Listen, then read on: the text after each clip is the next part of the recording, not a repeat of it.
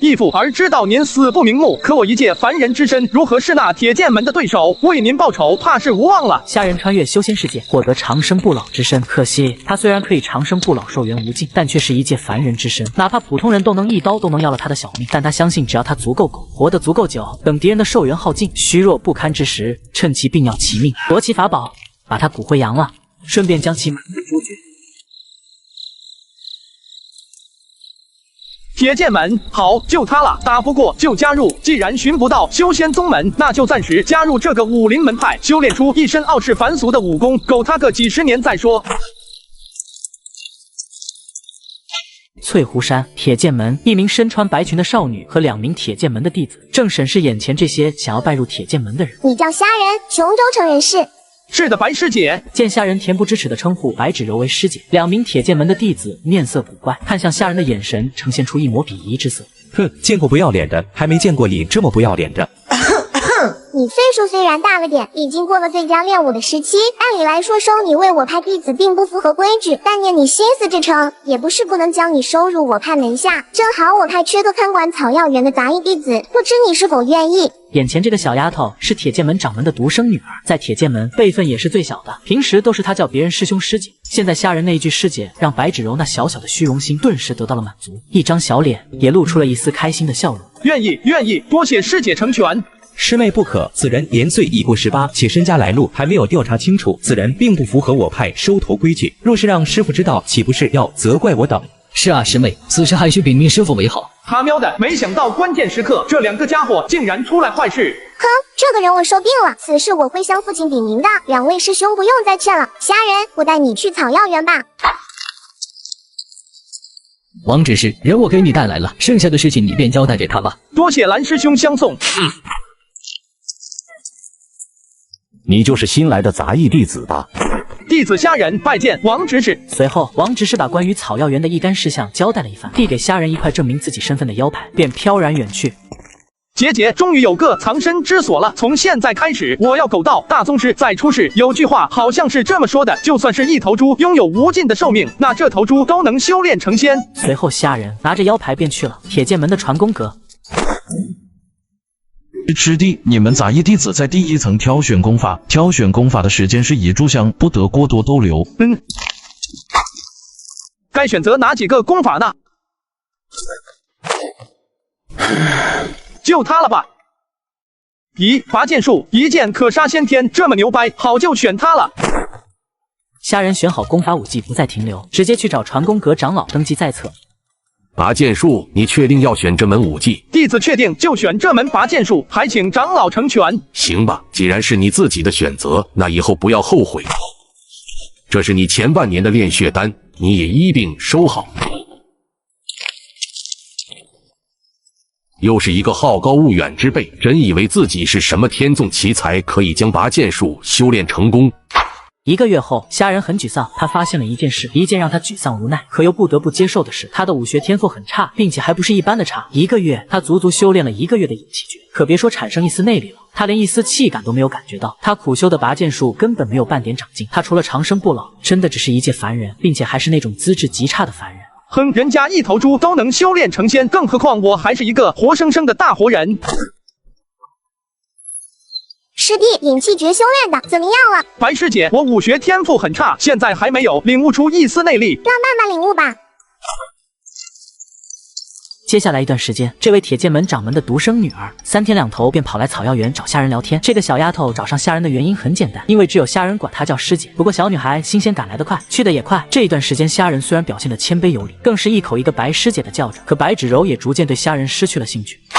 师兄，最近师妹不知为什么老往这草药园跑，会不会跟那个马屁精有一腿？师弟，你要相信师妹，她怎么能看上他？时光如水，匆匆而过，1年的时间转瞬即逝。虾仁在铁剑门彻底成为一个毫无存在感的人。除了丹药阁的弟子每半年会来收取1次草药，几乎整个铁剑门的人都不认识虾仁。至于白芷柔那个小丫头，更是忘了铁剑门有虾仁这么一个人。这株灵芝吸了我的血，怎么变成10年份了？长生不老，寿元无尽，我的血，10年灵芝。下一刻，虾仁终于明白了，原来他的血可以催生草药的生长年份，他体内的鲜血同样蕴含着生命力，自然可以催生草药啊！但他刚刚内心的欣喜若狂彻底消失不见，脸上的表情反而越发显得严峻起来。不好，万一这个秘密被别人发现了，会不会将我剁碎了吃肉喝汤不可？他喵的，狗必须狗，我必须狗好，只有我狗到天下无敌，才能有无惧一切的实力。时光悠悠，转瞬即逝，又是1年时间过去。虾仁加入铁剑门已经快3年的时间了。经过1年的研究，虾仁终于将自己长生不老的金手指研究的8、9不离10了，终于达成3流高手之境了。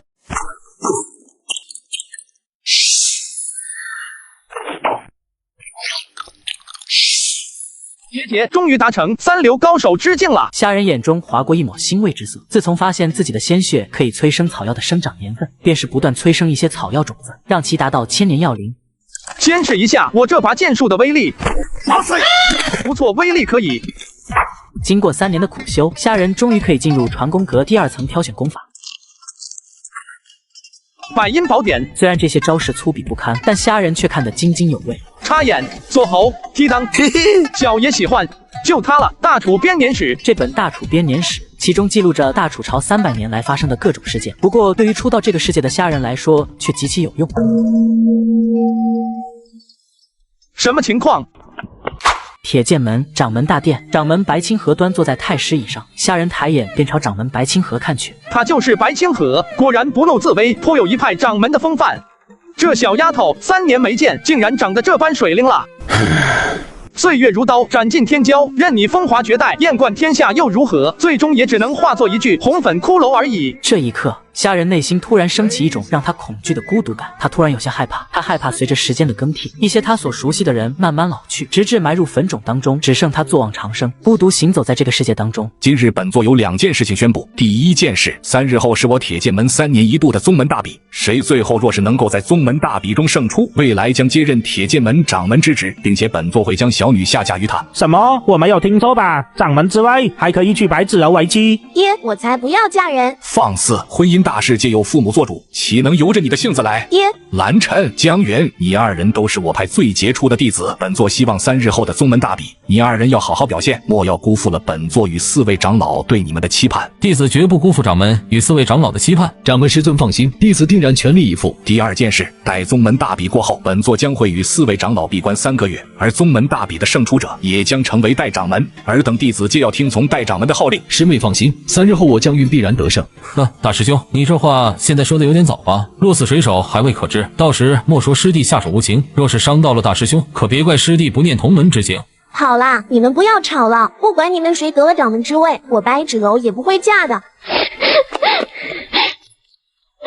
师妹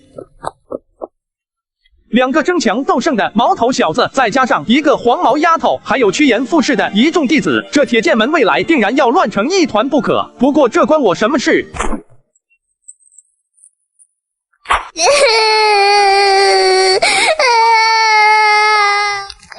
哭吧，好好哭，你没发现我，你把我当空气就行。虾仁内心暗暗嘀咕，踮着脚尖跟做贼似的从他身后小心翼翼地走过。可有句老话说得好，人怕什么就来什么。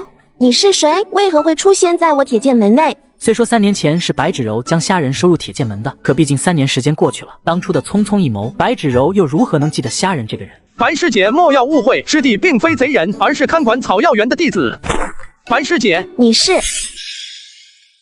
原来是你。是我，看来白师姐终于想起我了。都3年了，你怎么还是杂役弟子？师姐说笑了，我资质极差，练了3年才刚刚产生气感，这辈子可能都无法修炼出内力了。能打理草药园的工作，还要多亏师姐当初的照拂。原来是这样。白师姐，若是没什么事，我便回去了。慢，这里有一瓶氧气丹，应该能助你修炼出内力。记着，今天我哭的事情不许告诉别人，否则让本师姐知道，一定要你好看。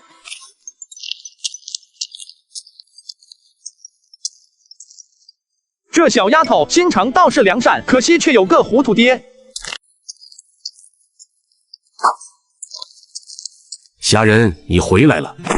弟子虾仁拜见王执事，不知您这次回来要取什么药材？弟子这便为您采摘。不急，你看看这是什么？千年灵芝，难道我催生草药生长年份的秘密被王执事发现了？不错，正是千年灵芝。这株千年灵芝，我足足找了3年，终于在一处山崖峭壁之下寻到。有了这株千年灵芝，搭配其他一些珍稀药材，我便可以炼出冲元丹。掌门也因为此事，将我晋升为铁剑门第5位长老。吓死我了，还以为这个秘密被发现了。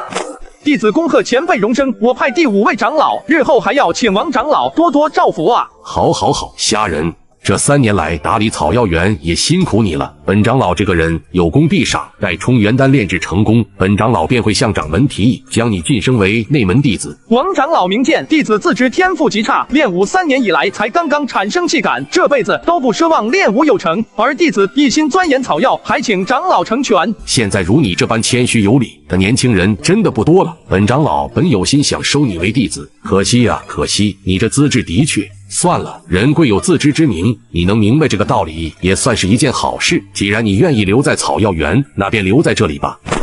多谢长老成全，只是弟子还有一个不情之请，希望长老能够成全。你说说看。弟子自知练武根骨极差，可却对草药炼丹一道十分向往，可惜却没有任何丹方可供一关，想学炼丹一道却无从下手，不知前辈能否？丹方，这行吧。这个腰牌你拿着，有这个你可以认它。观月丹药阁存放的各种丹方。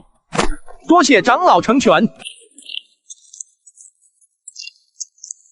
冲元丹，王执事足足用了3年时间才凑齐炼制冲元丹的药材，可小爷对这些千年药材唾手可得。接下来虾仁直接拿着令牌直奔丹阁走去。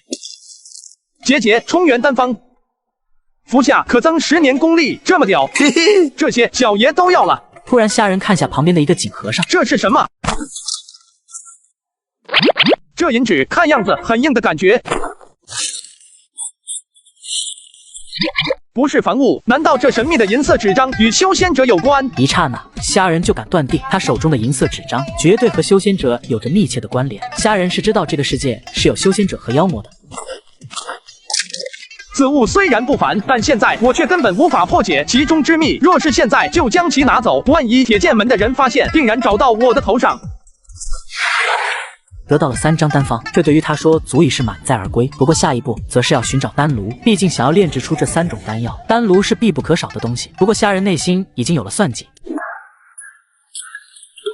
师兄，此人名叫王硕，是丹药房的一名内门弟子。是虾师弟啊，来丹药房是有什么事吗？师兄，我确实有一个事想请你帮我。什么事？你说说看，看我能不能帮到你。师兄，你们丹药房有没有不用的丹炉啊？丹炉，看这小子挺憨厚的，今天我可要好好坑他一笔。虾师弟不用的丹炉还真有一尊，这样吧，我带你过去看看。这尊丹炉真的能够炼制丹药吗？算了，就它了。兄弟，这个我要了。好。经过一番讨价还价，虾仁花费100两纹银从其手中购得一尊成色极差的丹炉。随后虾仁就把这尊丹炉藏到草药园的后山的隐秘山洞。虾仁检查了一番便离开了。屋中有人，这个人是谁？哼，你这人还真是无趣的很，怎么跟个木头似的？至少也要表现一下嘛。白师姐，你怎么来了？虾仁迅速回过神来，脸上重新挂上木讷的憨笑。怎么，我难道不能来吗？哼！虾师弟，你这是不欢迎师姐我了？不，师姐驾临寒舍是我的荣幸。对于这位掌门之女，虾仁虽不想与其有任何交集，但也没有得罪她的必要。你这里还真是简陋啊！不如我跟爹爹说说，让你成为内门弟子，如此也能换一个好的住处。多谢师姐照拂，不过我住在这里已经习惯了，况且我练武资质极差，岂能成为内门弟子？师姐的好意，师弟心领了，内门弟子就真的不必了。喂，你这人还真是很奇怪啊！你知不知道有多少人想成为内门弟子而不可得？可你偏偏选择在草药园做这些杂役弟子的工作。师姐说笑了，人贵有自知之明，我天生并非习武的材料。当年若非师姐将我收入门墙，现在只怕我已然流落街头。如今能在铁剑门有个栖身之所，我已然心满意足。唉，你这人啊，除了木讷无趣了一些，但性情却憨厚的可以。不过你能在草药园自由自在的生活，倒也让我羡慕的很。不知师姐造访是有什么事情吗？若有需要我帮忙的地方，师弟自然义不容辞。唉，我的事情你又怎么懂呢？只是大师兄和二师兄这2年变得水火不容，2日后更要进行宗门大比，还有爹爹最可恶了，非让我下嫁给他们其中1人不可。我想了想，也只有你这里最亲近了，正好与你说说话而已。虾仁并没有接枪，对于铁剑门这些破事，他自然是一点都不关心的。接下来虾仁头大了，白芷柔喋喋不休地跟他讲着自己的烦心事，足足过了半日，白芷柔才终于从草药园离开。真是烦死了，终于走了，他走了，小爷也可以去试试那丹炉。1000年灵芝为主药，800年夏枯草为辅药，300年天冬草，100年雪莲，80年根松。虾仁拿出早已准备好成分的草药，随后用他的血开始催生起来。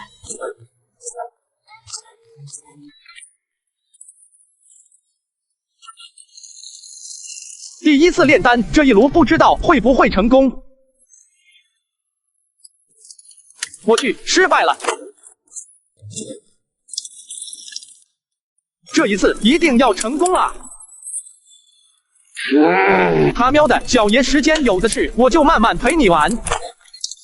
经过连续的失败，虾仁也总结了经验，皇天不负有心人。这一次虾仁终于成功炼出了一枚冲元丹，随后虾仁拿起丹药离开了山洞。不过在离去这座山洞之前，虾仁搬来一块巨石，直接将洞口封死。做完这一切，虾仁这才放心的回返草药园中。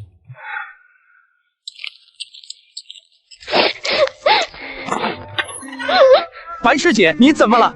霞师弟，你说我爹是不是个老糊涂蛋，偏偏要我嫁给大师兄？师姐，既然你不喜欢大师兄，那是不是喜欢二师兄？虾仁，你傻的吧？他们2个我都不喜欢。哦，都不喜欢啊？那师姐喜欢什么样的男子？对于白芷柔这种黄毛丫头，并且还是掌门之女，虾仁实在是不想有任何交集，更是在其面前表现得非常木讷无趣。我喜欢什么样的男子？我的意中人应该是一个盖世英雄，他身穿灰袍，儒雅俊秀，双眸如星辰般闪亮，一身武功应当傲视群雄，在我危难之时会挥袍仗剑将我救下。白芷柔滔滔不绝地讲了起来，并且满眼都闪烁着小星星，眼中都是对自己意中人的无限憧憬。不过师弟，虽然你也身穿灰袍，但一身武功却稀松平常，而且还木讷憨厚的可以，完全与我心中的意中人不符，你就不要妄想师姐我了。不敢不敢，师弟有自知之明，哪里敢对师姐怀有龌龊之心？嘿嘿。虾仁憨厚木讷一笑，不过这也引得白芷柔咯咯浅笑。他突然觉得这位虾师弟除了憨厚木讷了一些，其实也是一个蛮有意思的人。好啦，我走了，你可要好好修炼武功，等下次我再来的时候，可是要考验你的武功是否有精进的。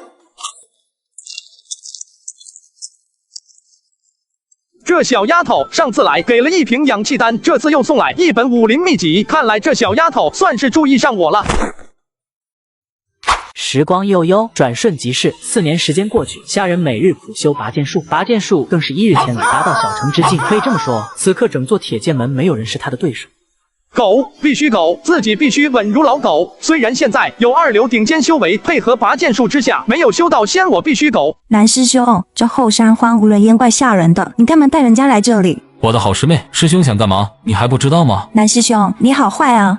不要嘛，师兄不可以，真的不可以。你不是说你喜欢白师妹吗？况且若是这件事让掌门知道了，我的名声和清白岂不是毁了？娇滴滴的女声再次传来，可怎么听都让人觉得这个女子绝对是个绿茶婊，正在玩欲拒还迎这一套。你说白芷柔那个贱人，我的好师妹啊，你怎么还不懂师兄对你的心思？之前我的确喜欢她，更想娶她为妻，可这死丫头根本不解风情，仗着她爹是掌门，对我不理不睬。好师妹，只要你今天从了师兄我，师兄又岂会亏待你？蓝师兄，今天我便是你的人了，今后你一定莫要辜负我。师妹，你这是说的什么话？师兄疼爱你都来不及，怎么可能辜负于你？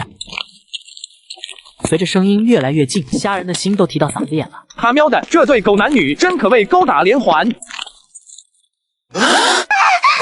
你是谁？为何会出现在我铁剑门内？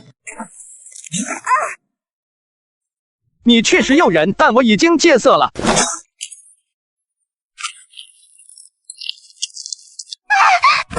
你是谁？为何会出现在我铁剑门内？我是谁？我自然是铁剑门的弟子啊！多谢蓝师兄相送。本师兄还以为是何人，原来是你。蓝师兄，快杀了他！霞师弟，莫怪做师兄的心狠。今日你看到了不该看到的东西，我也只能送你下去投胎。就你还想杀小爷？哇塞！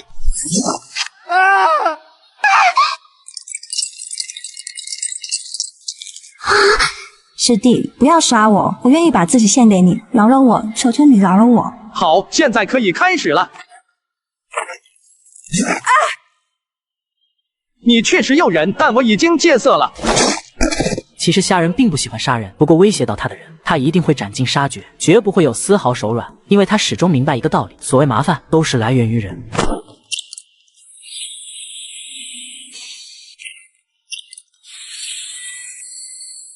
他把尸体处理完，觉得没有任何问题之后，虾仁这才飘然远去。不过临走之前，他还是将巨石把洞口封住。身为狗道中人，必须要稳。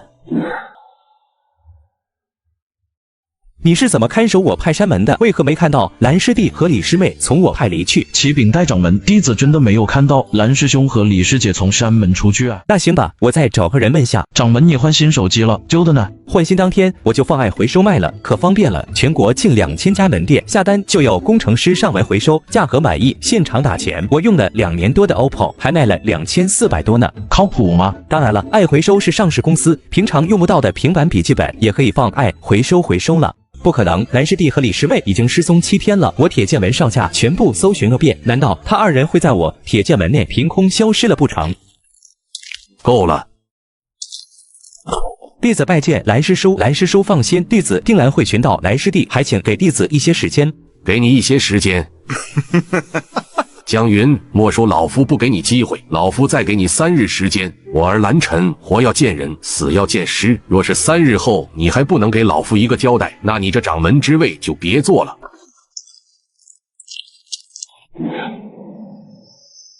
说，到底是不是你杀害的蓝尘？师傅，您还不了解徒儿吗？徒儿虽与蓝师弟有怨，可徒儿已然得了掌门之位，又何必做出如此愚蠢之事？爹，蓝师兄不过失踪了而已，况且大师兄也绝不可能杀害蓝师兄，反而是蓝长老联合4位长老咄咄逼人，要大师兄给他个交代，他到底想做什么？他们想做什么？墙倒众人推，蓝长老自然是想要这掌门之位呀。师傅，那我怎么办？徒儿啊，为师如今重伤未愈，纵然伤势恢复，也不是蓝长老的对手。既然他想要这掌门之位，你便给了他吧，想必他也不会为难于你。爹爹不可以，铁剑门是您一手创立的，如何能拱手送给蓝长老？你这丫头太过单纯，如今形势所迫，纵然爹爹不让出掌门之位，你觉得蓝长老就不能夺取吗？行了，就这么定了，你2人无需多言。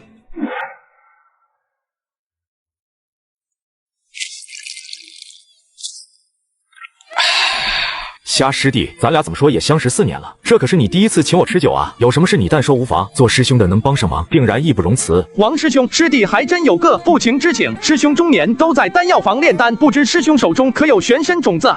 玄参种子？你要玄参种子干嘛？哎，师兄有所不知，师弟听闻玄参乃极其珍贵的药材，10年玄参都能卖出万两白银的高价。师弟有心弄些玄参种子种植在草药园内，若是真能种植成功，这银钱自然。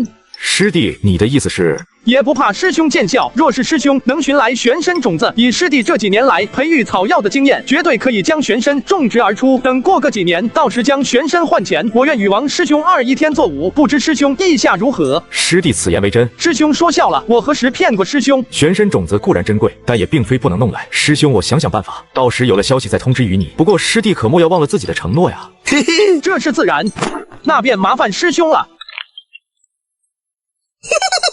王硕偷笑一声，赶忙收拾行囊，准备下山寻找玄参种子。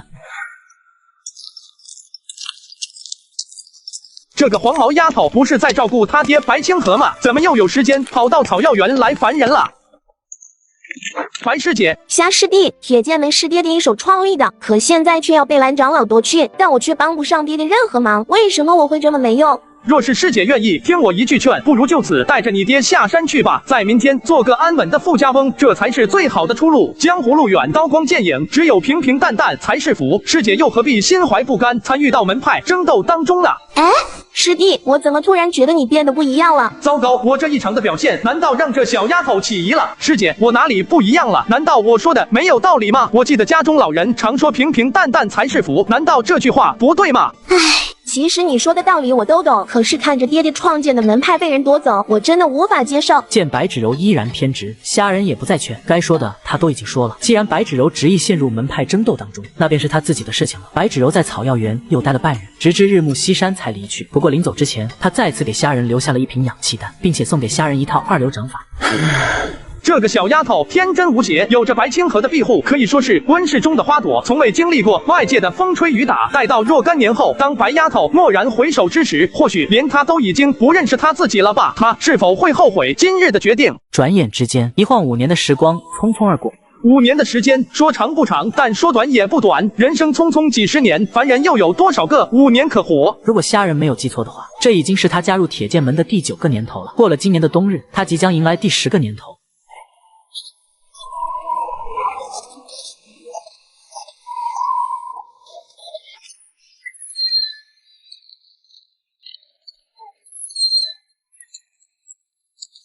虾师弟，我来看你了。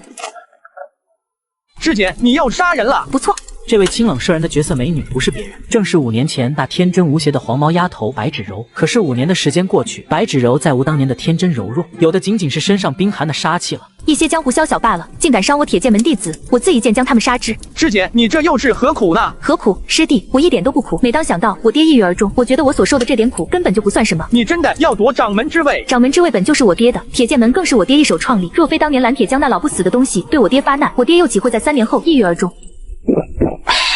既然你已经决定了，那便由你吧。一时之间，房舍中很安静，除了火炉中偶尔传来木柴烧裂的噼啪声，再无任何声音出现。终于，白芷柔打破了平静。师弟，7日后争夺掌门之位，我非生则死。这个包裹当中有我爹平生绝技铁剑诀和一套内功心法，你日后要勤加练习，争取尽快踏入3流之境。白芷柔将身前包裹推向虾仁，绝美冰冷的容颜强行挤出一丝微笑。5年了，她在所有人的面前始终都是一副冰冷的模样，可唯有在虾仁的面前，还能勉强露出一丝笑容，隐隐也能让虾仁回忆起白芷柔少女时期那精灵俏皮的模样。师姐难道忘了我练武资质本就极差，纵然给我先天功法，只怕我这一生也无法踏入3流之境。这包裹中的武功秘籍是你爹留给你的遗物，还是师姐妥善保管吧？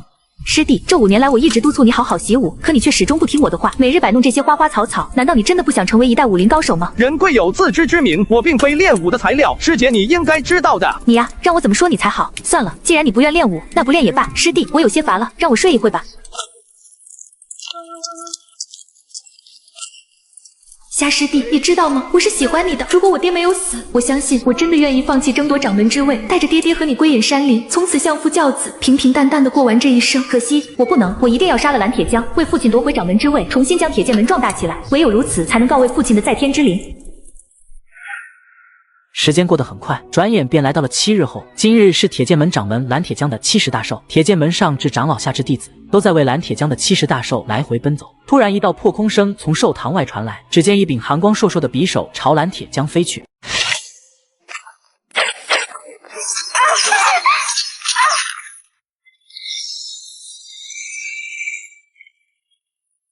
白侄女，你这是什么意思？什么意思？当年你为夺掌门之位对我爹发难，之后夺取我爹手中的冲元丹，对其大肆嘲讽侮辱，致使我爹急怒攻心，旧伤复发，导致他最后抑郁而终。今日我白芷柔便要替我爹朝你讨个公道。白侄女，老夫知道你武功有成，一身修为绝不在老夫之下。以你的练武天赋，就连老夫都羡慕至极。可你想替你爹讨个公道，你觉得你能成功吗？哼，蓝老鬼，你不要得意。纵然今日只有我自己，可我依然要取你狗命。杀！给我把这个叛徒拿下！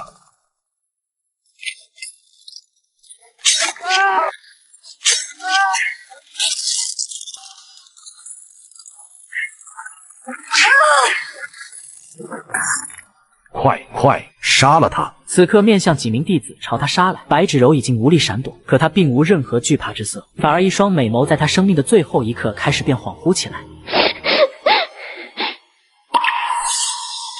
师姐，那你喜欢什么样的男子？我的意中人呐，应该是一个盖世英雄。他身穿灰袍，儒雅俊秀，双龙如星辰般闪亮，一身武功当傲视群雄。在我危难之时，会挥袍仗剑将我救下。师弟，你要勤练武功，只有武功厉害了，你才能保护自己。师姐，你还不知道我吗？我天生就不是习武的材料，在草药园种些花花草草，我已经很知足了。唉。你呀，你可让我怎么说你才好？算了，既然你不愿练武，师姐也不勉强你。师弟，这次夺位之争，我非生则死，若我能活着回来，定然护你一世周全。在这生命的最后一刻，一幕幕记忆中的画面不断从白芷柔美眸中掠过，虾仁老实憨厚的笑容永远铭刻在了他的心中。他凄然的笑了。虾师弟，对不起，师姐不能护你一世周全了，未来你自己要珍重啊。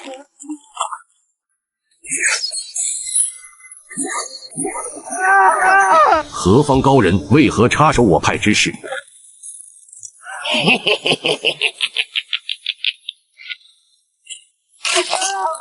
姐姐，讨一个倾国倾城之姿的绝色女子，你们这些小辈简直不知道怜香惜玉。若非老祖我来得及时，岂不是让你们这些狗一般的东西辣手摧花了？静，安静，死一般的安静。整座掌门大殿落针可闻，已然陷入极度死寂当中。蓝铁江等人更是连呼吸都开始变得小心翼翼起来。不知前辈高兴大礼，大驾光临，我铁剑门有何要事？若晚辈力所能及，定然不敢推辞。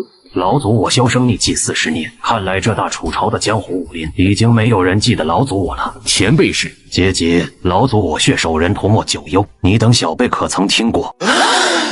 血手人涂墨九幽是40年前大楚武林的一位魔道巨年，更是一位宗师级的高手。其生性凶残暴虐，所过之处可谓血海滔天，一言不合就灭人满门，且贪花好色。而眼前的黑袍老者并非真正的血手人涂墨九幽，而是虾人用缩骨功所假扮的。原来是墨九幽前辈，晚辈蓝铁江拜见墨前辈，晚辈久仰墨前辈威名，可惜一直无缘得见。今日一见前辈风采，果然神武不凡，让晚辈心生仰慕。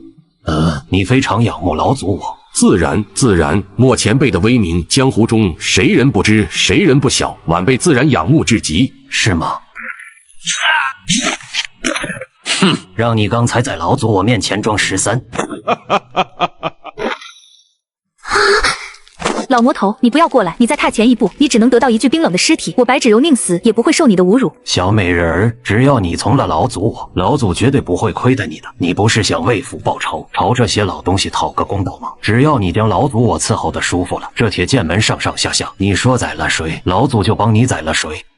老魔头，你不要妄想了！白芷柔凄然交翅，手中利剑豁然朝自己的脖颈抹去，显然已经存了必死之心，因为他绝不会让自己的清白之躯受辱。好，老祖就喜欢你这刚烈有味的小美人儿。这样吧，小美人儿，3年后待老祖晋级为大宗师再来找你。到时若你还不肯从了老祖，那就别怪老祖对你铁剑门辣手无情了。奇怪，这老魔头身上怎么会有虾师弟的气息啊？难道他是师弟假扮的？还有你们这些狗东西，不要妄想着逃离铁剑门。若到时老祖的小美人儿不在铁剑门，老祖会挨个找到你们，将你们一个个碎尸万段，挫骨扬灰。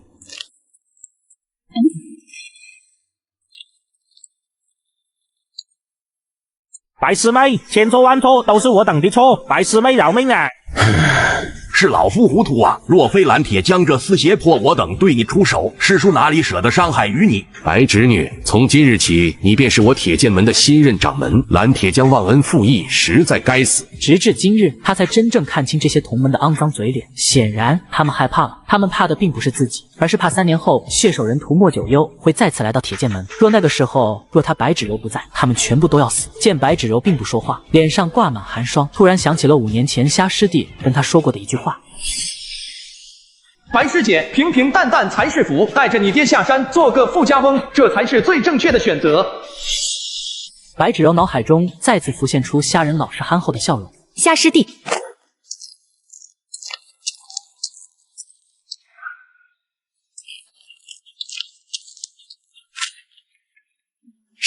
师弟，难道救我的人不是虾师弟？白师姐。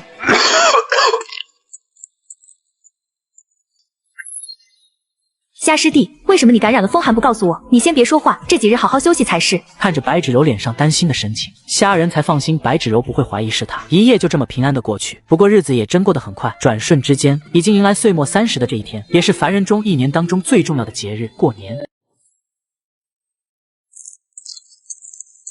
好重的邪气！看来王硕这6年来修炼了很厉害的邪功，否则不可能仅用6年时间便晋升2流顶峰的修为。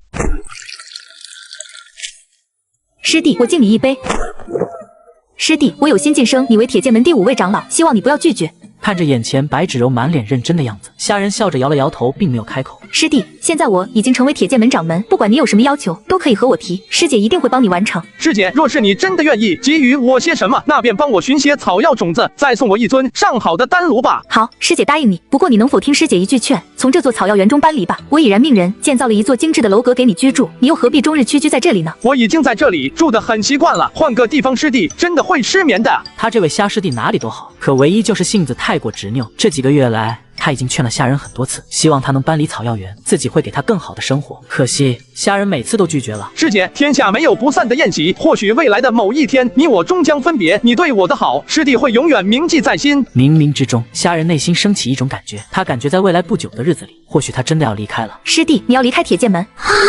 慌乱，这一刻的白芷柔心神突然变得非常慌乱，就连3年前白清河去世之时，他也从未这么慌乱过。师弟，你愿意娶我吗？虾仁一怔，看着眼前有着绝世姿容的白芷柔，他足足半晌没有回过神来。娶白芷柔为妻，这个想法从虾仁脑海中划过。师姐，不要说这些了，我突然想起一件好物，想和师姐分享。咦，你又换新手机了？旧的呢？换新当天我就放爱回收卖了，可方便了。全国近2000家门店，下单就有工程师上门回收，价格满意现场打钱。我之前用了2年多的 OPPO 还卖了2400多呢，靠谱吗？当然了，爱回收是上市公司，平常用不到的平板笔记本也可以放爱回收了。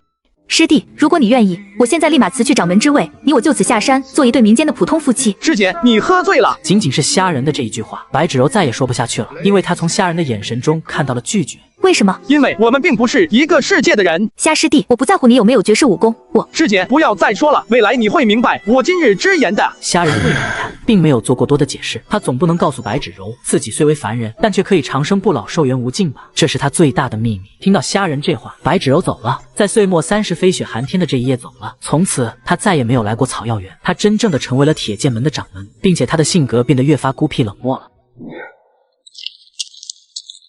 王师兄是虾师弟啊，他的名字叫做王硕，正是6年前下山去帮虾仁寻找玄参种子的丹药房弟子王硕。王硕足足失踪了6年的时间，可6年之后竟然再次回到了铁剑门，虾仁便可以万分肯定，王硕消失6年，突然出现在铁剑门，绝对有着莫大的问题。果然，虾仁猜对了，王硕黑衣蒙面，已然出现在丹药阁外。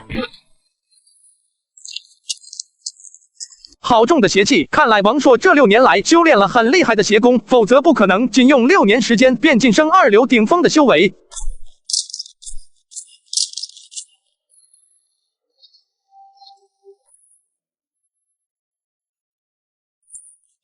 果然，这个王硕来铁剑门是在打着银纸的主意。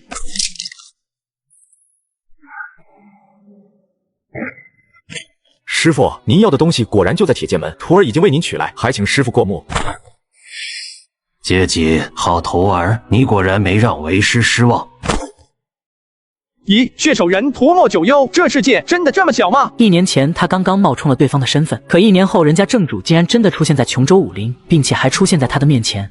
好啊，好啊，老夫苦苦找寻了40年，终于将此物找到了。李洞玄啊，李洞玄，你万万想不到吧？你费尽心机想得到的传仙符，竟然被我率先找到了吧？待我破解出传仙符的秘密，定然要你死无葬身之地。莫兄如此高兴，可否与小弟分享一下得到传仙符的喜悦？静，安静，如死寂一般的安静。除了山顶呼啸而过的风声，这座无名山巅上的氛围已经死寂到了极点，更伴随着一股压抑到极致的肃杀之感。谁？王师兄6年未见，竟然不认识师弟我了。是你，虾师弟，你为何会出现在这里？你可知道你看到了不该看的东西？那也怪不得师兄辣手无情将你。师傅，您这是？你这个废物，还嫌丢人丢的不够多吗？莫兄为何这么大的火气？怎么说王硕也是莫兄的弟子，更是在下的师兄，莫兄下手是否太重了一些？兄台高姓大名，无需在我面前故弄玄虚。你既然能跟踪这个废物到此，想必对老夫手中的传仙符颇有兴致，不如开门见山直说吧。在下虾仁见过莫兄，不知莫兄手中的传仙符有何作用，能否与小弟分享一二？虾仁，既然兄台想知道传仙符的作用，那老夫也没什么可隐瞒的。这张传仙符隐藏着一部绝世心法，老夫寻找多年，才终于找到。若是兄台想要这传仙符，老夫愿与兄台一同分享。这死老鬼竟然还想骗小爷！莫兄，你这就不对了。明明这张传仙符与修仙者有关，为何莫兄要欺骗在下，说其中隐藏着一部绝世心法呢？哼，竟然已经知道这跟修仙者有关，那不好意思，你可以去死了。竟然已经知道这跟修仙者有关，那不好意思，你可以去死了。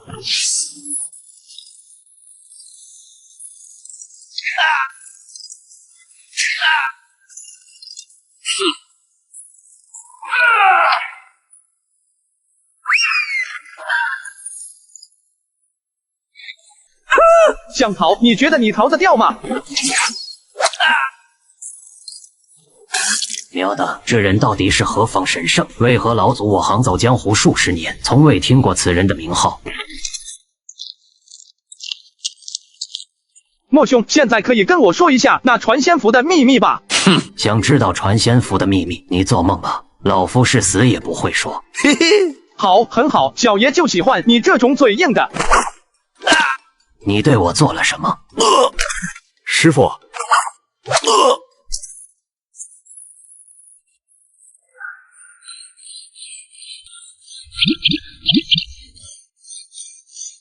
不愧是血手人涂墨九幽，中了噬魂散，竟然还能这么快醒来。家某还真是有些小觑你了。哼，你杀了我吧。家某非常欣赏不怕死的人，莫兄的勇气的确让家某佩服之至。不过莫兄是否听过一句话，死亡并不可怕，可怕的是生不如死。不知莫兄可曾听闻过有一种刑罚叫做鱼鳞剐？何谓鱼鳞剐？简单来说，找来一张渔网套在人的身上，用一柄锋利的匕首一块块将渔网中的血肉剜出，再将盐水或者蜜糖撒在其伤口上，引来虫蚁对其啃噬。你好狠毒的心肠啊！哼，即使是这样，老夫也不会说出传仙符秘密的。莫兄果然是一代枭雄人杰，这份胆色虾某佩服之至。你不用枉费心机了。纵然你是毒道宗师，可你以为老夫会怕这区区的毒药吗 ？No， 莫兄你误会了，这只瓷瓶当中装的并非什么毒药，而是虾某自己配制的极乐合欢散。什么极乐合欢散？嘿嘿。虾某在想一件事，若是将这瓶极乐合欢散委给莫兄和你的弟子，然后将莫兄你们两人放在一个笼子当中，莫兄你说会发生什么有意思的事？此话一出，莫九幽脸色已然被吓得惨白无血，眼中更呈现出极致的恐惧之色。莫兄，我耐性已尽，今日你若不把传仙符秘密道出，就别怪我血溅此地。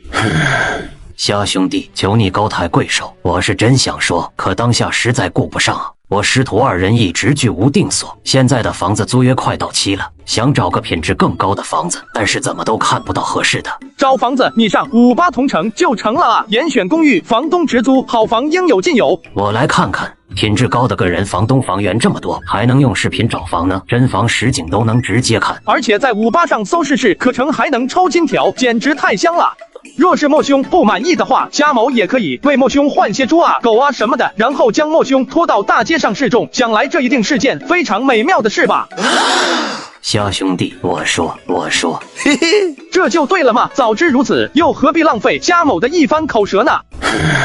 这个事情要从很久很久之前说起。大楚朝的江湖武林当中有一个门派。这个门派的名字叫做天绝谷，而创建天绝谷的人自称天绝老人。在天绝谷有一个秘密，一个关于修仙者的秘密。300年前的天绝老人虽是先天武者，可也是修仙宗门的企图。因为修仙无望之后，这才回归凡俗，创立了天绝谷，并且天绝老人有一个师兄，同样也是仙门企图。只不过天绝老人的师兄并没有如天绝老人般开宗立派，而是创建了一个王朝，而这个王朝便是现在的大楚朝。天绝老人的师兄正是大楚朝的开国皇帝。两人虽修仙无望，但在下山之前，修仙宗门却赐给了两人一人一件信物，一是传仙符，二是一块修仙令牌。仙门有言，若二人后代子孙有灵根自至上长者，可凭2件信物让其后代子孙重归仙门。重归仙门的方法很简单，只需要在每年的8月15这一天，将先天真气引入传仙符中，仙门自会收到消息。两人后世子孙凭修仙令牌为信物，仙门接引使便会在8月15这一天到来，将两人的后代子孙带回仙门。可是意外出现了，100年前，天绝谷第4代弟子在江湖历练之时，竟然将传仙符遗失了。莫兄，你是怎么知道这么多的？夏行，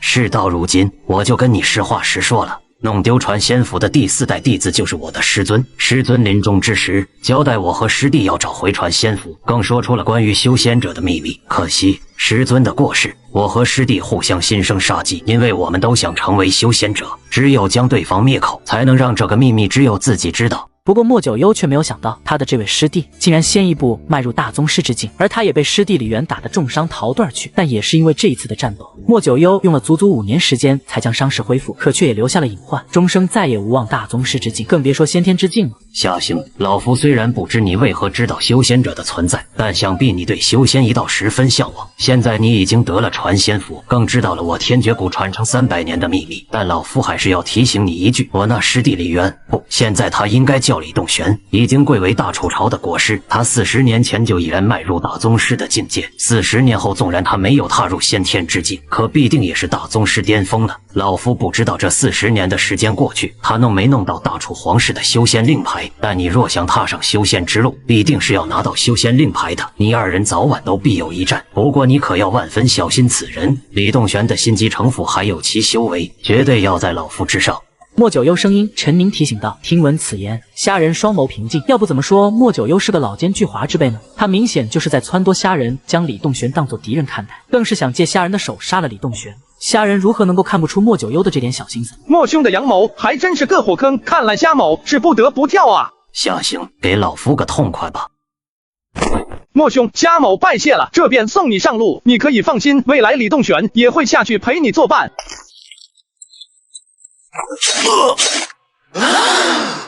王师兄，听够了吧？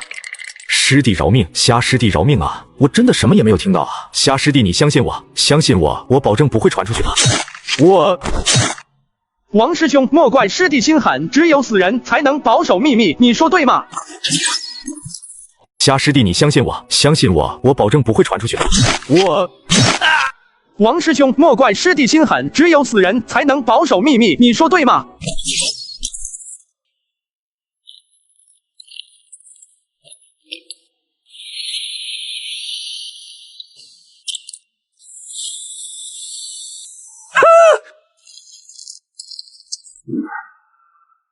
虾仁回到草药园后，在思考一件事，一件对他来说很重要的事。按照莫九幽所说，只要在每年8月15的这一天，将先天真气注入传仙符中，自有仙门接引使来将他带回仙门。不过在这个前提下，则是必须要有修仙令牌来证明自己的身份。如果没有修仙令牌，等我踏入先天之境，将先天真气注入传仙符中，能否让仙门接引使带我回到仙门当中呢？你傻！若是等你真的踏入先天，而后用传仙符招来仙门接引使，对方发现你没有修仙令牌，他完全能够要了你的小命。咦，狗头鸡，是你在和我说话吗？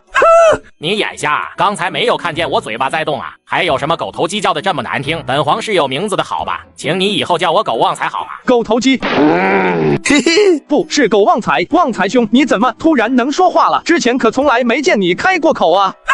别把本皇和那些凡俗之物相提并论，本皇前世乃是仙域的灵宠，因犯了错被贬入凡尘，虽失去仙体，却保留了神智和言语能力。长得这副狗样，居然还是仙界的灵宠。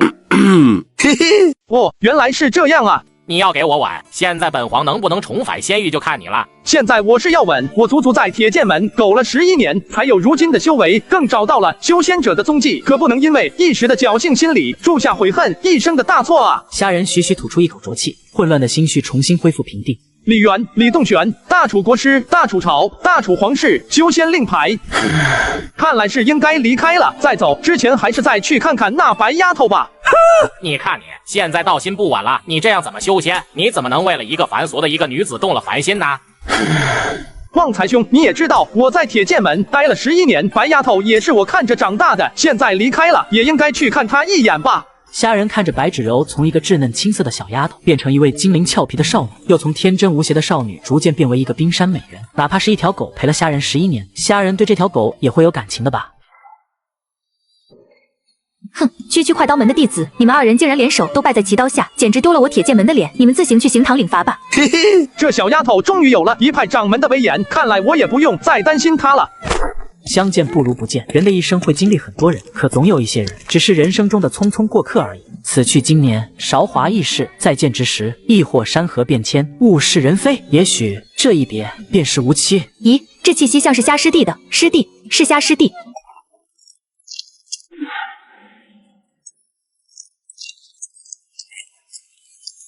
师弟，虾师弟，你在吗？虾仁，你快滚出来见我！任凭白芷柔如何呼唤，更如何咒骂，草药园都安静至极，他连虾仁的一丝影子都没有看到。师弟，你别开玩笑了，你快出来见我！哼，虾仁，你这个王八蛋，不要再玩了，快出来见我！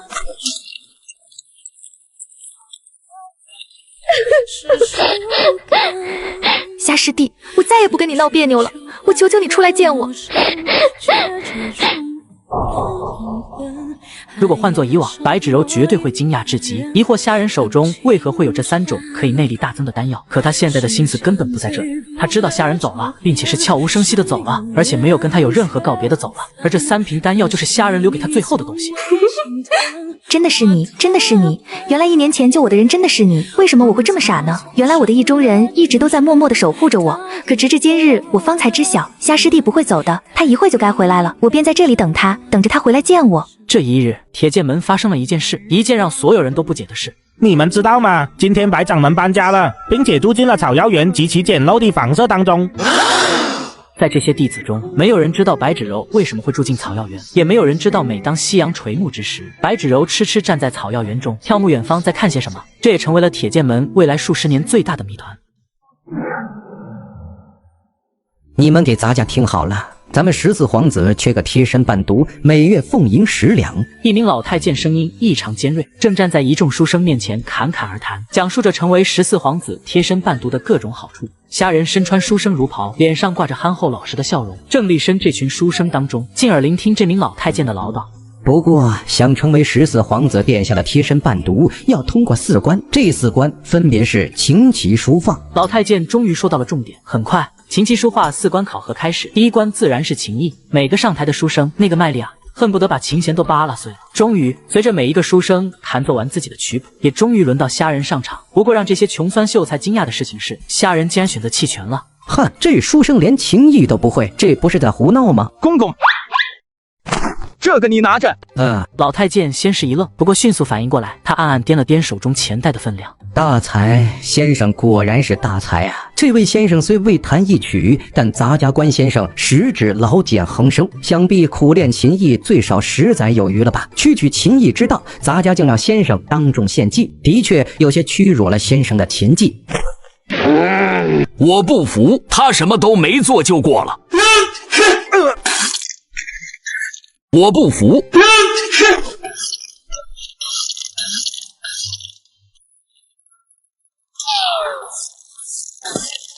多谢公公夸奖，在下虽琴技了得，但却只愿为14皇子殿下一人弹奏，还请公公见谅。呸！真不要脸！先生才华无双，倒是过谦了。这琴技一关，先生自然当为魁首。老太监呵呵一笑，直接将这些书生不满的眼神选择无视。剩下3关，所有人都被淘汰，唯独只剩下虾仁一人。结果不言而喻，虾仁成为了14皇子的贴身伴读。还真是2个小人。今日多谢公公照拂，还请公公笑纳。虾先生，今日你便暂住于此，明日咱家便引领你去见14皇子殿下。时光飞逝，转眼3年。这3年时间当中，虾仁真的什么也没做，他真的只是做了14皇子身边的贴身伴读，每日都陪在14皇子身边。他这么做的原因，就是为了杀了14皇子，易容成14皇子的模样，来接近老皇帝，来拿到修仙令牌。楚人殿下，虾某服侍了你3年，你也该死得其所了。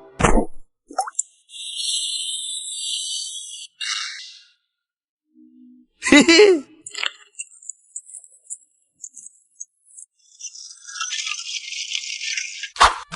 皇儿给母妃请安了。皇儿啊，现在这朝野内外越来越乱，你自己在宫外可要好好保重，莫要惹你那些哥哥生气，否则我们母子2人。母妃之言，皇儿答记。只是皇儿一直挂念父皇的病情，此番进宫想看望一番父皇，还请母妃陪同皇儿一同前往。还是我儿有孝心，你我母子的确该看望一下你的父皇，到时皇儿莫要忘了多对你父皇说些好话，如此母妃也能尽快出宫和皇儿相聚啊。随后，雍贵人命人备好车马，母子2人一同前往乾隆宫。妾身雍贵人给4皇子殿下和李国师问安了。臣弟楚人拜见4哥，拜见国师大人。你是14弟楚人？四哥，臣弟正是楚人。虾仁磕磕巴巴的开口，这也是平时楚人软弱性格的表现。原来是14弟啊，你也是来看望父皇的。听闻父皇病重，母妃召我入宫看望父皇。我微臣李栋选拜见14皇子殿下。好一个李栋玄，哪怕面对一个软弱无能的皇子，都如此礼遇有加，这心机城府的确深的可以。李国师乃我大楚朝擎天柱石，楚人万万不敢受此大礼。栋玄，我这14弟天性胆小，你可莫要吓到他，咱们还有正事，莫要在此逗留了。皇儿啊，幸亏你我母子知分寸，懂退让，否则若是引起四皇子不满，你我母子可要大难临头了。大宗师巅峰，李栋玄啊，李栋玄，那就看看你我谁先踏入先天之境吧。皇儿楚人叩见父皇。好好好，来朕的近前好好看你。小案子，尔等都退下吧，朕要与14皇儿好好说说话。仁宗楚渊虚弱开口，可是这位总管太监却并未离开，反而路显犹豫地站在原地。大胆，难道连朕的旨意你都敢违逆不成？纵然老皇帝被架空皇权，并且常年久病卧床，但他一怒之下，还是让总管太监下的一激灵，赶忙带着乾隆宫中的一众太监宫女迅速离去。雍贵人，你也出去吧。皇儿，这些年是父皇苦了你，是父皇对不起你啊。父皇，您的病一定会好的，儿臣这几年来一直钻研各种良药丹方，定会找到良药治好父皇的病。皇儿，走吧，走得越远越好。我大楚朝历经了300载的风风雨雨，如今大夏将倾，你要远离这是非之地。你生性醇厚，但性格却太过软弱，若是被你那些哥哥注意到，他们定会要了你的性命。朕绝不想看到你死在这些逆子的手中。这老皇帝果然不愧是一代帝王，其帝王心术始终在握，并没有全信自己。不过今日虾仁来见仁宗楚渊，可并非是为了修仙令牌，因为他知道这件事要徐徐图之。他今日来见楚渊，而是有着别的目的。父皇，您的病一定会好的，大楚朝还需要您，儿臣也不会扔下父皇远去的。今日儿臣来只是想恳求父皇一件事，希望父皇能够成全。父皇明鉴，儿臣听闻咱们大楚皇宫中有一座大楚武库，其中存放着许多丹方，儿臣想借阅这些丹方，若是能找出医治父皇的良药，儿臣纵然一死，也心甘情愿。好，难得皇儿一片孝心，朕答应你。皇儿啊，这块令牌可以自由出入皇宫，大楚武库你也可以凭这块令牌进入。不过今日你我父子间的谈话，只怕定要传到你那些哥哥的耳中，你日后行事定要小心。若是他们问你什么，你便说什么，莫要惹得他们对你心生杀机。儿臣连继父皇教诲，等过几日再来看望父皇。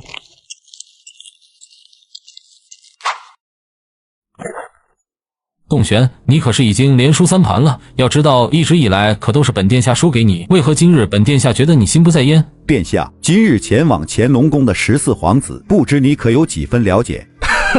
你说14弟，我这14弟是父皇和一卑贱宫女所生，且生性软弱无能，性格也比较孤僻。自从成年出宫建了府宅后，常年深居简出，若非今日偶遇，连本殿下都差点忘记了他。栋玄，我这个14弟有问题吗？李栋玄眉头微皱，并没有继续说下去。其实他刚刚看似是问4皇子的问题，可其实同样是在问自己。14皇子这个人，李栋玄自然是知道。别说14皇子，哪怕王都神经中被一个走卒的身家背景，他李栋玄也是了如指掌。殿下无需多心，可能是贫道这几日修炼的有些过快，太过疑神疑鬼了。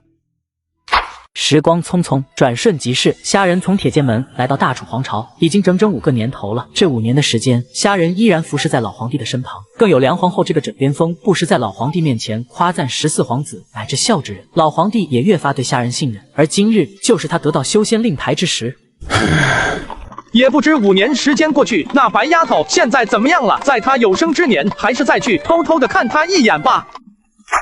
父皇，您到底将皇位传给了谁？难道现在还不愿意告诉儿臣吗？是啊，父皇，楚军未定，我大楚朝野震荡，还请父皇速速立下遗旨。皇后14皇儿可来了。快了，陛下再等等，想必14皇儿马上便要到了。父皇，儿臣来晚了。不晚，皇儿来的不晚。尔等退下，朕要和14皇儿单独说说话。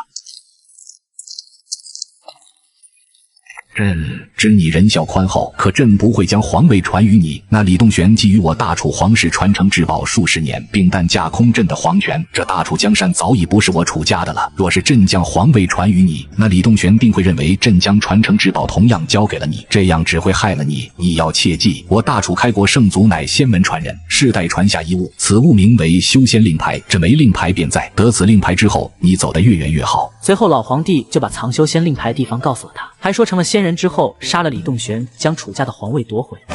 儿臣谨记父皇之命，必取李栋玄性命。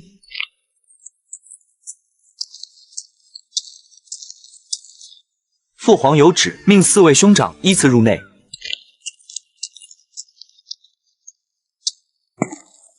皇子陛下，修仙令牌就在这里。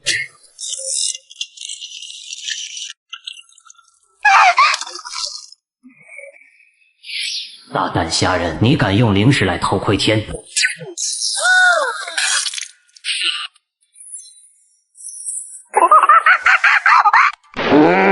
就凭你们2只死猴子，也配嘲笑我？哇塞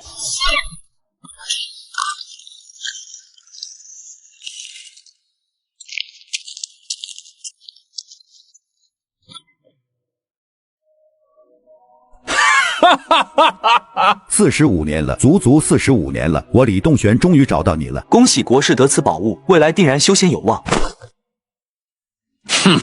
国师，您不会恩将仇报，想杀了我吧？楚人，贫道本不想杀你，可你知道的秘密太多了。不过你可以放心，贫道会给你一个痛快的。李渊，你师兄莫九幽果然没有说错你还真是个阴险歹毒之辈啊！这才刚拿到修仙令牌，便想杀人灭口。李渊，你怎么知道我叫李渊？你是何人？你不是14皇子。重新自我介绍一下，在下虾人，不过区区一介凡俗中人。哼，不管你是谁，今日你都得死。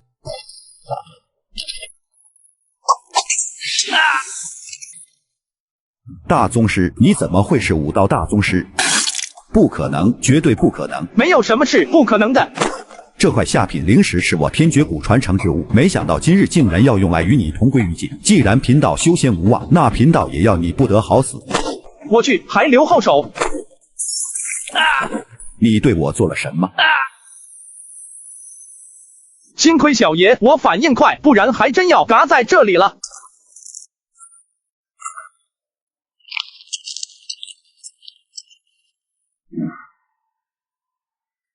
旺财兄，这个就是修仙者用的灵石吗？是的，你现在只要运转真气，就可以吸取这块灵石的灵气了。不过你先让我吸一点，我现在只要稍微吸一点就可以化形了。咦，你还可以化形？这很奇怪嘛，在那里大惊小怪的。拿来吧你！嘿嘿，化形了，都还那么难看。嘿嘿，恭喜了，旺财兄！灵石还给你，本皇现在要出去搞点东西吃。虾人接过灵石开始吸收，很快整块灵石让虾人吸完，也让他成功踏入先天境。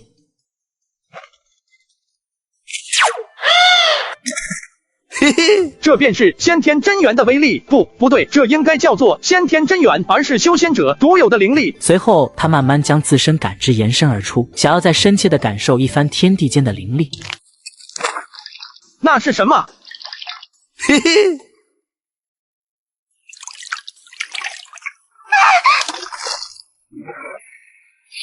大胆虾人，你敢用灵石来偷窥天？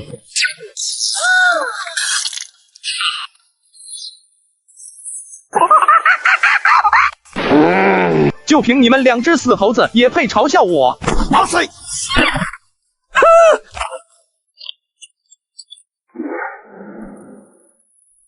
今晚就是8月15的月圆之夜了，不知道莫九幽会不会骗我？你不试一下，怎么知道他是在骗你呢？是啊，不试试怎么会知道呢？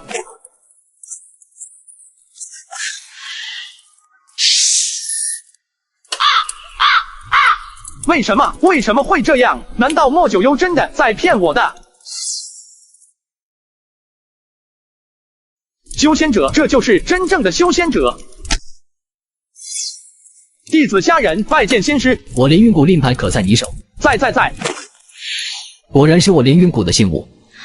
好险，还好我前往大楚朝，将修仙令牌谋划到手。刚才我观青袍人的那个表情来看，若是我刚才拿不出令牌，还真的会嘎在这里了。有趣，我观你容颜不过20出头，一身修为竟然达到了炼气3层。炼气3层，难道是我转先天那300年的内功修为？咦，好家伙，你这小子不仅达到了炼气3层，竟然修炼的还是简化版的炼气诀，难怪你体内的灵力醇厚至极，只怕你家祖上也是在我连云谷修炼多年后才回归凡尘的吧？简化版炼气诀，难道他说的是引气诀？既然是我连云谷仙门弟子后人，且持有我连云谷信物，当可重回仙门。青袍男子随手打出一道白光，将虾人笼罩。下一刻，虾人只感觉身体一轻，随着青袍男子便飞上玉舟。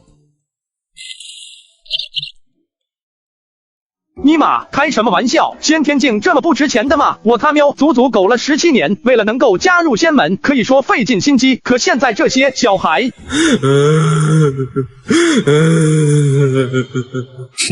师弟莫要大惊小怪，或许你在凡尘中苦修多年，才能达到炼气境，但这些少年天生便拥有修仙灵脉，并且使我周游诸盟百国，在1万人中才堪堪寻到一些修仙奇才。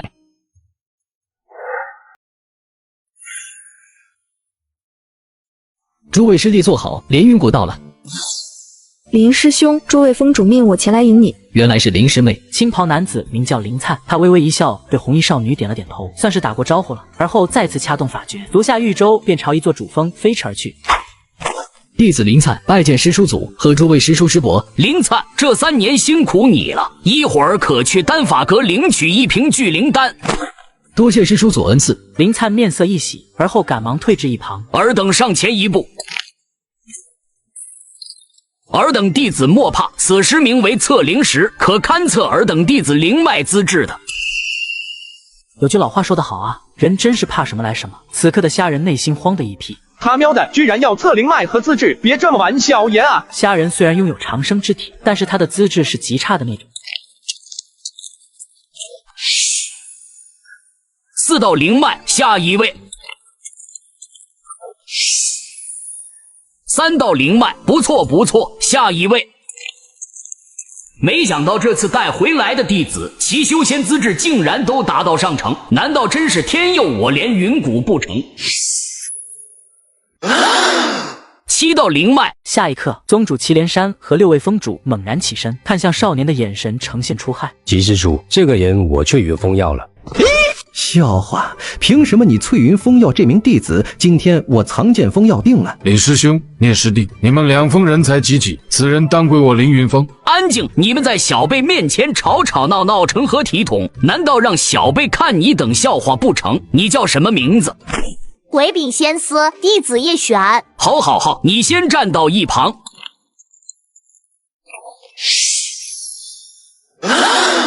8道灵脉，竟然是8道灵脉！天佑我连云谷大兴啊！下一刻，6位封主同时起身，就连那白衣素袍的女子也站了起来。可还不等6位封主开口，宗主祁连山冷声呵斥：“哼，还有1人，你们急什么？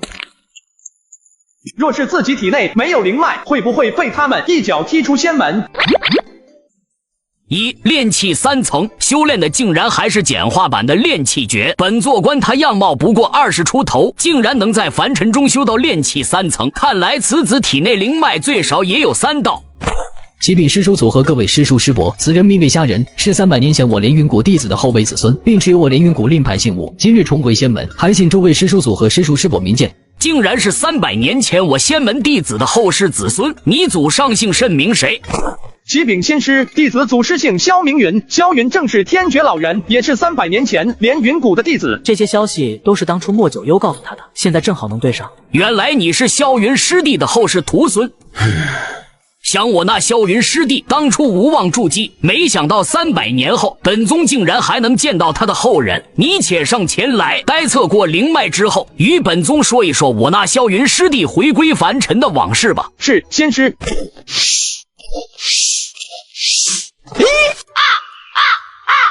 怎么回事？难道是测灵石出问题了？没有问题呀，再试一下。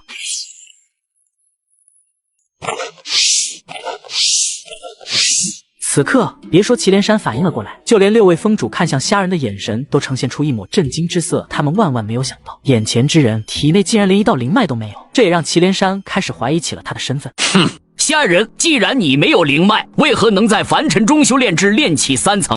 这个虾人太惨了，好不容易找到了修仙宗门，结果仙门检测出他身上连1道灵脉都没有。虾人，既然你没有灵脉，为何能在凡尘中修至炼气3层？启禀先师，弟子能在凡尘中修至炼气3层，一是因为师傅临终之时将100年功力传给弟子，并且萧云祖师曾留下了一块下品灵石，弟子吸收了这块灵石，才突破到炼气3层。原来如此，仙人，你体内并无任何灵脉，纵然想要修仙，未来之路也将非常坎坷。不如本座赐你一块下品灵石，你就此下山，在凡尘中做一世帝王去吧。还请仙师慈悲，看在萧云祖师的份上，将弟子收入仙门吧。这个。齐师叔，这人我翠竹峰收下了。我宗历代门规中曾有言，若有我宗弟子后世子孙踏入炼气境，当可持令信物重回仙门。这条门规去然不能困。虽此人并无灵脉，但我翠竹峰当将其收下，以正我仙门诺言。但这位少女也要归我翠竹峰所有。此女是翠竹峰峰主柳如烟，她徐徐起身，指向拥有8道灵脉的少女。柳师妹，你以一个没有灵脉之人，想换取一位拥有8道灵脉的弟子，这种捡便宜的做法，只怕不太好吧？既然云师姐有意见，正好师妹刚刚晋升筑基中期，不如你我较量一番，来冠夺这位女弟子的归属，如何？你何时踏入的筑基中期？师妹3年前便踏入筑基中期，只怕你我之间的称呼要换一换了。哼，好，既然柳师姐踏入筑基中期，师妹将这弟子让你翠竹峰便是。什么情况？刚才那个女人还叫她师妹，怎么一听她踏入筑基中期就叫她师姐？他们这几人的辈分到底是怎么论的？师叔，诸位师兄，这2人师妹便收下了。既然其他峰主没有意见，那这2人你便带回翠竹峰吧。你2人与本座来。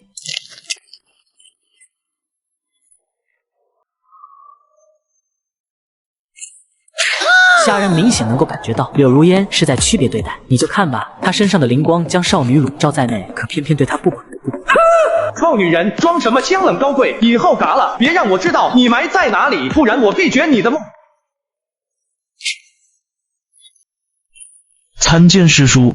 这2人以后便是我翠竹峰的弟子，关于连云谷的门规，还有我翠竹峰的规矩，星河你便交代给他吧，莫要让他在我翠竹峰闹出笑话来。哼！柳如烟清冷出言，随后带着少女便飘然远去，只剩虾人孤零零的一人立身原地。柳如烟，行，你狠，小爷记住你了。这位师弟，你是怎么得罪柳师叔的？师兄说笑了，我哪里敢得罪仙师？那个师弟，我先带你回东府吧。以后这座东府就归你了，这是你在连云谷的令牌和一块下品灵石。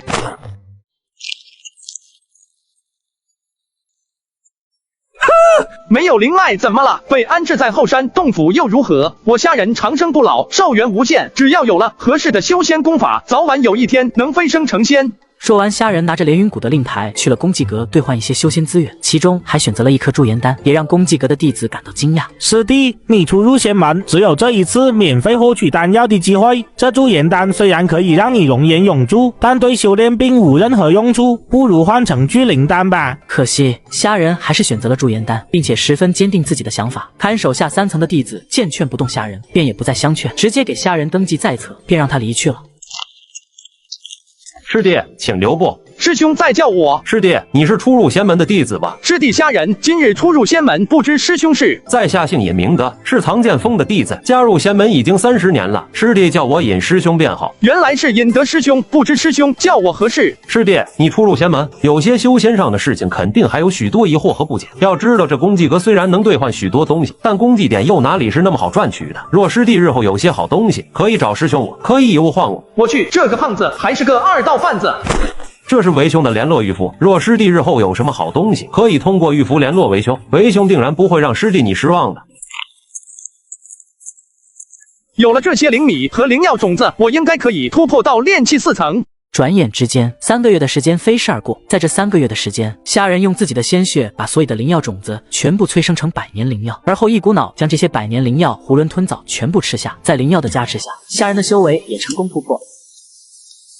炼气4层了，整整3个月啊！我他喵只突破1层，这速度也太慢了！难道我要顺天修炼？现在这些修仙者都是逆天而行，哼，逆天，逆尼玛的天！老天究竟欠你们啥？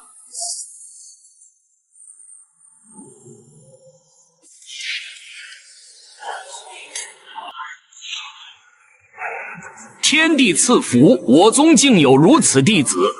这天地赐福，莫非是月瑶的？师叔，这雨我为何无法吸收它的灵气啊？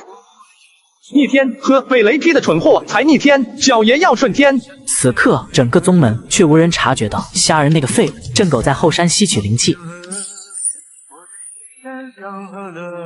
不错不错，这次突破到炼气7层。这个虾仁只说了一句要顺天修行，天道就给他送了天地赐福，也让他的修为突破到炼气7层。不错不错，突破到炼气7层了。现在这些灵药的香气太浓了，很容易被人发现。我要想办法把它隐秘起来，万一那个柳如烟发现我洞府有这么多百年灵药，我就完了。对了，之前那个胖子给了我一道联络玉符，我去问问他有没有办法。我爱洗澡，皮肤好啊。姐姐，生意来了。果然是新加入仙门的弟子，现在我可以好好忽悠他了。师弟，可是你传讯于我。师弟虾仁拜见尹德师兄，上次师兄留下传讯玉符，说若是有些宝物可找师兄换些修仙资源，不知师兄说的可否为真？啊，师弟手中有什么物件可以拿出来给为兄一观？不是为兄吹嘘，丹符法阵灵石灵药，师兄353还是有些的。只要师弟的东西能拿得出手，你想换取的东西，为兄自然能满足于你。不瞒师兄，师弟手中真有3件宝物，想和师兄换取一些东西，不过这里不太方便，你我2人找一处隐蔽之地可好？我勒个豆，这是什么？师弟莫慌，此阵名为小五行阵，可以遮掩你我的气息和行踪，除非筑基期的修士经过，否则无人可以发现你我的存在。这阵法是个好东西，我要给他搞到手，这样我就可以狗到筑基。师兄，请看。咦，绝灵果，还100年的好东西啊！果然是好东西啊！师弟，你从哪里弄来的这么上好的灵药？师弟莫要误会，刚刚为兄看到如此上等的灵药，只是激动了一些，你可莫要介意啊。说吧，师弟，你想换取些什么东西？遮掩气息的法阵。师弟，我这小五行阵便可以遮掩气息，你看此阵法可否？看来师兄并没有做生意的诚意，看来师弟也只能去寻别的师兄了。师弟告辞了。师弟且慢，刚刚师兄是在与你说笑呢，咱们再聊了，再聊了。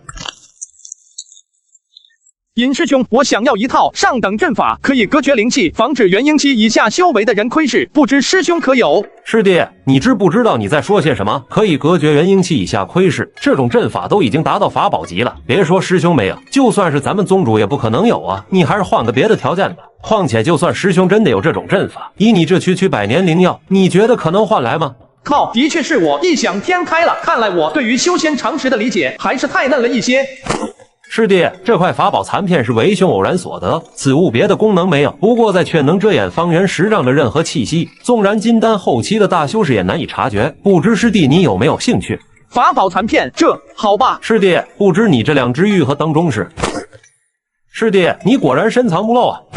师弟，兽法丹气符，你看看你缺什么少什么，你随便挑。虾仁看到这么多资源，他也没客气，随后在一番细心的挑选下，足足挑选了许多对他有用的东西，再次将2株100年灵药给了尹德。很快，2人的交易彻底完成。师弟，日后你若还有这些灵药，大可以找为兄交换。为兄不是跟你吹，在这连云谷中还没有为兄弄不到的东西。师弟还真有一件事要麻烦师兄，不知师兄可否为我寻来一尊上品丹炉？若是能寻到的话，师弟手中还有一株500年的灵药，愿与师兄交换。500年灵药，这小子到底什么来历？为何会有这么多的灵药？此刻，尹德内心暗暗震惊，不过却没有表露出来。好，这样吧，最多1个月的时间，师兄我便给你答复。那就多谢师兄了，我还要回去修炼，咱们传讯符联络。一个初入仙门的弟子手中竟然有如此多的灵药，这小子究竟有什么来路？难道是某位仙长的后世子孙不成？我刚刚出手是不是太高调了？这一定会引起那个尹德的怀疑，他肯定还会调查我的身份。我刚刚还真是蠢如猪狗啊！等丹炉弄到手，我第一个便将他灭口吧。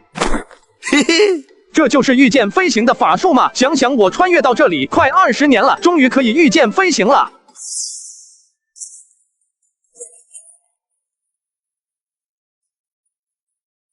这就是御剑飞行吗？好爽啊！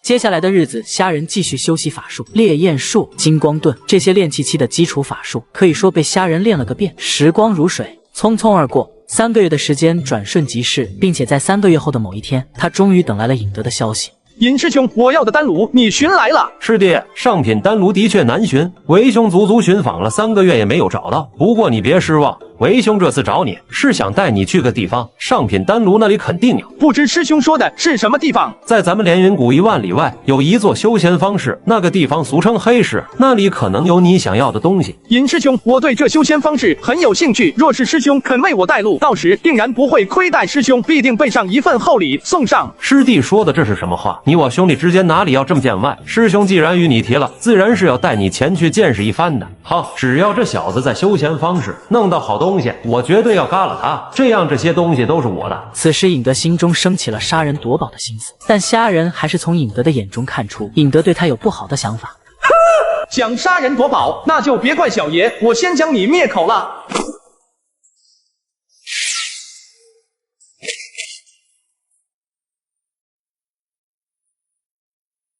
这非洲不错，不过这个很快也是我的了。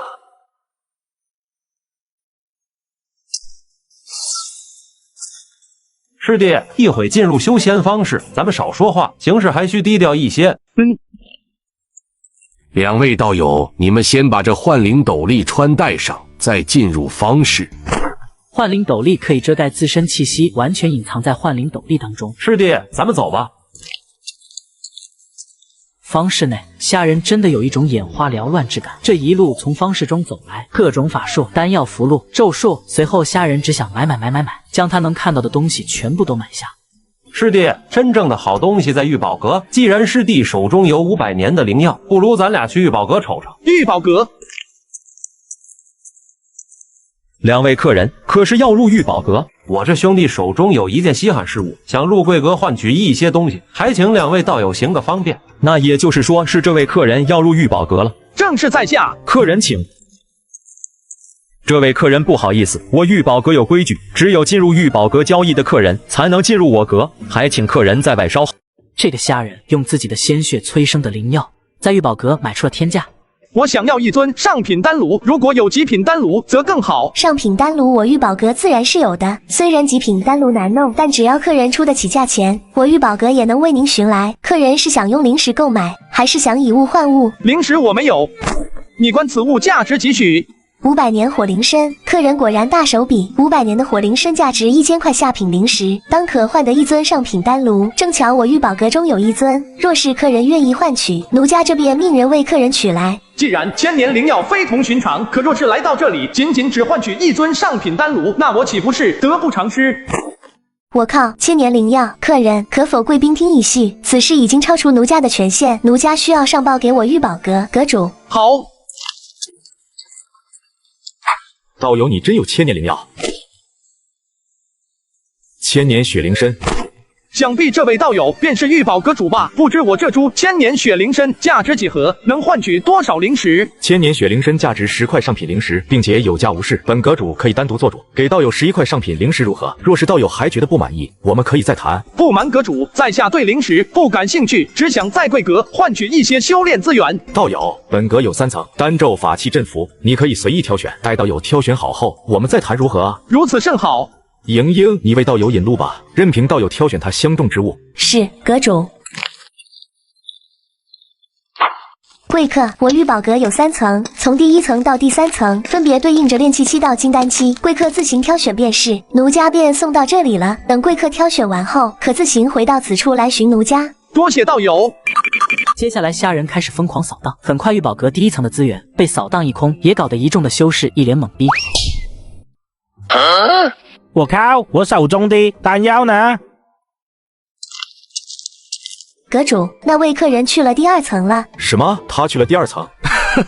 哎，阁主，您在笑什么？他手中的1000年血灵参也只能换取一些炼气境用的东西，况且他还拿了那么多，此刻他却去往第2层。傻丫头，你懂什么？此人想必是某位仙门大宗的弟子，其长辈恐怕乃是金丹期。他既然敢去第2层，想必他手中定然还有我们不知道的宝物可以换取。莹丫头，这可是一桩大买卖啊！在我玉宝阁已经100年没有出现过了，你可要慎重对待啊！若这桩大买卖可以做成，到时房主必然会嘉奖你我。到那时，我靠，10块上品灵石，这么黑吗？这股香气好熟悉啊！我就说这股香气好熟悉，原来是柳如烟的。这臭女人来这干嘛？看来这个臭女人想买那颗丹药，但是看样子像舍不得那50块上品灵石，节节报复她的机会来了。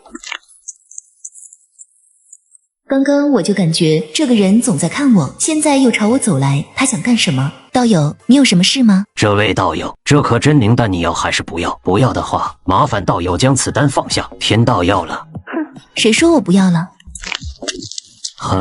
天道只是跟道友开个玩笑而已，足足50块的上品灵石啊！天道哪里出得起？道友果然财大气粗，竟然舍得拿出50块上品灵石拿下这颗真灵丹。若是此丹服下并没有让道友境界突破，这50块上品灵石也不知道有心不心疼。怎么又不买了？不买也行啊，反正在这里也没人认识道友，区脸面而已，道友也能丢得起。你不是仙女吗？你不是自诩为仙子般的人物吗？我就坑你怎么的？不想出丑，那你就买啊，还愣着做什么？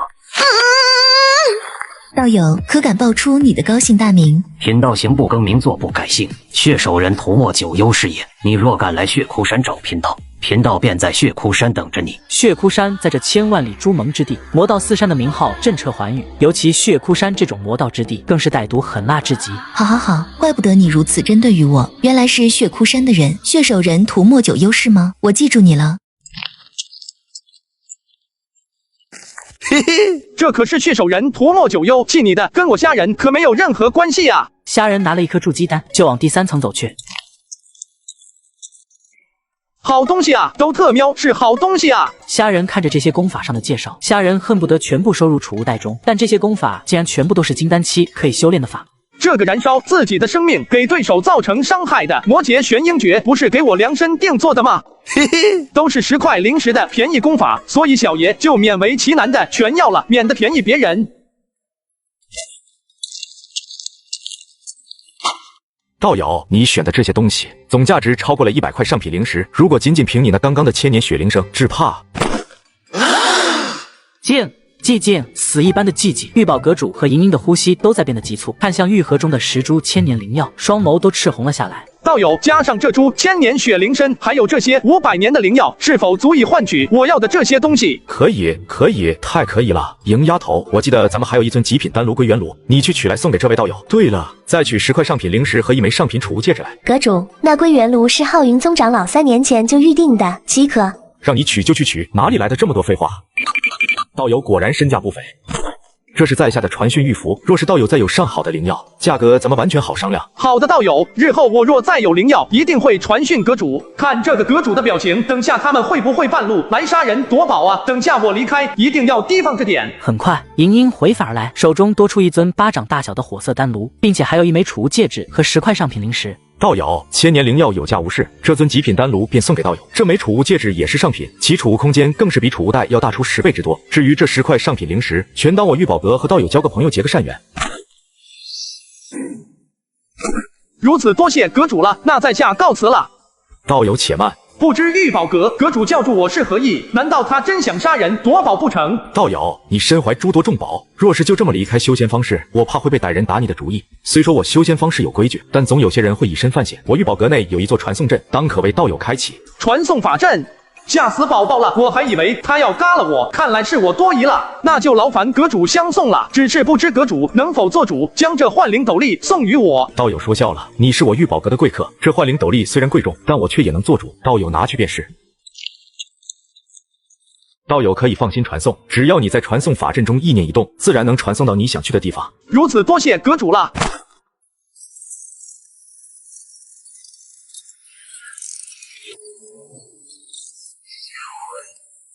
这个虾人太狗了，明明可以用修仙方式的传送大阵传送到他的宗门，但他偏要传送到离他宗门相隔1万里的地方，畏畏缩缩的绕回去。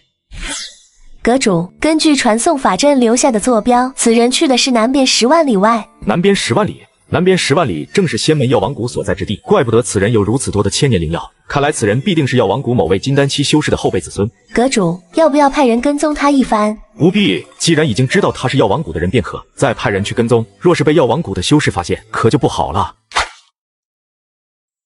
已经从修仙方式买了我想要的东西了，现在那个尹德可以嘎了。尹德啊，尹德，是你想杀人夺宝在先，也不要怪小爷心狠了。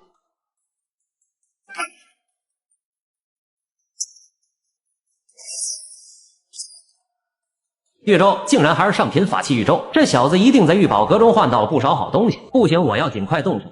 虾师弟，你可让为兄等的好苦啊！师兄，1月未见，别来无恙。哇塞！尹师兄，你真当我是初入仙门的小白不成？我靠，还有个残魂没嘎，现在肯定想去夺舍报仇。虾然，你不得好死！不得好死，嘿嘿，可惜啊，可惜，尹师兄，你马上都要形神俱灭了，到时你连投胎转世的机会都没有了。纵然我有不得好死的那一天，你也看不到。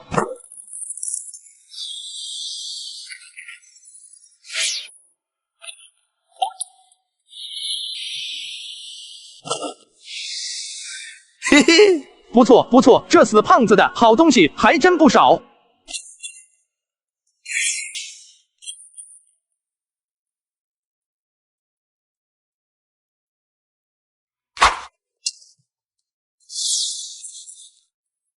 我靠，还真是不是冤家不聚头啊！竟然又碰见了柳如烟这个臭女人。你是哪峰弟子？来本座翠竹峰有何事？弟子虾仁拜见柳师叔。难道师叔忘了，弟子本就是翠竹峰的弟子，当初还是师叔将弟子带回的翠竹峰。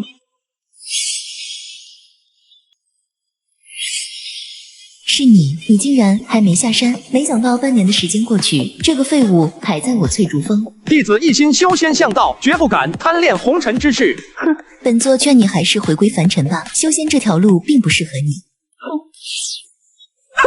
这个臭女人还真是矫情的很呐，还是那白丫头有人情味，比起这个臭女人强出100倍。可也是他这一声嘀咕，不禁让他回忆起和白芷柔在铁剑门的一幕幕往事。时光匆匆，红颜易老，岁月还真是一把杀猪刀，斩尽无数天骄。不知50年后，那白丫头是否还尚在人世呢？真的好想马上到筑基啊，这样我才能修炼这本魔劫玄鹰诀。看来我现在要闭关修炼了。时光匆匆，转眼之间10年过去。在这10年里，虾仁将9节剑元术修炼成功，还炼制了不少的恢复灵力的丹药和一些五花八门的符箓，其中还把万毒魔恶体修炼至小成。现在他的肉身强横的可怕，但是他筑基还是失败了。10年了，我竟然足足闭关了10年的时间，这个筑基也太难成功了吧！现在该出去看看有没有筑基的办法。喂，听说了吗？咱们宗主率领众多弟子前往石荒深渊猎杀妖兽，竟然偶然寻到一株3000年的灵药。可这株3000年灵药竟然有一只金丹中期妖兽守护。我记得当时宗主和柳如烟封主身受重伤，其余弟子更是死伤惨重。若非宗主打出一道符宝逼退妖兽，护持众人逃离，只怕这次咱们连云谷的人都要陨落在石荒深渊当中。你小点声，不知道咱们封主不让提起此事吗？笑死了，还凝练灵力，以灵化元，助9玄灵脉，久久归元，筑基可成。著作此书的人，不是疯的，就是傻的吧？我靠，还有修炼筑基的书！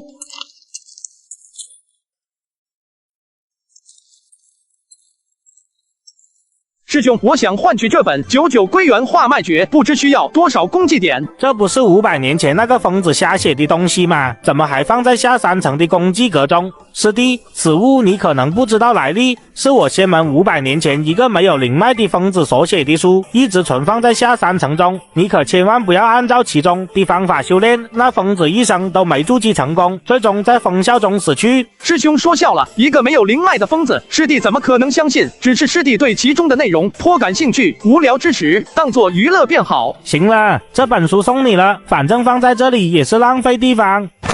谢谢师兄。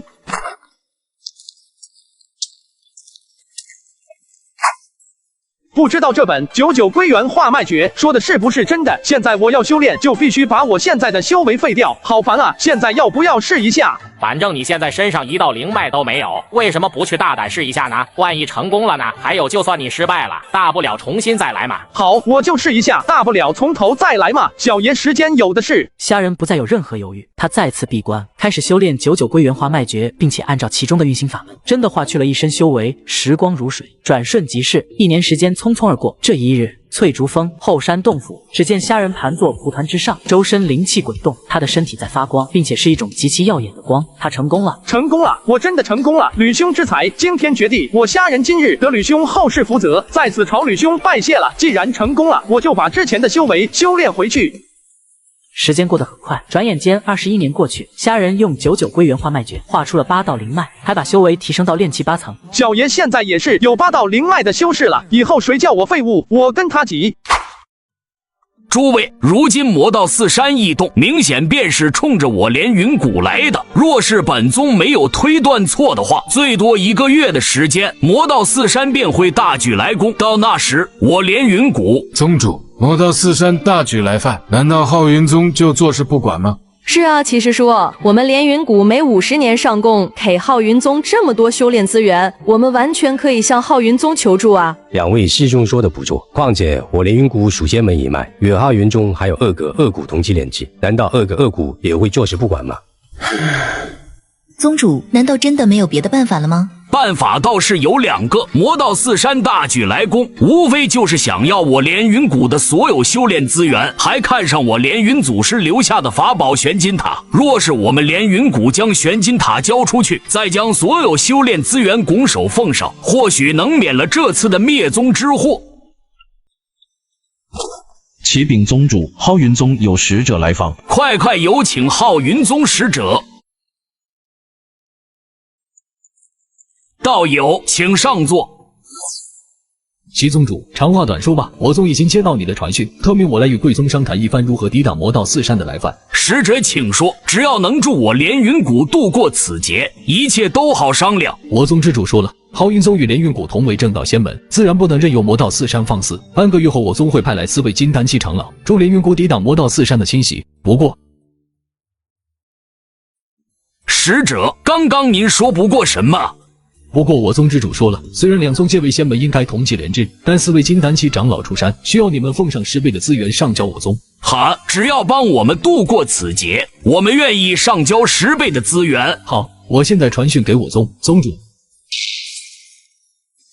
炼气9层了，我终于99归1，重回炼气9层。时间过得很快，转眼便是大半个月的时间过去，可浩云宗4位金丹期的长老还没有到来。使者，都过去大半个月的时间了，为何贵宗金丹期修士还没赶到？齐宗主，你急什么？这才仅仅大半个月的时间过去，我宗金丹期修士正在赶来的路上。况且魔道四山还没有来犯，难道齐宗主不相信我浩云宗？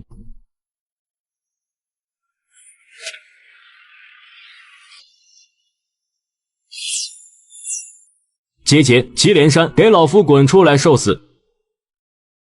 好多新鲜的小崽子们啊，他们的鲜血一定很好喝啊！说那么多做什么？灭了连云谷，你血窟山要他们的鲜血，我狮魁山要他们的尸体制成灵浆，咱们各取所需便是。妖魔来了，是魔道修仙者，他们是魔道四山的人。宗主和峰主呢？他们不是说浩云宗派来了4位金丹期的前辈吗？快逃吧！哪里有什么金丹期的前辈？再不逃，我等都要死在这些魔道修士的手中了。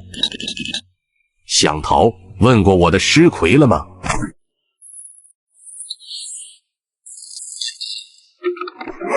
是灵浆，大家快跑啊！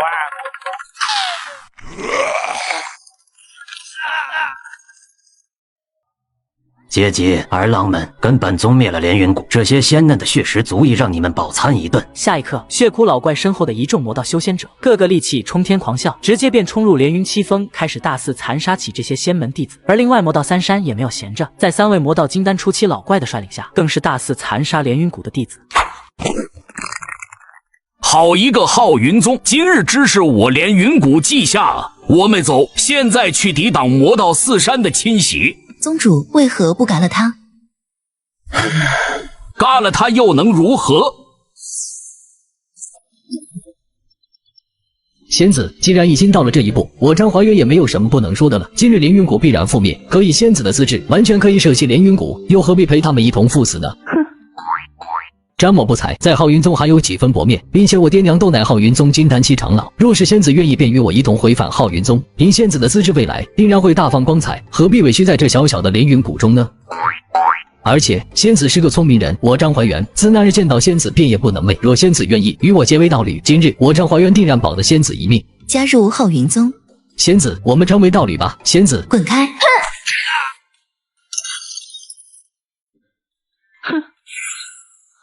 柳如烟，我就不信得不到你。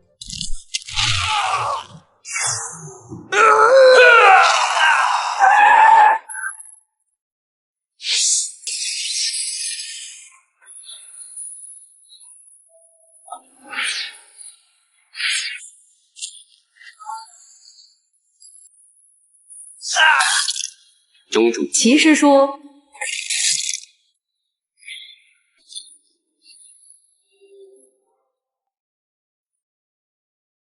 曹长老呢？曹长老在哪里？他不是我连云谷唯一的金丹期修士吗？曹长老去哪了？之前我们是一起出来的，难道他陨落了？姐姐，别找你们那位曹长老了，我等魔道四山来袭之时，你们那曹长老已经逃之夭夭了。哎，我靠！这种关键时刻，他竟然跑路了。哼，老子好不容易到金丹中期，怎么可能和你们那一群屌毛在那里拼命呢？笑死了，笑死了！那老家伙好不容易修到金丹期，怎么可能陪你们这帮小辈在这里等死？别废话了，嘎了他们！且慢动手！哼，小辈，你这是什么意思？莫非忘了我魔道四山与你浩云宗的约定？几位前辈莫要误会，我浩云宗与魔道四山的约定自然不会作废，只是这名女修乃是我浩云宗钦定弟子，还请两位前辈莫要伤她。对了，晚辈忘了自我介绍一下，家父浩云宗张道玄，家母李玉环。晚辈一直听闻家父提起几位前辈的大名，晚辈敬仰两位前辈已久，今日一见，两位前辈果然仙风道骨，令晚辈仰慕至极。你是张道玄和李玉环之子？原来是张贤侄，不错不错。想当年老夫与你父母还曾有过一面之缘，没想到张贤侄竟然是两位道友之子。好，既然是故人之后，那老夫自然要卖两位故人一个面子。多谢两位前辈能给家父薄面，我浩云宗只是钦定了柳如烟为我宗弟子，至于其他人，自然随几位前辈处置。好。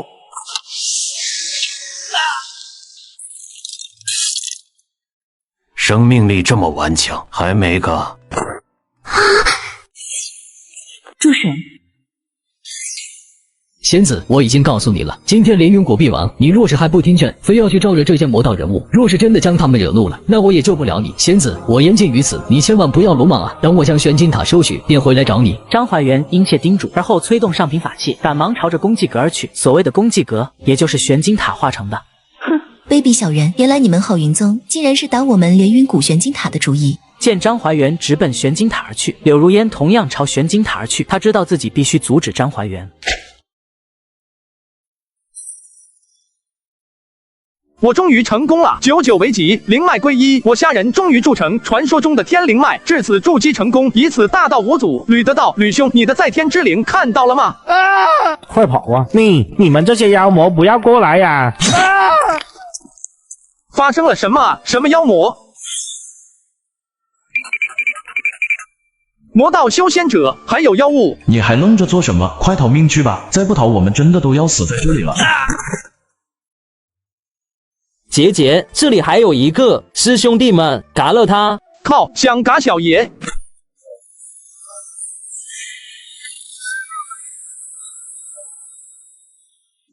桀桀的怪笑，谁教你们的？真的觉得这种笑声很恐怖吗？仙子，之前我说的话已经很清楚了，你为何偏偏要与我作对？玄金塔是我宗至宝，你浩云宗想要夺取，必先要过我这一关。仙子，你不要逼我，我手中之物乃是浩云宗至宝小乾坤袋，纵然你修为高我一个小境界，可我一旦催动此宝，你也定然不是对手。是你，死舔狗，将你的小乾坤袋拿来！你在跟我说话？看来你是不准备给我了。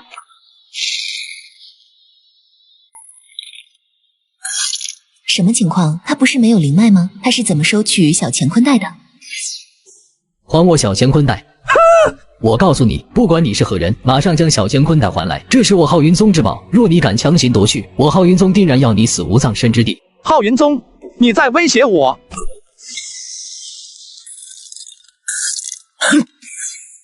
不错，竟然还没嘎！你敢杀我？我是浩云宗弟子，我爹是张道玄，我娘是……恐怖如斯。聒噪，敢威胁我？别说你爹叫张道玄就能救得了你，就算你爹是浩云宗主，你也得嘎。哎，他的修为是怎么回事？他不是没有灵脉吗？他是筑基期，而且还不是一般的筑基期，他的境界应该是筑基期大圆满吧？否则怎么可能让张怀元连还手之力都没有？这一刻，柳如烟只感觉自己的世界观崩塌了。怎么可能？这简直就是天方夜谭啊！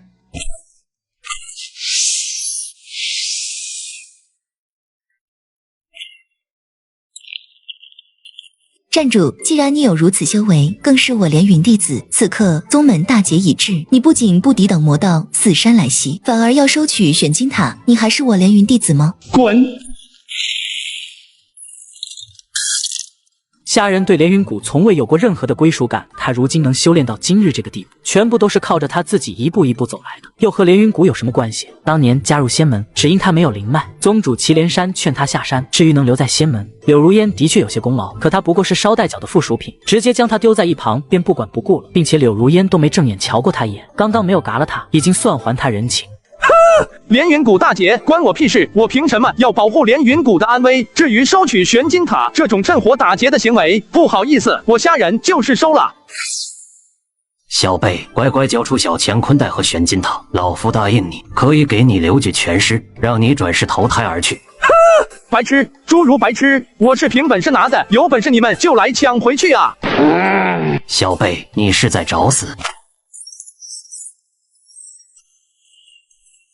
小心！可惜不用柳如烟提醒，虾仁早就有所防备了。九节剑来！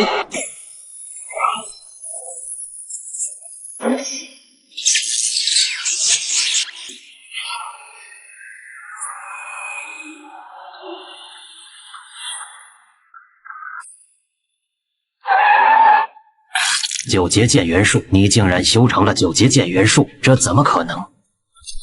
这个只有筑基初期的虾仁，直接大战4位金丹期的魔道老祖。九节出血，天雷降世，杀！这些魔道修仙者最怕的就是天雷，眼看9道天雷劈至，现在的他们也只有赌份。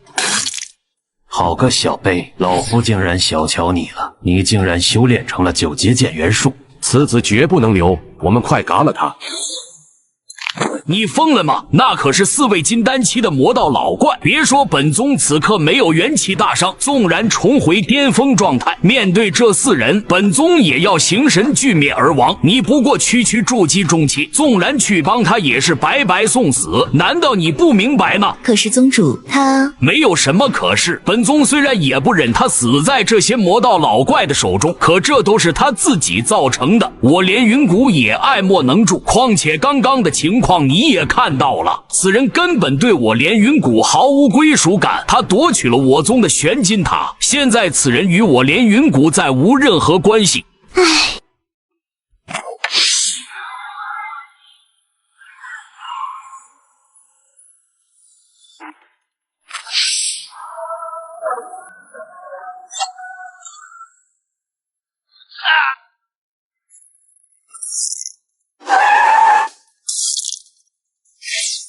小贝，不得不说，老夫的确小觑了你。若再给你100年时间，只怕未来我等都得死在你的手里。可惜你没有机会了。若是你早早逃离连云谷，今日也不会枉死于此。刚刚你施展的那一招，只怕你一身法力已经跌入谷底了吧？是吗？我靠，还能这么玩吗？吞下的竟然全是真灵丹。九节出血，煌煌天雷，一剑引之。又来，没完了是吧？喵的，9道天雷竟然全部被抵挡了！狗虾仁，你还愣在那干嘛？还不快逃！小贝，你休想逃！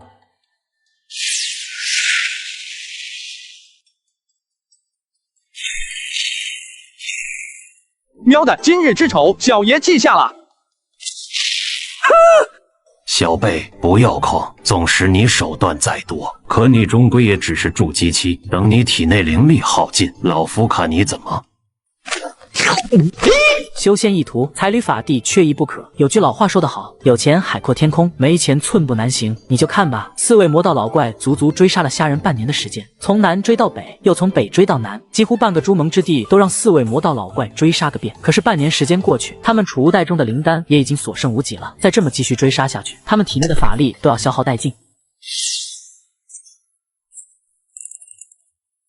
丢人，太丢人了！我们堂堂4位金丹期修士，竟然让一个筑基期的小辈弄得如此狼狈，最终还让他在眼皮子底下跑了。此子不除，我等日夜难寐。走吧，此人太过古怪，只能通知浩云宗了。或许可以借浩云宗的手，将这心腹大患除掉。不错，此子对我等威胁太大，既然我们奈何他不得，那便让浩云宗出手吧。喵的，这4个老东西还真是穷追不舍，足足追了小爷我半年时间，幸好我早有准备，否则真的要被这4个老家伙给弄嘎不可。现在你打算去哪？是找个仙门加入，然后苟起来 ？No， 有句老话不是说越危险的地方就越安全，我打算去血窟山，去血窟老怪的老巢苟起来。我操，你这是在作死啊！你怕什么？我这么狗的人都不怕，你这只真狗还怕？随便你，本皇只是给你句忠告而已，听不听是你的事了。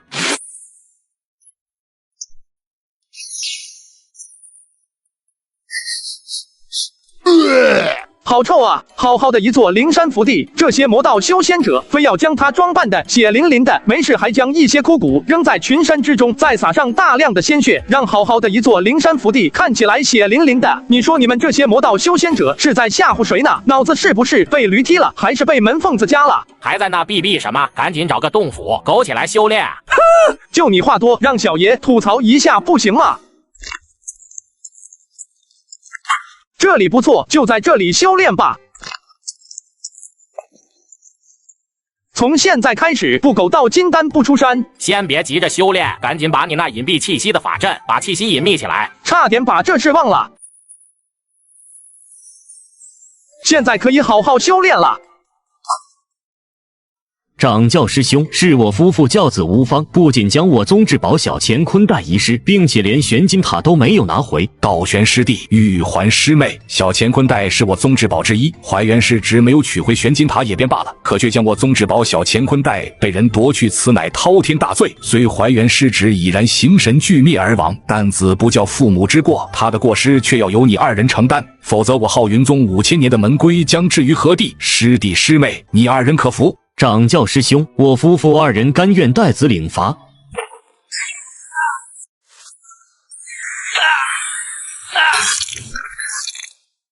去吧，好好疗伤，追回我宗至宝小乾坤袋，找到杀我浩云宗弟子之人。至于怀元师侄，师弟师妹自行节哀吧。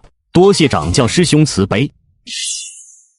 没有灵脉之人，筑基成功，杀人夺宝，心肠歹毒，连那4位魔道小辈都奈何他不得。如此道心坚毅的小辈，实乃绝世良才啊！3日后，浩云宗动了，丹霞山弟子全部下山，张道玄夫妇2人化作2道天地长虹远去，千万里朱蒙之地也将因为张道玄夫妇2人的出世，顿时陷入无边恐慌混乱当中。一张张描绘虾人的画像出现在千万里朱蒙之地。时间一晃，3年过去，张道玄夫妇和数百位浩云宗弟子根本寻不到虾人的踪迹，更没有他的任何线索，仿佛这个人在朱蒙之地凭空蒸发了。现在夫妇2人都找去了凡尘打听虾人的消息。我来问你，你可见过这个人？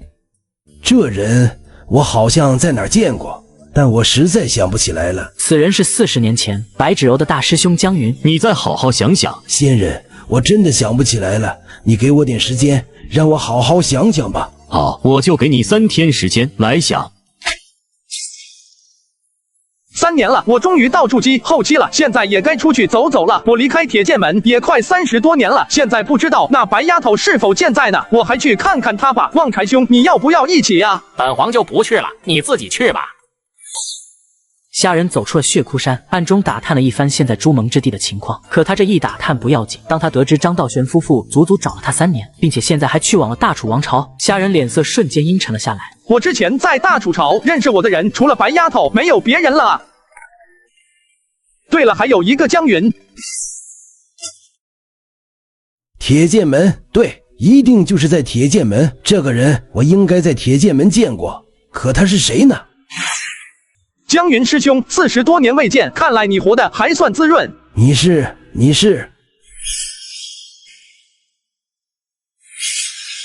是你？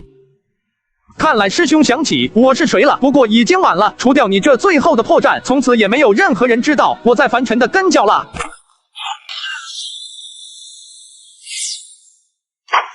像我铁剑门自开派祖师白清河，至现在在琼州武林当中立足了100多年，江湖中人谁不知道我铁剑门的威名？练武不用心，一天只知道贪玩，何时才能踏入3流高手之境？如果我没有猜错的话，这人应该便是铁剑门如今的长老吧？毕竟40多年的时间过去，当初那几位长老本就6旬开外，如今只怕早已埋入黄土当中了吧？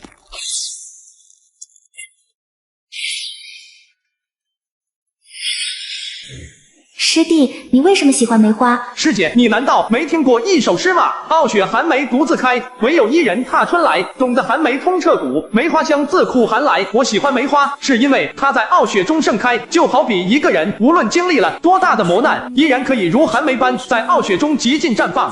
好，那师姐我每年都会为你种下一株梅花，师姐便要当那傲雪中的一株寒梅。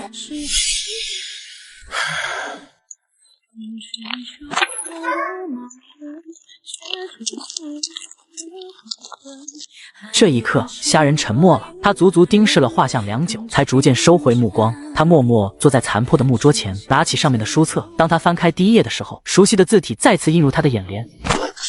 2年了，师弟，你说你是不是在山下遇到了一个狐狸精，将你迷得神魂颠倒，不知道回来了？师弟，5年了，我还在等你回来。大黎元年夏7月18，小雨。师弟，大楚朝覆灭了，如今是大黎朝的天下了。今天又下雨了，雨虽然不大，但我很想你。一转眼，7天7夜的时间过去，虾仁将这部厚厚的日记看完，也得知苍兰玉玄天宗的宗主亲自将白芷柔带去苍兰玉，并将她收为亲传弟子。大胆，何人敢闯我铁剑门禁地？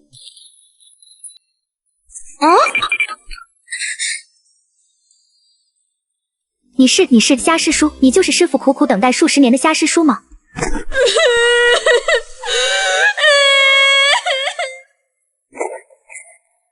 虾仁，就是你这个王八蛋害苦了我师父的一生，今日我便要杀了你，替我师父讨个公道。你为什么不躲？我欠你师父的这一剑该还。30多年了，你早干什么去了？直至今日才知道回来吗？你可知道我师父等你等的有多苦？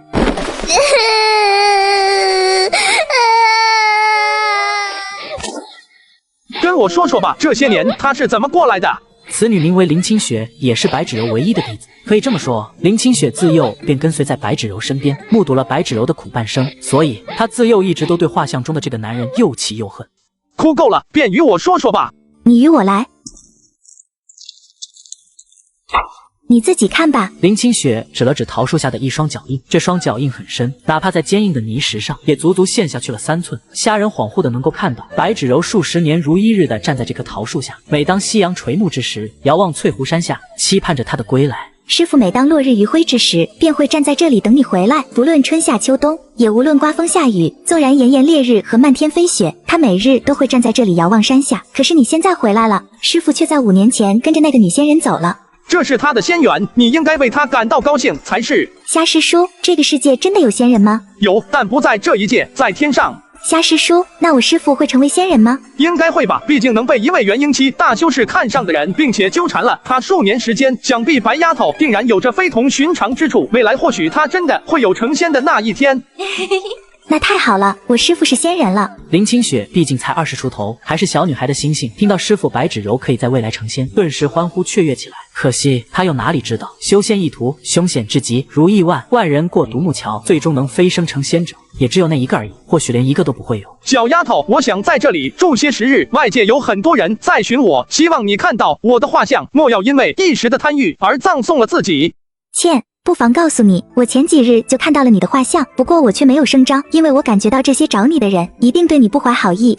哼，如果不是因为我师父，我早就将你的事情传出去了。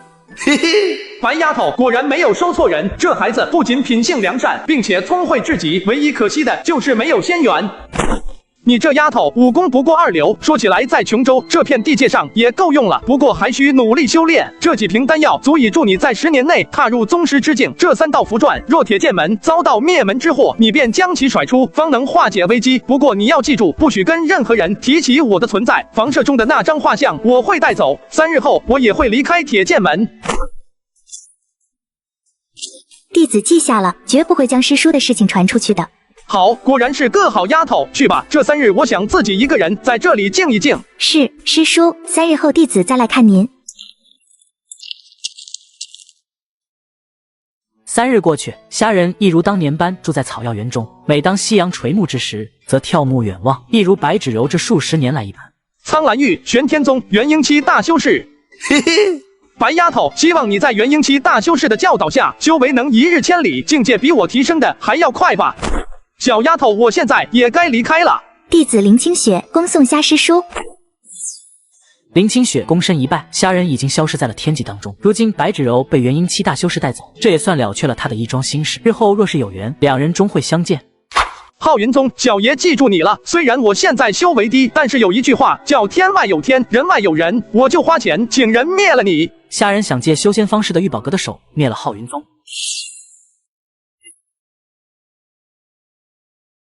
客人，不知您想在玉宝阁买些什么，奴家都能为您介绍。道友20多年未见，如今已经筑基成功，真是叫在下叹为观止。你是？银鹰一怔，试探开口。毕竟这几十年来，他在玉宝阁迎来送往的人很多，况且每个人都戴着幻灵斗笠，他又怎么可能认出眼前之人是谁呢？20多年前，在下有幸用一些千年灵药与贵阁做了一笔生意，看来道友贵人多忘事，已经不记得在下了。是你，原来是当年的贵客啊！还请贵宾听叙话。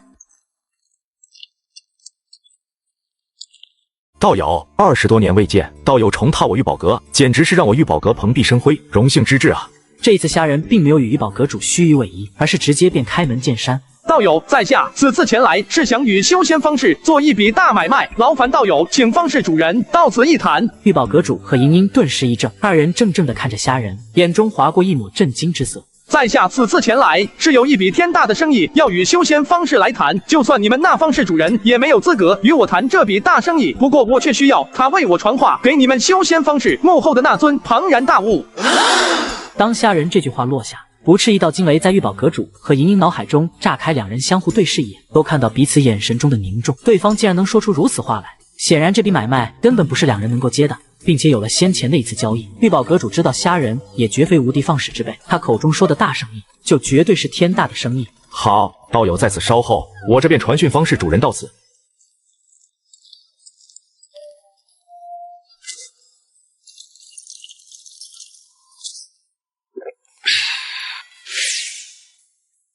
是个金丹初期。贫道青松子是这座修仙方士的主人，听闻小友要见本方主，说是有一笔天大的生意要和我修仙方士来谈，不知小友口中天大的生意是什么？不愧是修仙方士的主人，完全是见过大世面的人。但是千万里朱蒙之地，总共有12座修仙方士，并非在下小觑道友，只怕这桩生意道友还做不了主。在下想请道友做个传讯人，请能做主的人来和在下一谈。小友，你可知道你在说些什么？虽说我修仙方士是正经的生意人，更不会对往来我修仙方士的客人打打杀杀，但有些时候说错话真的会嘎人的。青松子微笑出言，可是强大的金丹期威压却朝虾仁压盖而来。可惜面对青松子所绽放的金丹气息，虾仁并无任何惊惧，依然淡定地拿起桌上茶盏，淡定地饮了一口。哼，你们2人先退下。小友，我们修仙方士是做生意的，若真如你所说，你有一笔天大的生意要和我修仙方士来谈，这可不是你空口白牙说上几句便能见到我们总方主的。总方主，果然我猜的没错，这修仙方士的身后的确有一尊庞然大物的支持，这位总方主只怕就是我要找的人。劳烦道友将此物送到贵方总方主的手中，他见到此物定然会选择来见我。青松子眉头微皱，他伸手接过拇指大小的玉盒，便想打开查看，可虾仁的声音却再次响起：道友，我劝你最好莫要打开此物，因为里面的东西十分贵重，还是让总方主亲自一观吧。哼，小友，本方主便信你一次，不过你要想好了，若是你这玉盒中的东西不能让我们总方主满意，只怕你今天走不出这玉宝阁。启禀总方主，有人来到修仙方室，说有一笔天大的生意要谈，并让我将此物呈送总方主，说此物若是总方主看到，定然会前去与他相见。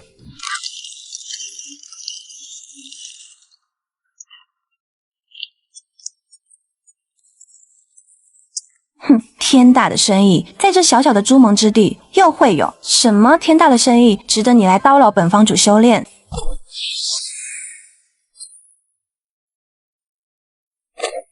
他人在哪里？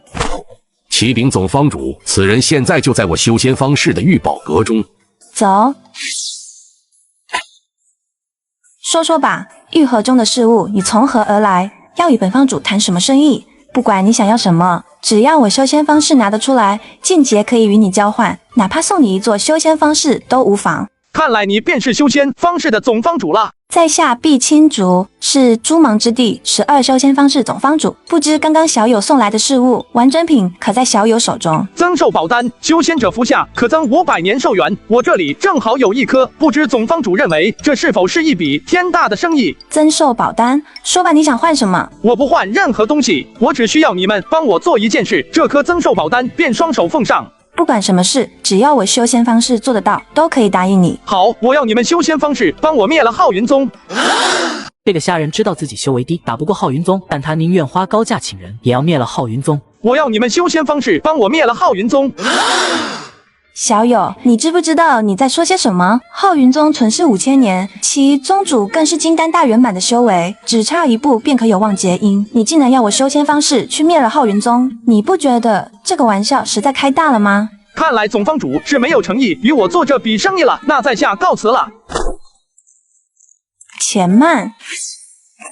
小友，你换个条件吧，除了你刚刚提出的这个条件，其他条件本方主都可以答应你。总方主，我的话已经说得很明白了，并不想再重复第3次。你现在拦住在下，是想杀人夺宝吗？哼，虽说我修仙方式从不杀人越货，但今日你想走出这贵宾厅，只怕没这么容易。碧青竹虽然没有说要杀人夺宝，但其意思就是在告诉虾仁，你若是想走出修仙方式，必须将增寿宝丹交出来。嘿嘿。总方主，你是个聪明人，你觉得我会这么蠢的将增寿宝丹带在身上吗？你，看着虾仁摘下幻灵斗笠，并且讥讽地看着自己，碧青竹面色微变，而后整个人都沉默了下来。是你就是被浩云宗下达悬赏追杀令之人。既然想要借刀杀人，他的身份自然是瞒不住的，并且虾仁也根本就没想瞒。总方主，要么你现在嘎了我，要么我可就走了。道友，你东西掉了。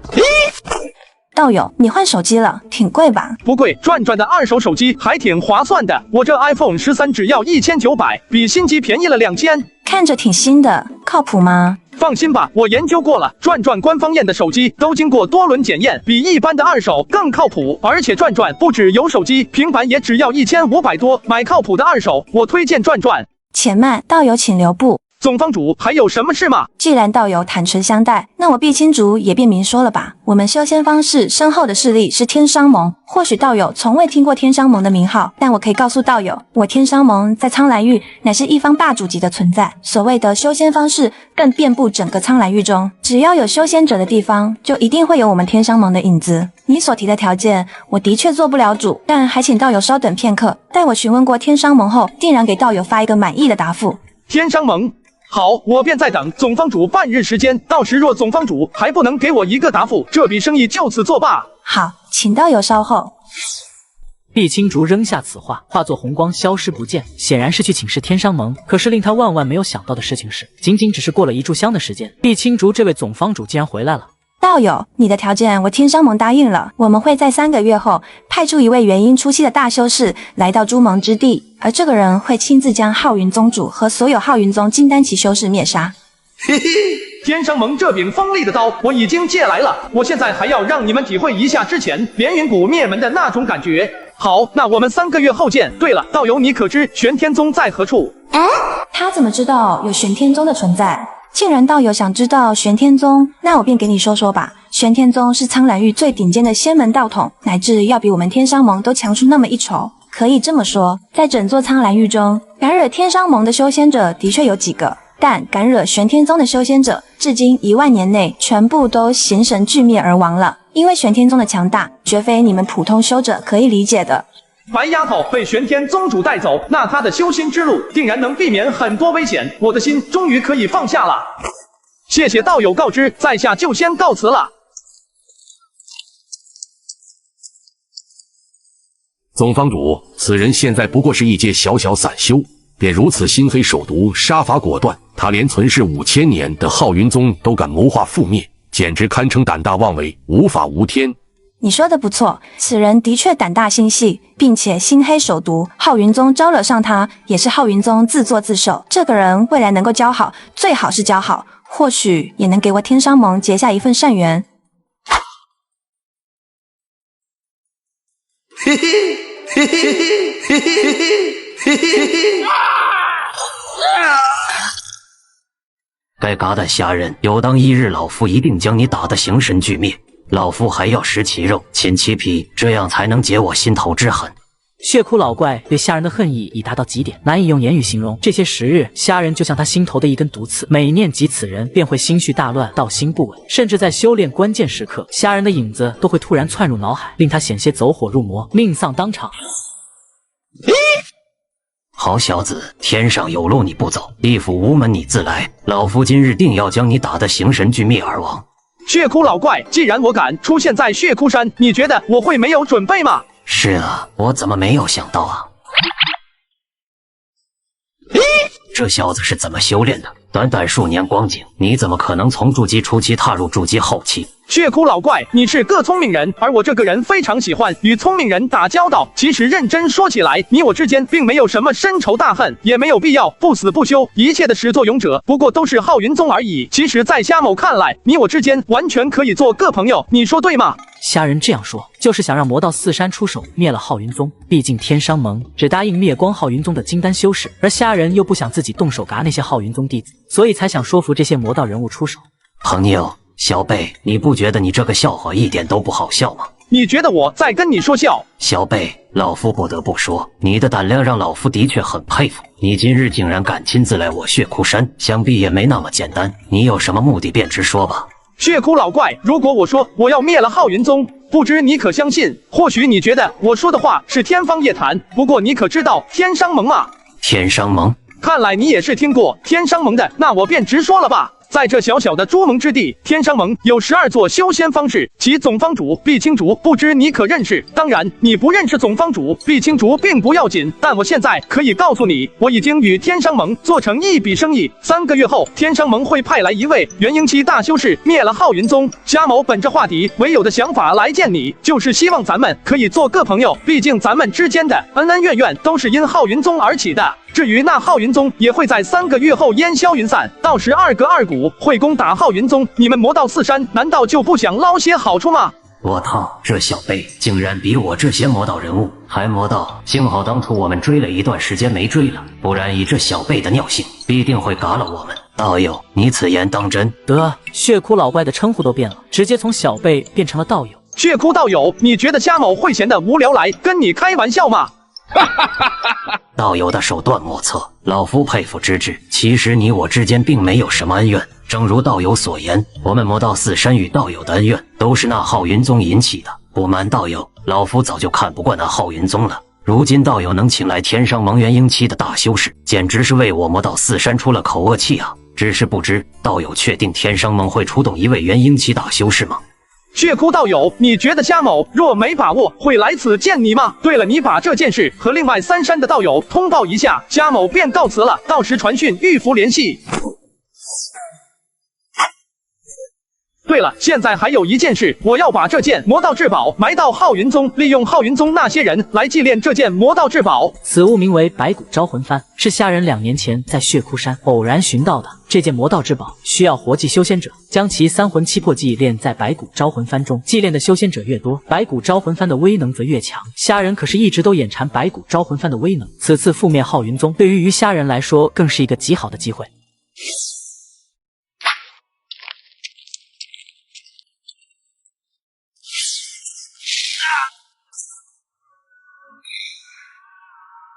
嘿嘿。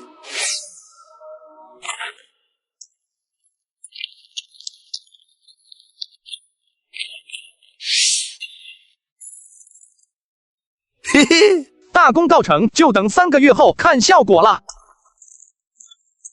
咦，那不是柳如烟那个臭女人吗？她怎么会在这？哎，这人气息好熟悉啊！且慢，你是哪一封的弟子？虾仁易容陈浩云宗弟子，竟然还能被柳如烟感知到他的气息。且慢，你是哪一封弟子？弟子王鹤是落霞峰弟子，不知师叔叫弟子何事？王鹤，落霞峰弟子，这人气息感觉就跟那个虾仁的一模一样，不可能有假啊！你说你叫王鹤，何人可以证明？他喵的，这女人脑子有病吧？难道我哪里露出破绽了吗？你说你是不是虾仁？喵的，难道小爷这次真的要在柳如烟这条小阴沟里翻船了？弟子怎么可能是虾仁那个魔头呢？王师弟，你在这里做什么？见过柳师叔？你认识他？自然认识，王鹤是我落霞峰弟子，我们同门多年，难道是王师弟哪里得罪了柳师叔吗？王师弟，平常就叫你好好在洞府中修炼，说吧，你到底哪里得罪了柳师叔？还不快快向柳师叔赔罪！师姐，我真没有得罪柳师叔啊。他并没得罪我，是我感觉他有点像我的某位故人，倒是我耽误他的修行了。还好这个女子出现，将我当作真正的王鹤，否则小爷刚刚还真的要报警杀人灭口了。哼，不过是败军之将罢了，若不是宗主看中，他哪里能加入我们浩云宗？师弟，我们也回落霞峰吧。师姐，我还有点事，我先走了。哎，浩云宗小爷这次直接给你下战书，也省得你们到处找我了。你不是一直苟着要猥琐发育吗？这次怎么高调起来了？旺财兄，你是不知道那个浩云宗有多贱，他们现在都去凡尘打听我的消息，他们想拿我在凡尘的朋友来要挟我。幸好白丫头现在离开了铁剑门，不然肯定会找上他来要挟我。我靠，他们这么贱，那你现在打算怎么处理？嘿嘿，3个月后你自然就知道了。浩云宗主默默看完虾仁送来的战书，他并没有想象中的雷霆震怒，反而眉头紧皱在一起。掌教师兄明鉴，此子简直狂妄至极。若他3个月后真敢踏上我浩云宗，必将其形神俱灭，让他万世不得超生。此子本宗虽未见过，但仅仅是他的行事作风，便不可能放出如此狂妄至极之言。他这封战书看似狂妄至极，但本宗内心却隐隐有些不安。去查一查朱蒙之地最近的动态，若有异常即可汇报本宗。是宗主。掌教师兄，难道此子还真敢踏上我浩云宗，给我浩云宗带来威胁吗？人外有人，天外有天。我浩云宗虽为朱蒙之地最强仙门，可也仅仅是在这朱蒙之地而已。希望一切都是本宗多虑了吧。时光如水，转瞬即逝，转眼2个月的时间已经过去。修仙方士传送法阵前，总方主毕青竹率领12方主躬身在一侧，等待传送法阵中的人走出。弟子毕青竹拜见林老祖，弟子等人恭祝老祖万寿金安。增寿宝丹可为真？此人叫林天河，他就是毕青竹所说的元婴修士。他帮下人的原因就是想用增寿宝丹来提升寿命，因为他寿元快用尽了。果然是增寿宝丹，仅仅是这一点点，就让老祖我苍老的身体感受到了一丝活力。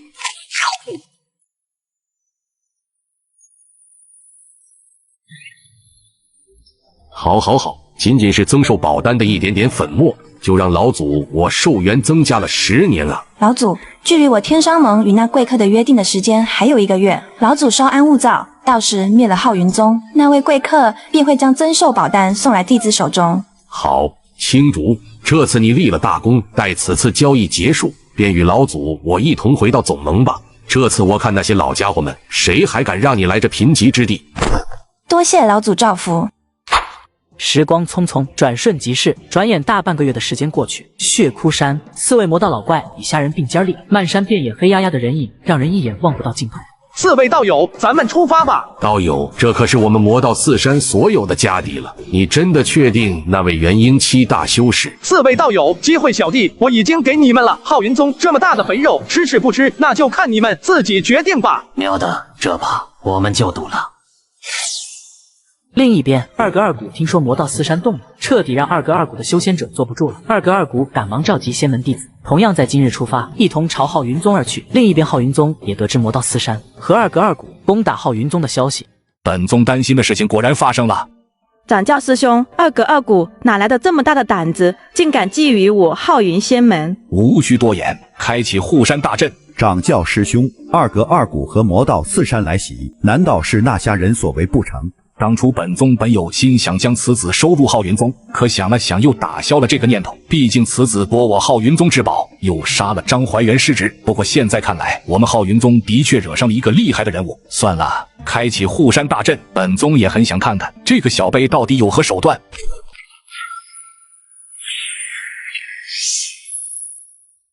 道友，天上盟那位元婴期大修士何时能到？莫急莫急，好戏才刚刚开始，咱们耐心等待便是。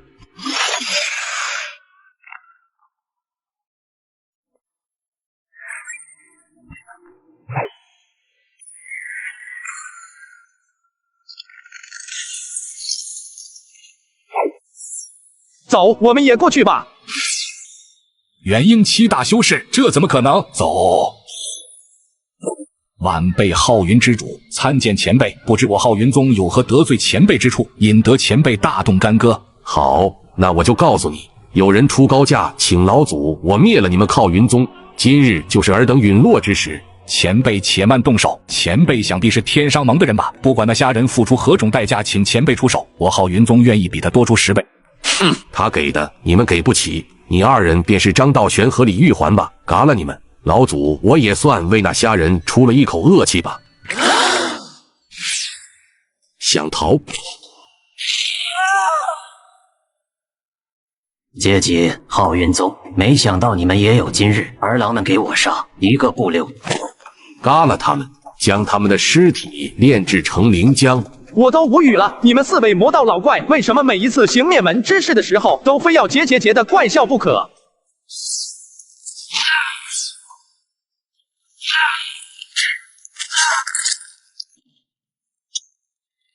快走！浩云宗不宜久留。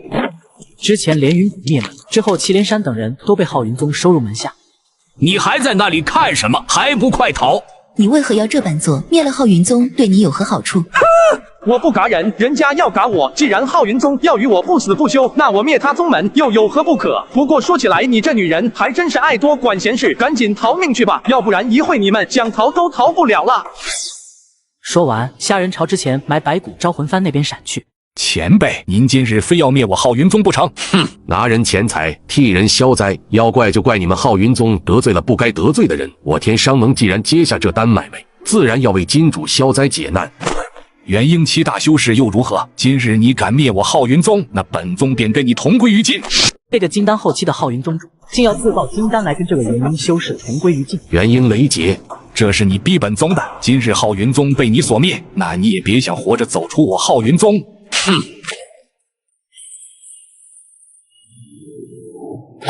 小辈不入元婴，你永远不知道元婴期与金丹期的差距到底有多大。可惜你只差一步便能结婴成功，但你却再也没有这个机会了。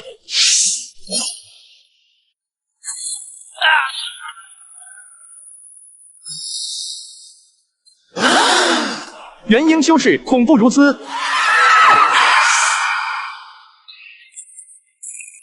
嘿嘿，不错，吸了4000魂魄了，这里的烂摊子还是交给那些魔道老怪吧，小爷先撤了。3天3夜的时间过去，浩云宗内的喊杀声终于歇止，曾经存世5000年的浩云宗彻底灰飞烟灭而去。道友，这颗增寿宝丹你拿走吧。道友，今后有何打算？我先闭关一段时间再说吧。道友没有别的事，在下先告辞了。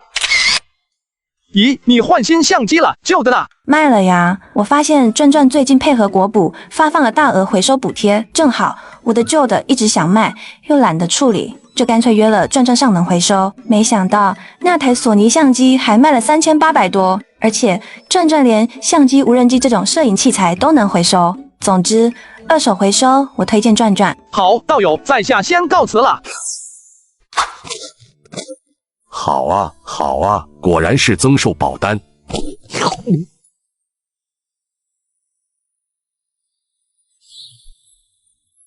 好磅礴的生命力，果然为老祖我增寿500载啊！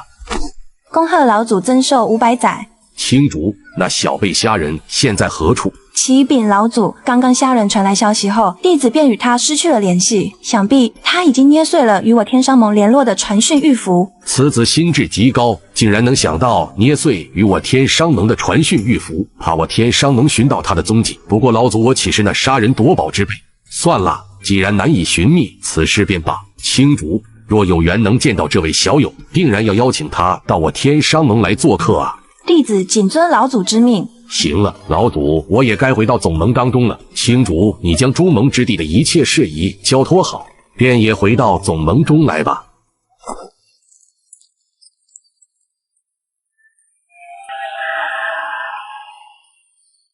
虾人，希望你我能在苍兰域相见吧。这小小的诸盟之地，实在屈就了你这条真龙啊！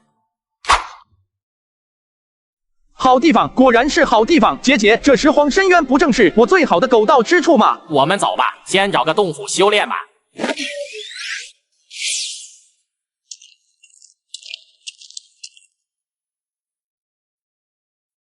这里的妖兽还真多啊！为什么你每次去一个地方总是要避几分钟？现在这里妖兽这么多，我们要苟着修炼先。要你管！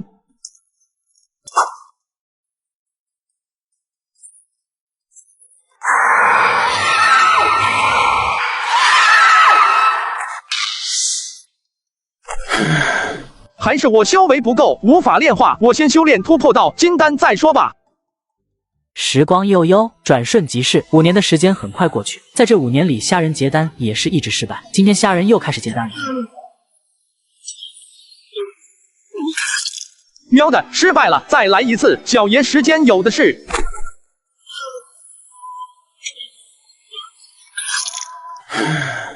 年轻人，一点点小事叹什么气？旺财兄，我现在想一个人出去静静。怎么才能结丹成功呢？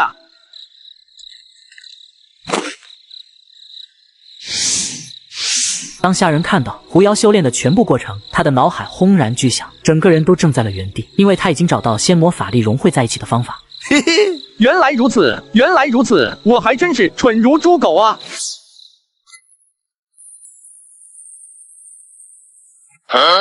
天地赐福，灵雨降世，我不过是顿悟了仙魔融汇之法，竟然引来了第2次天地赐福。虾人不敢耽搁，赶忙盘坐原地，疯狂吸收天地赐福的灵气潮汐，并且因为天地赐福的原因，天地间的灵气越发和虾人亲和了。此刻虾人只感觉自己体内的仙魔法力在暴涨，虽然没有结丹成功，可其体内的法力完全突破到金丹期。嘿嘿，天道爸爸你真好！你们这些成天喊着修仙一途，要逆天而行的修仙者，好好看看老天爷是怎么对我的！感谢天道爸爸赐下这场灵雨。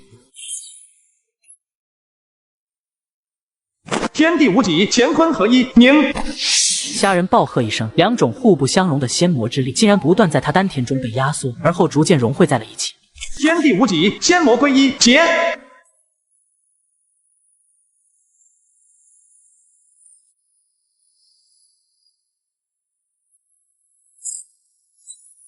成功了，我终于结丹成功了。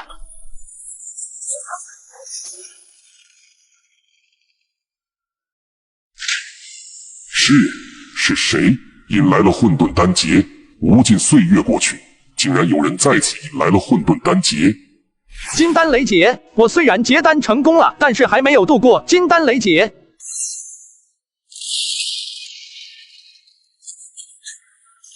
只见9层玄金塔直接被毁去了5层，那法宝残片洒落天地长空，那恐怖的雷霆余波还是劈打在了虾人的身上。开什么玩笑，这是金丹雷劫，老天爷，我还是不是你亲儿子吗？不是说金丹渡劫只有1道雷劫吗？9劫剑出，喵的拼了！9劫剑元，雷光护体，这是9劫剑元术的防御咒术，也是虾人的底牌之一。等等，不对，有问题。雷劫，死亡，生死道消，偏了，彻底偏了，小爷完全被修仙界的规则带偏了。一直以来，虾仁听闻的都是雷劫有多么可怕，这也是修仙者们口口相传的事情。可直至连续3道玄雷劈下，九节剑并无丝毫损毁。他的肉身和金丹反而吸收了一丝丝玄雷的力量。我明白了，所谓的金丹雷劫，并非意味着死亡，其中果然蕴藏着大造化与大机缘。随着最后6道雷劫劈来，虾仁肉身与金丹在雷光中重塑，最终他的修为突破到金丹初期。可以说，现在的虾仁是元婴之下无敌，因为他是法武仙魔四修，无论法力还是肉身，都已然真至无瑕无垢的境界。嘿嘿，到金丹期了，让我试一试我这九节剑现在有多强。修仙界里渡劫是所有修士的噩梦，而虾仁渡劫却是一场天大的机缘。九节剑来，斩！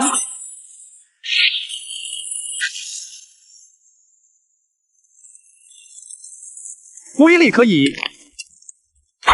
时光悠悠，转瞬即逝，40年的时间很快过去。在这40年里，虾仁将白骨招魂幡彻底炼化，还将一根雷击木用鲜血催生成万年份，来炼制九节剑的威奴。今天他便要离开这十荒深渊，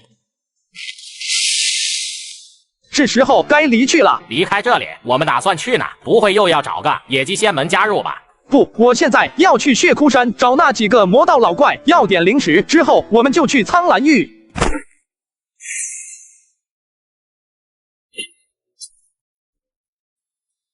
何方道？何方前辈驾临我血窟山？80年未见，道友连小弟都不认识了。是你，这小子80年前不是个筑基后期吗？怎么可能在这短短的80年结丹呢？这小子是怪物吗？道友，洞府一续吧。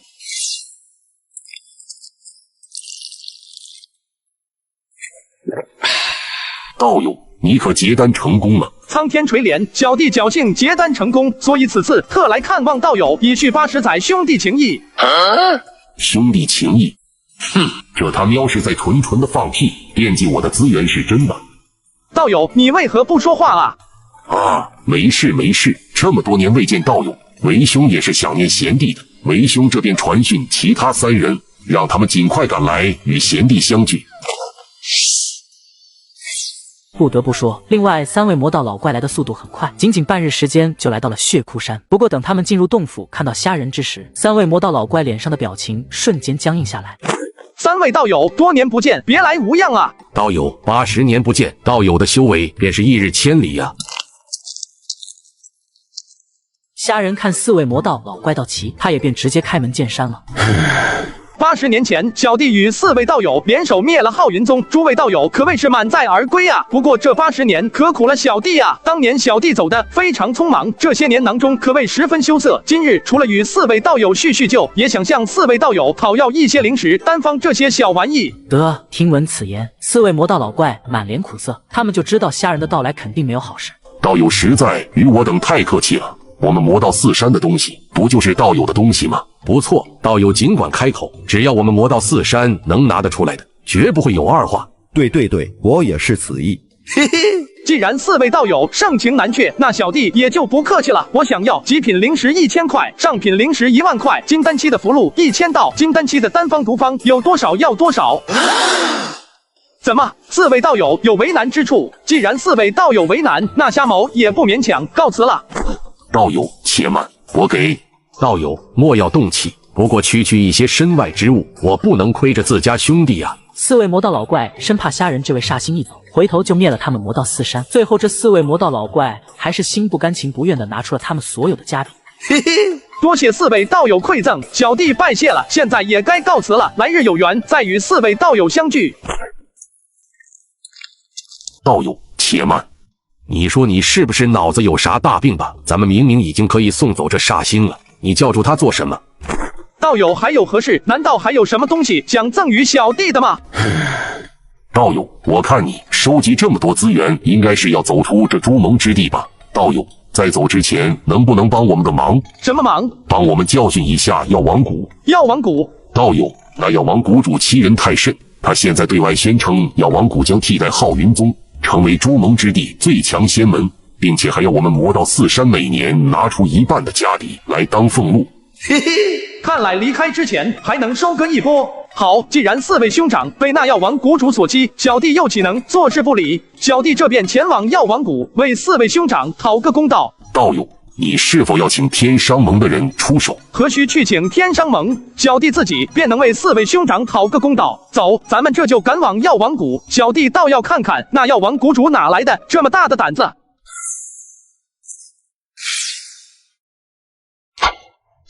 自从80年前浩云宗覆灭，药王谷便彻底占据了浩云宗这座灵山福地。节节，道友，我先去为你叫阵。无需浪费时间，一剑劈下去，那药王谷主不就出来了？9节剑来，斩！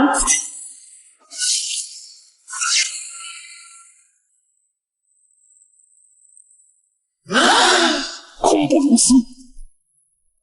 何方道友敢回我药王谷？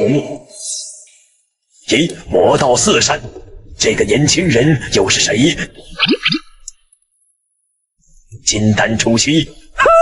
死老鬼，看够没？不知道道友高姓大名，驾临我药王谷有何要事？嘿嘿，想灭了你们。小妹，你真要灭宗，那贫道便陪你好好玩下。进来。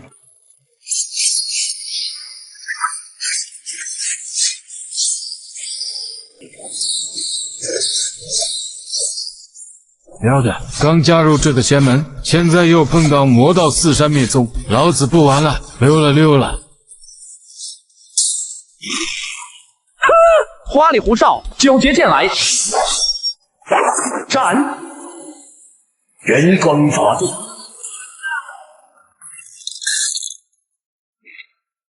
9节剑远，急！9节剑远，收！多谢道友手下留情。道友为何不嘎了他？是啊，这老东西当年可是狂妄的很，没想到今日却如此不堪一击。4位道友是在教我做事吗？道友把你的资源全部拿出来吧，不然今天你们一个也别想活。好，我拿。道友，金丹期的丹方，你药王谷只有2张，你是在敷衍我吗？误会，绝对是误会啊！道友你听我解释，这金丹期的丹方在诸盟之地极为稀少，并且就那么3、4种丹方，并且无论仙门还是魔道，我们手中的丹方几乎都是一样的。金丹期丹方少的原因是诸盟之地最强者就是金丹期了，而且诸盟之地太过贫瘠。4位道友是这样吗？他说的没错，我们手中的丹方都是一样的。原来如此，道友，你现在可以嘎了。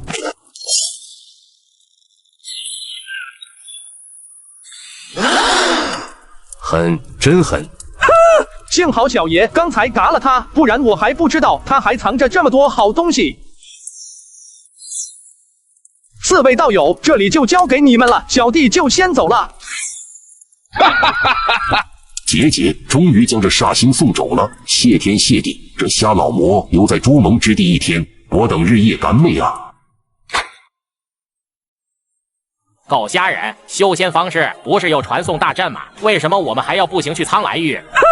旺财兄，你还真是一时聪明一时糊涂啊！我这么跟你说吧，我们去修仙方式用了传送大阵，到时我们去苍兰域的事不就被天商盟的人知道了？所以小爷就选择步行，苟着去苍兰域。狗虾人，你说的没有毛病，我们的宗旨就是要狗道化神在装逼。这一日，虾人从诸盟之地走出，奔向那浩瀚无垠的苍兰域。没有人知道，在这诸盟之地最偏远贫瘠的地方，一个搅动无边风云的人物，正式踏入苍兰域中。2位道友，可愿带我一程？穷逼，你不知道，小爷我在戒色啊！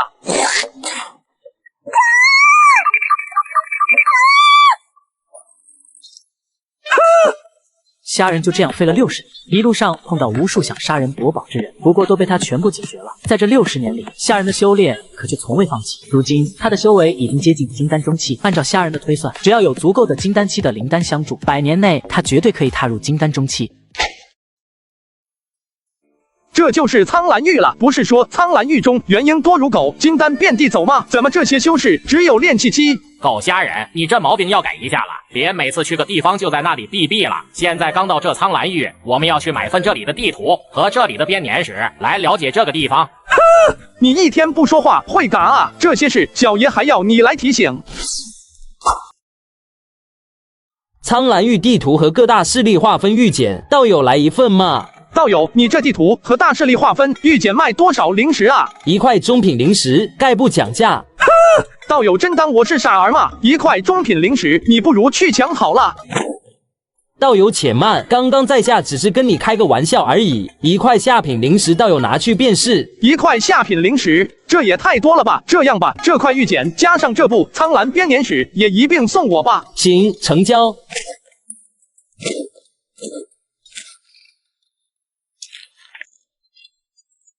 嘿，还真看错人了，这小子比猴都精。虾仁出了修仙方式，随意找了一处隐秘的地方，开始观阅起玉简中的内容。可是虾仁这一看，便足足看了3天3夜。在这片浩瀚无垠的苍兰域中，有9个势力堪称霸主级的存在，他们分别是玄天宗、太阴宗、太阳宗、天商盟、10万妖山、陨魔池、离天神朝、天魁神教、九霄神府。其中还得知一个叫古玄仙宗的地方，也让虾仁开始好奇起来了。因为在这些宗门里面，就他带着的仙字。突然，虾仁看向地图上玄天宗的位置，又让他想起了白芷柔。都快200年的时间过去了，那白丫头此刻只怕最差也得是筑基期吧。臭丫头，看你能逃到哪里去，将那10颗祝元丹给我交出来，否则别怪我兄弟2人辣手摧花了。哼，想逃？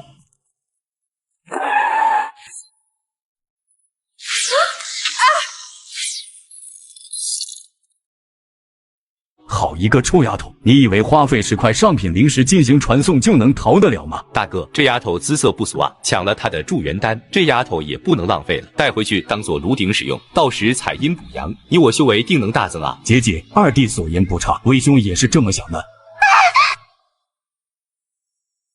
道友，救我！2个筑基修士而已，小爷就帮一下那个少女吧，或许还能打听到古玄仙宗的线索。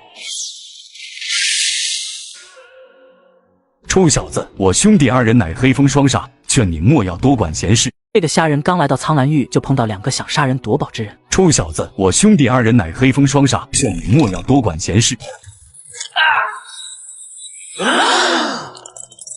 我命休矣。就2个筑基期的渣渣，也敢在小爷面前狂！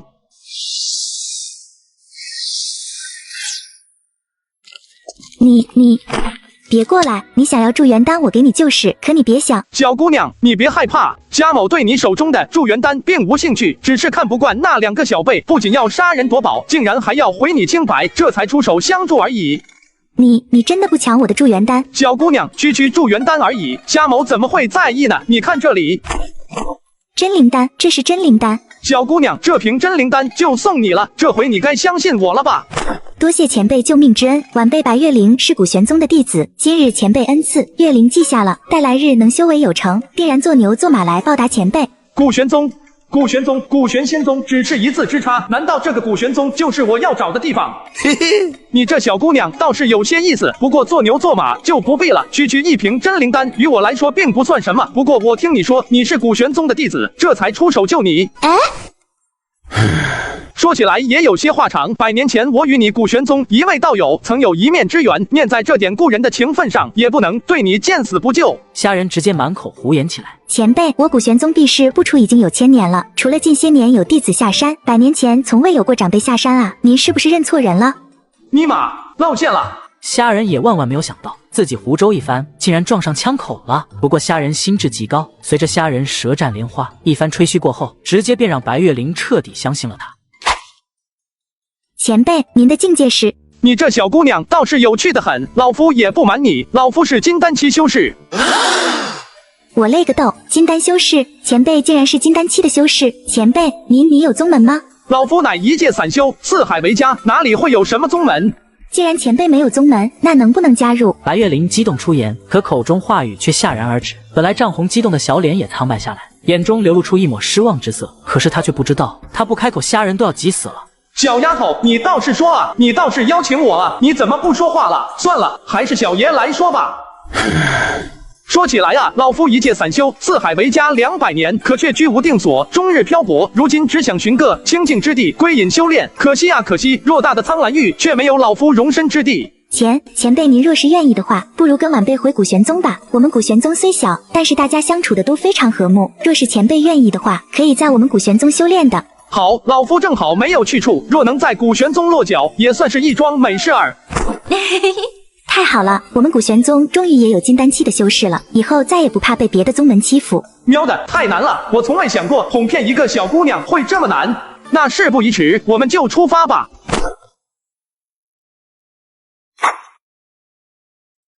月灵啊，咱们还要走多久？前辈修为高深，以前辈的速度再飞8000万里，再走3年，咱们就可以回到古玄宗了。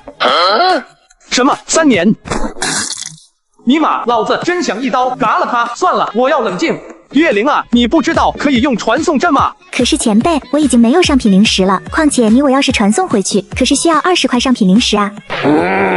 我有，走，咱们现在就走。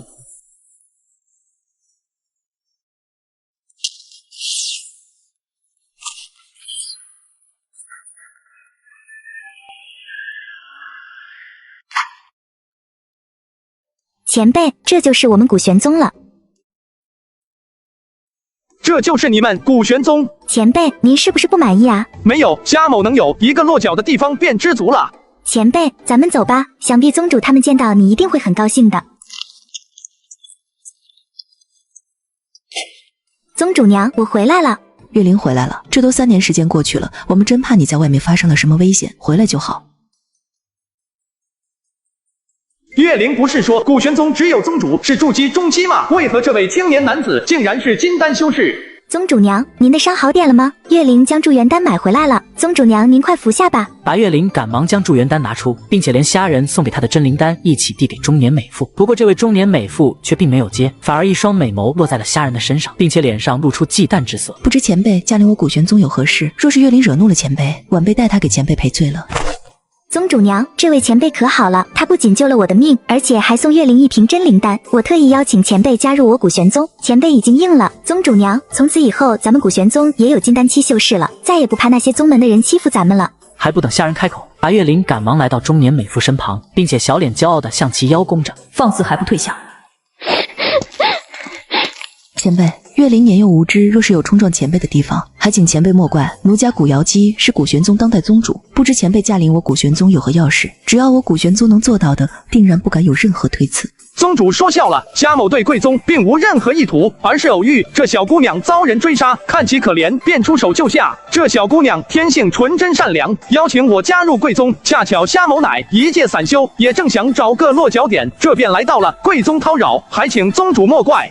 眼前这位金丹期大修士，难道也如从前的那些人一般，想要混入我古玄宗，寻找我古玄宗的传承之物吗？可惜，若是我古玄宗真有传承之物，我们又何至于落魄于此？前辈说笑了，以您的修为，当可开辟仙门道统，又何须加入我古玄宗呢？况且我古玄宗这座小庙如何能屈尊您这位真神？不如前辈另寻他处吧。宗主说的不错，以前辈的修为，这苍兰域哪里不可去的？宋人是那高高在上的无上仙门，也定然会欣喜前辈的加入。不瞒宗主，虾某虽四海为家习惯了，但却相中了古玄宗的这块宝地，想加入贵宗落个根脚。若是宗主不同意，那虾某……古月姬也是一个聪明的女子，看向虾仁的眼神不对，她也只好答应了。好，既然前辈愿意加入我宗，奴家也没有什么可说的了。不过前辈也能看到，我古玄宗并非什么灵山福地，并不能给予前辈任何修炼资源，并且开辟洞府也只能靠前辈自己完成。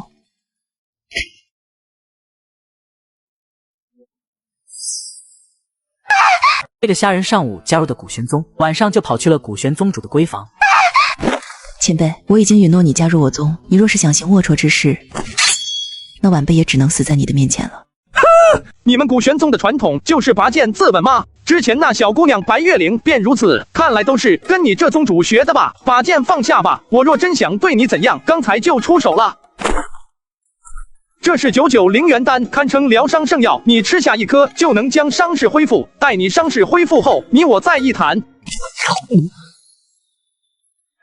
虽说你助我疗伤，但我却不会成你的情。我也不管你加入我古玄宗有什么目的，但你最终只能空手而去罢了。我的目的很简单，我来到古玄宗的确是想得到一些东西，可能是神通，也可能是法宝，亦或是一些我不知道的天地至宝。因为我知道古玄宗传承了5万年，不，我说错了，应该叫古玄仙宗才是。我说的对吗？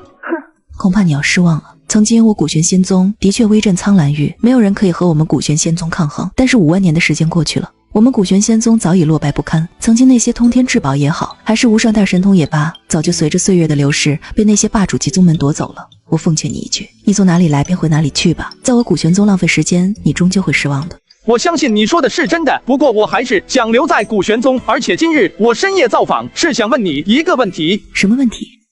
我的问题很简单，你可想重现5万年前古玄仙宗的极尽辉煌？如果你想，只要你现在点点头，给我100年的时间，我虾仁便能帮你实现这些愿望，带领古玄宗重新走向极巅，再现5万年前古玄仙宗的极尽辉煌。你别胡说了，不可能的，绝对不可能的。你凭什么？你凭什么敢放此滔天狂言？凭什么？就凭我可以护你古玄宗万年周全，就凭我现在想嘎一个金丹中期，就跟捏死一只蚂蚁般简单。未来当我破丹结婴成功，古玄宗也将因为我而重现昔日辉煌。这些你觉得够吗？听够了吧？还不出来？蓦然，让古瑶姬震惊的事情出现了。只见一道遁光正从窗外冲天而起，瞬间便要逃遁而去。想逃？你觉得你逃得了吗？严林，怎么会是你？哼，道友，虽说你有金丹的修为，但有些事情不是你可以参与的。你要知道，我身后的势力可是……废话真多。你，古宗主，该说的我已经全说了，选择权在你的手中。贾某给你3日的时间考虑，若是3日后你不愿意相信于我，那我立刻便走，绝不叨扰贵宗。我答应你。从今以后，你便是我古玄宗新的宗主。不过，我也希望古玄宗能在你的带领下，真正成为一个仙门道统。好。从今以后，这个前辈便是我古玄宗的新任宗主了。好啊，我们古玄宗终于有一个金丹的修士坐镇了。不过说起来，虾仁这个古玄宗主当的也是有些可怜，因为古玄宗弟子仅只有5个人，而且除了古瑶姬是筑基中期，剩下的人全部都是炼气境。可令虾仁无语的是，7天后便是前往玄天宗进贡灵石的日子。现在虾仁成为了古玄宗主，这件事自然就落在了他的身上。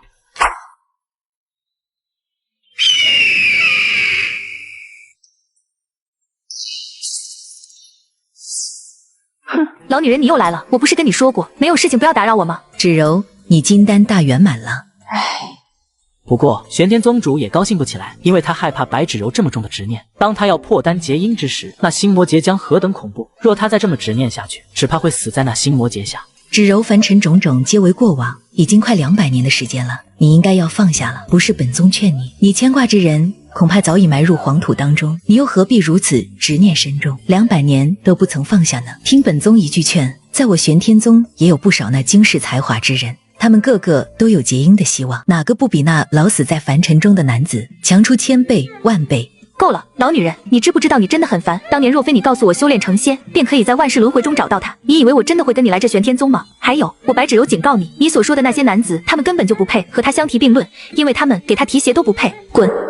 好，是本宗说错话了，你莫要激动。玄天宗主满脸苦笑，只能安慰白芷柔，让其莫要动气。他对白芷柔这么客气的原因是白芷柔有着旷古难寻的天赋，3道引灵脉再加上数万年难寻的冰凤之体，所以他才这么客气的。老女人，若你没有什么事情，便请离去吧，我还要继续修炼。芷柔，7日后便是我玄天宗的万灵盛会，这场万灵盛会，我玄天宗3000年才开启一次，本宗希望你能够参加。我没有兴趣，你可以走了。芷柔，这100多年，本宗对你如何？这场万灵盛会，我玄天宗3000年才开启一次，所有玄天宗的人都要参加，就当本宗有求于你，还请你务必参加。毕竟你是我玄天宗的弟子，若本宗再次对你破例，其他长老和太上长老又该如何看待我这位玄天宗主？这不到200年的时间，玄天宗主真的对他很好，如今都这般放低姿态了，他又怎好拒绝？见白芷柔点头答应下来，玄天宗主重新露出笑颜，这才飘然离去。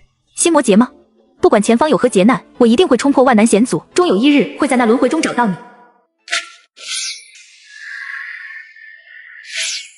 宗主，你怎么了？从宗内走出，我便感觉你好像有心事一般。没事，只是想起了一位故人而已。故人？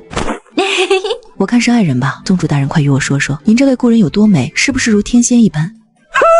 你哪来的那么多废话？再多言一句话，回宗之后，我便将你与那月灵丫头一起关起来，看你还多不多嘴。好好好，奴家错了还不成吗？真是的，不过问问而已，至于发那么大的脾气吗？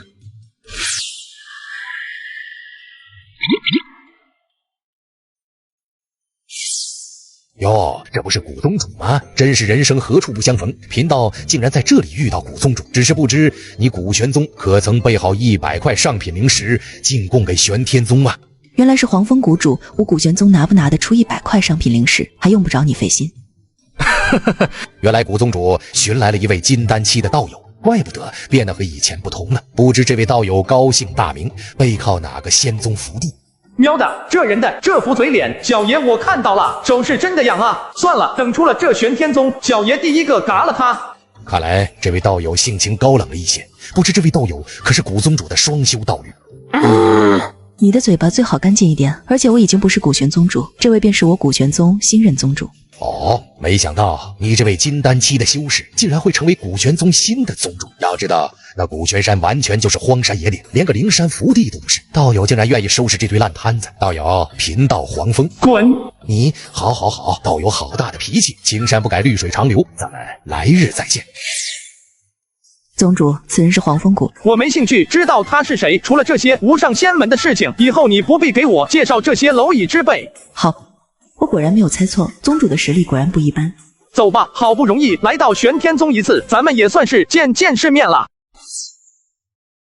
虾仁两人便身处在地云峰中，并且被玄天宗的接引使安排在了地云峰山脚下的一座洞府当中。宗主，这地云峰不过是玄天宗的支脉而已，可这天地灵气的浓度都快化成水了。那主峰通开风纹该是何等模样？若是我们古玄宗也能有这样的灵山福地，那该有多好啊！宗主，您也快点开始修炼吧，天地灵气如此浓郁，可是极为难得的机会。你自己安心修炼吧，我想在这地云峰走一走，看看能否有些收获。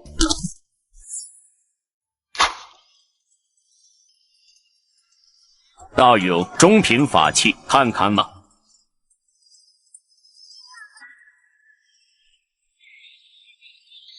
咦，那不是柳如烟那个臭女人吗？她怎么会在这苍兰域？虾仁来到苍兰域的修仙方室，不料竟撞见老熟人柳如烟。咦，那不是柳如烟那个臭女人吗？她怎么会在这苍兰域？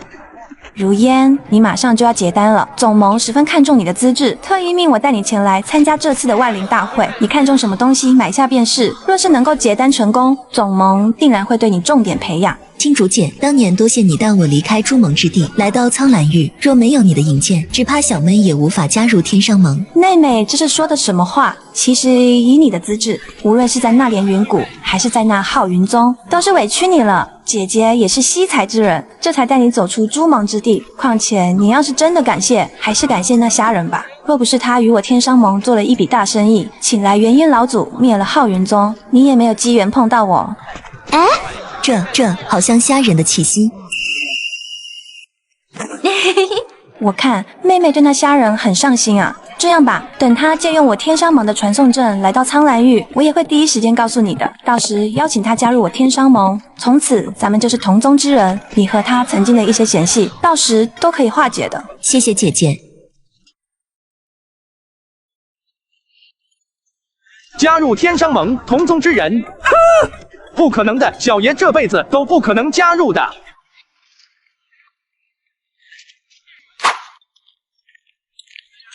道友，你这噬魂骨太贵了一些吧？不错，虽说噬魂骨举世难寻，可你这只噬魂骨不过幼年期，就算以灵丹灵药每7日喂养一次，可想要将其达到成年期，最少需要5000载的时间吧。这两位道友说得很对，况且你这噬魂骨才1级而已，纵然我等修士能破丹解阴成功，可寿远也熬不到噬魂骨达到成年期，其物完全乃是鸡肋而起。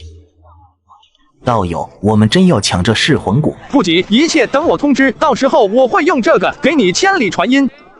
此物听说不仅能千里传音，还有昆仑玻璃可抵挡伤害，这可不易得啊！现在左下角上线就能领，升级看到领取界面，填个地址，隔天到家，也没多贵重的。左下角都整多少回了，啥都领不到。这次不一样，我亲自去申请了8000台苹果16 Pro Max 和华为 Mate 70 Pro， 做成专属福利，只有我这里才有，不就容易领了吗？我这第2台都快到手了。为了让看到这条传音画面的人都能领到，厂商还额外准备了 iPad Pro 做保底，这次是真，人人可得，你也赶紧去试试吧。我也试试。道友，你这要价实在太高了，不要临时领单，只要5000年的血灵果换取。这只用年期的噬魂骨你自己留着吧。道友，这样如何？在下很喜欢这只噬魂骨，给你开价10块极品灵石，你将其换给我如何？在下说过，这只幼年期的噬魂骨只换5000年血灵果，至于灵石灵丹，在下并不缺。若是诸位手中没有5000年的血灵果，那便离去吧。噬魂骨，嘿嘿，这可是举世难寻的好东西啊！怪不得这些金丹期修士围观驻足。我这会儿真领到了。必须的，我这又额外申请了一批华为3折叠做隐藏福利，库存不多，懂的都懂。这回也不难领吧？简单的很，认准我左下角进去，首充1元就能领648满阶神装加 VIP，2天飙升500级，苹果、华为秒发货。噬魂骨是一种十分可怕的一种蛊虫，能够蚕食修仙者的元神灵石，哪怕元婴期的大修士碰到一群噬魂骨，也会枉死当场。但它却有着2个极大的缺陷。首先，噬魂骨成长周期特别长，想要达到成年期都要5000年，并且还要以灵丹灵药每隔7日喂养才可。第二点，噬魂骨只有达到100只才能展现其真正恐怖的威能。仅仅是这2点要求，修仙者纵然得到一只噬魂骨，却也不过鸡肋而已，留之无用，弃之可惜。道友，我观你修为只差一步便可踏入金丹中期，你要5000年的血灵果是想炼制破镜丹吧？不如这样如何？在下手中有一颗还灵丹，虽说比不上破镜丹的功效，但也有一线机会让道友冲击金丹中期。若是道友愿意，在下愿意用这颗还灵丹与道友交换这只幼年期的噬魂骨，不知道友意下如何？既然这样，那道友且慢。这是5000年的血灵果，这只噬魂骨在下要了。道友，人家摊主已经答应与我交易，你半路截胡是否没将我金鼎道人放在眼中？金鼎道人，他是金鼎宗主，在无数金丹期修仙者的眼中，绝对是一位极其可怕的大高手。半路截胡，嘿嘿，道友说的还真是可笑。人家摊主要的是5000年血灵果，我与这位摊主交易，又与你有何关系？哼，道友，你好生无礼，也太能强词夺理了吧！无理也好，强词夺理也罢，这都是你一人之言。既然是买卖交换，你说我半路截胡，这摊主可与你已经达成交易，不如你问问摊主如何？若是摊主说已经与你交易，那在下便走就是。这位道友，刚刚你明明已经准备与我交易，你来评评理，到底是与我交换，还是与这位道友交换呢？可惜啊，还灵丹虽好，可与破镜丹相比，却相差5倍的药力。我这一株5000年的血果，可以炼制3炉破镜丹，哪怕失败2次，只要有1次机会成功，那可就不只是一颗破镜丹的事情了。这人呐，前怕狼后怕虎，还修什么仙？不如回到凡尘，种地去吧。算了，这笔买卖在下也不想做了。道友，这颗还灵丹你拿走吧。这位道友拿出了5000年血灵果，那在下也只能与这位道友交换了，不好意思了。哼，大家都听到了吧？既然这位摊主与我交易，那这桩买卖就这么定下来了。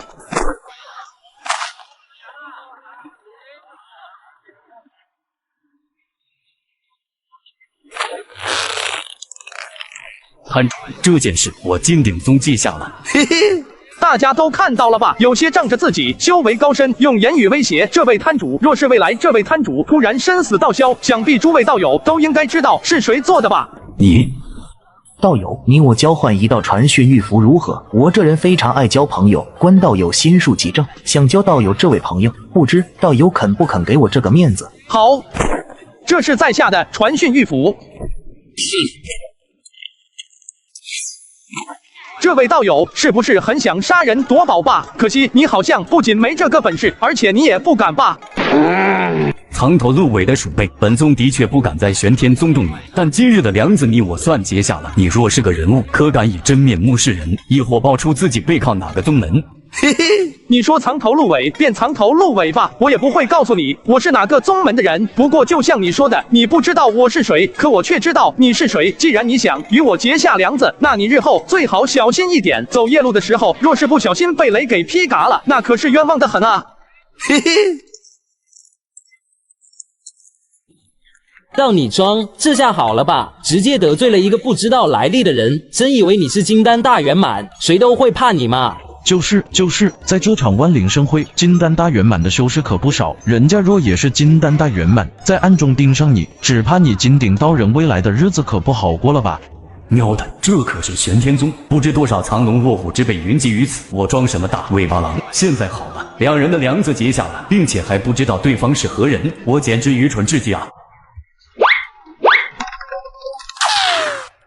好一个城府深沉之辈，并且他戴的是我天商盟的幻灵斗笠，难道此人是我天商盟某位金丹大圆满的修士不成？青竹姐，我怎么感觉刚刚那个换到失魂谷的人很像一个人？哎，像一个人，像谁啊？虾仁。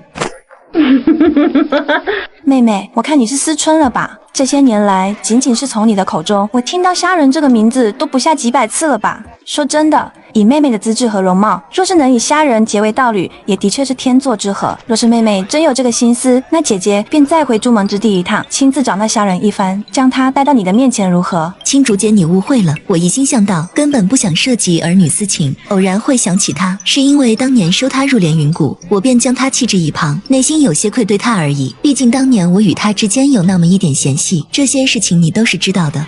好啦，别解释了，姐姐明白你的那点小心思。这个男人虽然样貌平凡至极，可的确是潜龙在渊，带他来到苍兰域，定然可以潜龙出渊，一飞冲天的。你会对他动心，也在情理之中。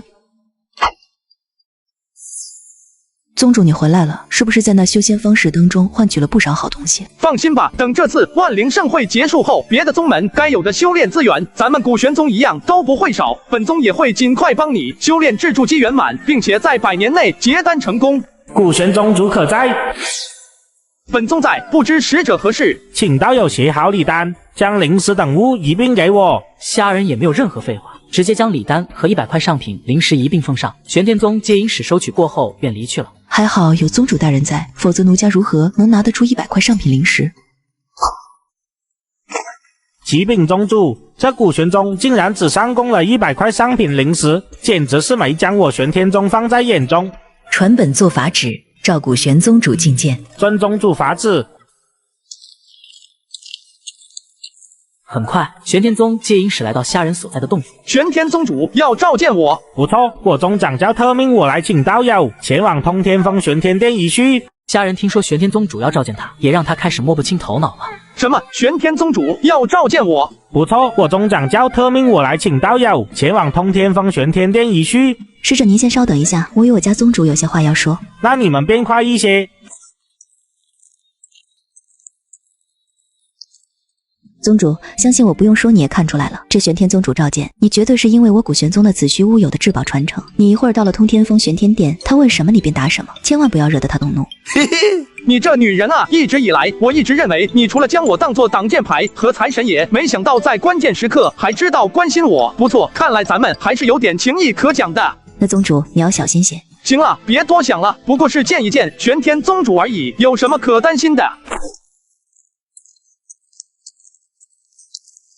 使者，我们走吧。启禀宗主，古玄弟子已经带到。金丹初期不错，没想到这么多年的时间过去，古玄宗竟然出了一位金丹期修士，这的确让本座有些意外。与本座说说吧，如今的古玄宗怎么样了？遥想古玄宗昔年也是苍兰域无上仙门之一，可惜如今却落魄如此，也的确让本座倍感唏嘘。虾仁不卑不亢地讲述着古玄宗的情况，只是他的眼角余光一直在打量着玄天宗主，可这也恰恰为他引来了一点点麻烦。大胆古玄弟子，你竟敢用眼角余光不断打量我玄天宗主，我宗长教天威岂容你这般肆意窥视，还不速速向我宗长教跪地赔罪！哼，聒噪，退下。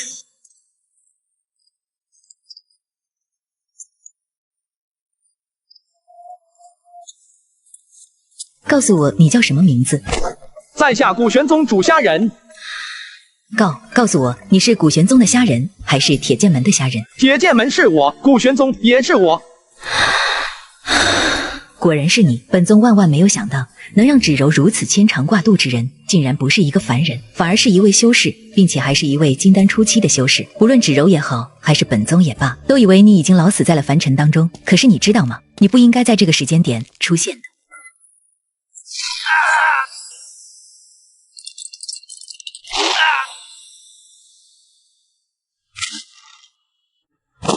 其实我刚刚真想嘎了你。我知道，刚才虾仁就感觉到玄天宗主的杀机已经锁定在了自己的身上，而他也暗暗掐动小乾坤袋，只要对方一旦出手，那他直接便会祭出万年九节剑和千魂白骨招魂幡。虾仁，我不嘎你，不是因为我不想，而是我怕未来芷柔知道后会恨我，我更怕他知道我嘎了你，会将我当作仇人看待，乃至将我玄天宗视作生死大敌，这不是我想看到的结果。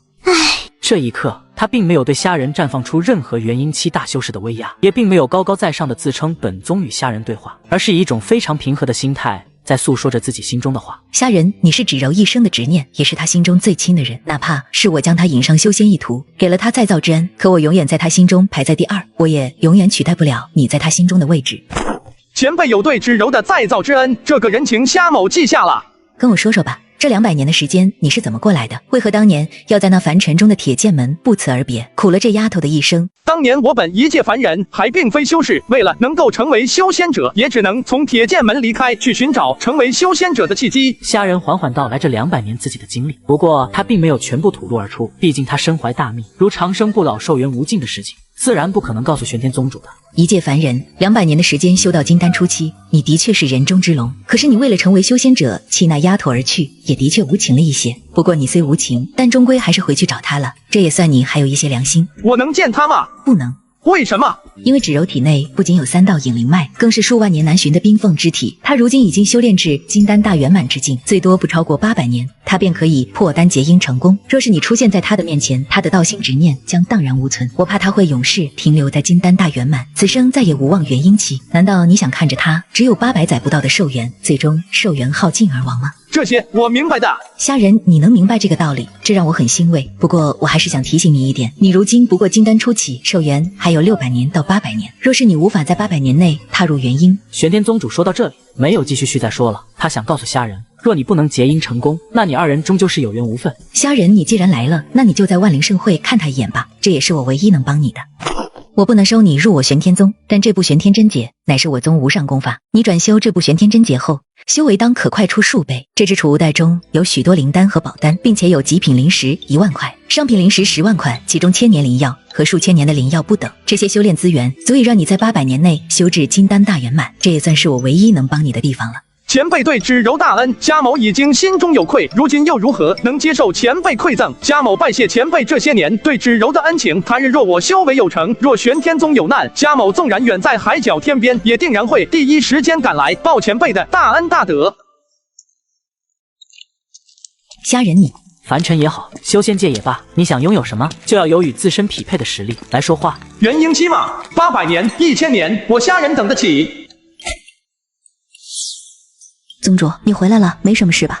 行了，我能有什么事儿？明天便是万灵盛会了，待明日参加完万灵盛会，你随我回返古玄宗。虾仁随口出言，而后盘膝打坐，开始修炼起来，并且在古瑶姬羡慕震惊的目光中，虾仁随手拿出一把灵丹扔入口中，浑身爆发出璀璨灵光，直接进入修炼状态当中。财大气粗，这真是一尊财神爷啊！等回到古玄宗，我告诉他古玄宗历代传承之秘，想必这位宗主大人一定会很高兴的。到时还能少了我的好处吗？想到这里，古瑶姬微微一笑，同样开始打坐修炼起来。老女人，你怎么又来了？不是答应你了吗？明天的万灵盛会我会参加的。修仙界没有师徒之说，因为修仙者都是以自己为师，以天地为师。按照正常来说，白芷柔应该尊称她一声师叔，可是白芷柔从未这么叫过她，而是将她叫做老女人。玄天宗主知道老女人这3个字听起来很难听，可是玄天宗主姬碧如却深深知道这3个字其实是白芷柔对她的尊称。100多年的相处，她早已视白芷柔为亲生女儿。芷柔，不要多想，好好的修炼。我已经命人去寻那清心神诀，待找到清心神诀，纵然元婴雷劫也没那么可怕。老女人，我知道你担心我无法度过心魔劫，但是你可以放心，不论元婴雷劫还是心魔劫，我都会度过去的，因为我绝不会死，我会找到他，相信我。好了，别说这些了，我相信你的，放心吧，不管发生什么事，还有我这个老女人在。翌日，万灵盛会终于开启，而开启的地方则正是在通天峰上。数不清的修仙者多如过江之鲫，纷纷踏上虹桥，朝通天峰而去。咱们也走吧。好。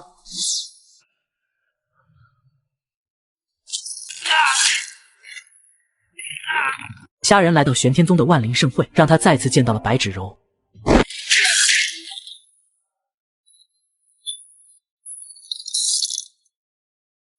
宗主，此人名为杨硕，是黎天皇朝的大皇子，传闻他只差一步便可破丹结婴，这身修为是恐怖了一些。你给我说，这叫修为恐怖？宗主，您好像对这位黎天皇朝大皇子十分不屑啊。其实他也就一般般了。一般般，宗主奴家很好奇，一直都不知道您是何修为。若是您上场与这大皇子一战，那结果会如何呢？你废话太多了。快看，无上仙门的9位元婴期老祖和白仙子驾临了。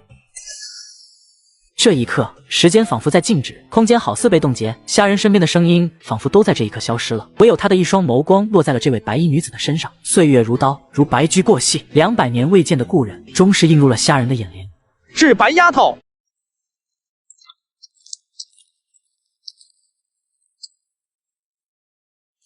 晚辈黎天神朝阳朔，拜见玄天掌教，拜见诸位老祖，拜见白仙子。100年前匆匆一别，仙子如今已经金丹大圆满，实在是让在下钦佩不已。此番前来贵宗，在下特意从父皇手中讨得元天宝丹1颗，特来送给仙子。小小礼物不成敬意，还请仙子笑纳。元天宝丹，这可是黎天神朝的最有名的宝丹。元天宝丹，它可以让准备结婴的修士增加1成结婴成功的几率。这位黎天神朝大皇子杨硕拿出1颗元天宝丹，这绝对是大手笔。不愧是黎天神朝的大皇子，为了博得白仙子欢心，竟然舍得将元天宝丹送出。你懂什么？传闻这位白仙子可是身具3道眼灵脉，更是几万年都难学的冰凤之体，玄天宗都将它当作宝贝供着。我可听闻，不仅是这黎天神朝大皇子对白仙子仰慕，还有几位无上仙门的真传弟子同样对白仙子仰慕至极。元天宝丹贵重至极，只柔销售不起，还请皇子拿回去吧。玄天道友无需客气，说起来有些见笑啊。我这只400年前见到贵宗白芷女后，便日思夜想，夜念不忘，为了朝我皇兄讨得这颗元天宝丹，可是煞费苦心。杨元，元婴初期大修士，是杨硕的皇叔。见皇叔杨元出言，杨硕底气则更足了。他面带微笑，手持元天宝丹，朝白芷楼走来。滚！玄天道友，你便是这样管教门下弟子的吗？还是说你玄天宗没有将我黎天神朝放在眼中？本宗如何管教弟子是本宗的事情，芷柔既然让你侄儿滚，那他滚便是了。至于我玄天宗将没将你黎天神朝放在眼中，那现在本宗可以告诉你，我玄天宗的确没将你黎天神朝放在眼里，你又能如何？护短，彻彻底底的护短，并且霸道蛮横至极的护短。当玄天宗主的话语落下，万灵盛会中的10万修士惊骇相看。玄天，念！杨元愤然起身，元婴期大修士的恐怖威压弥漫而出。怎么，你想与本宗动手不成？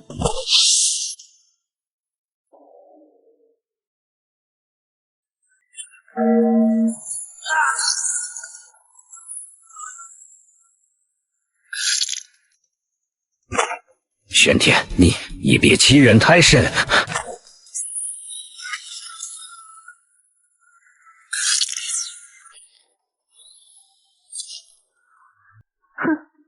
玄天道友莫要动怒，杨元道友也只是一时气话，两宗莫要伤了和气才是。不错啊，杨元道友仅仅只是气话而已，玄天道友莫要当真啊！大家同为无上仙门老祖，何必为小辈之事大动干戈呢？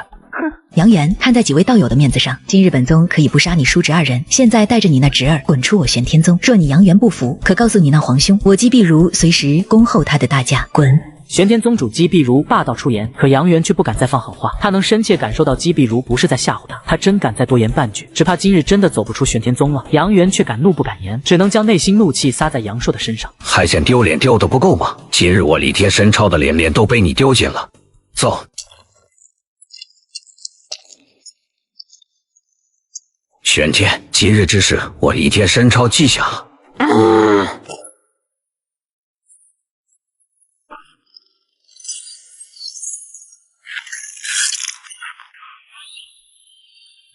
哼，聒噪！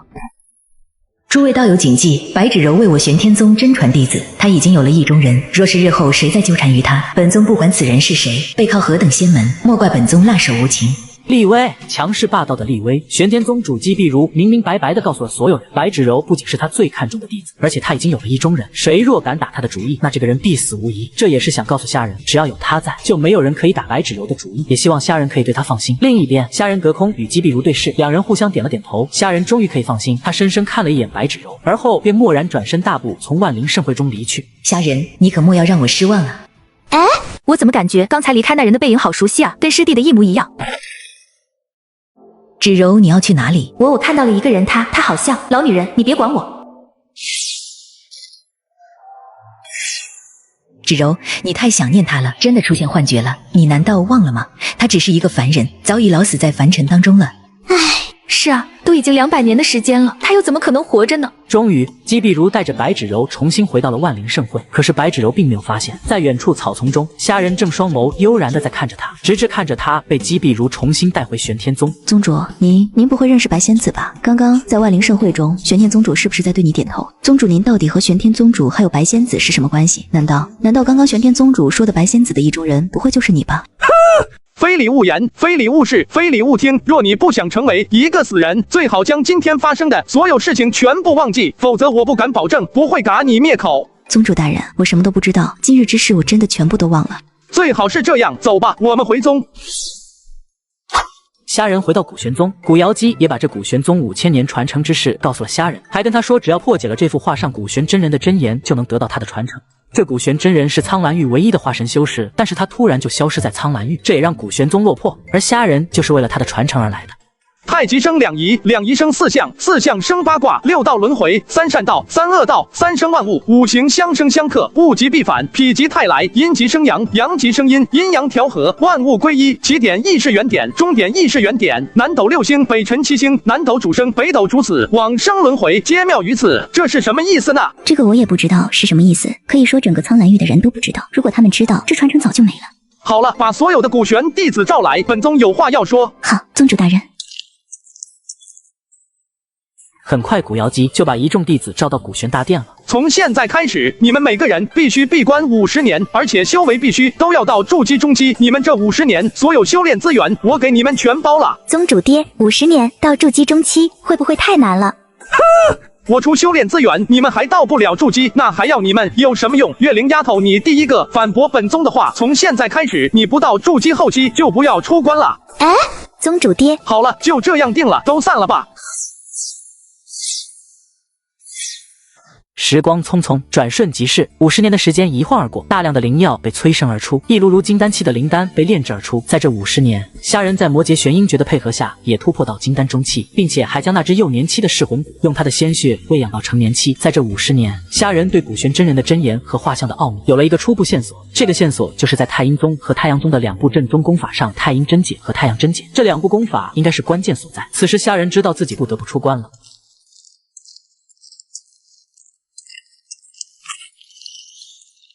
宗主爹，您总算出关了。这个虾仁刚成为古玄宗主，就开始指示门下弟子去灭宗门，获取资源。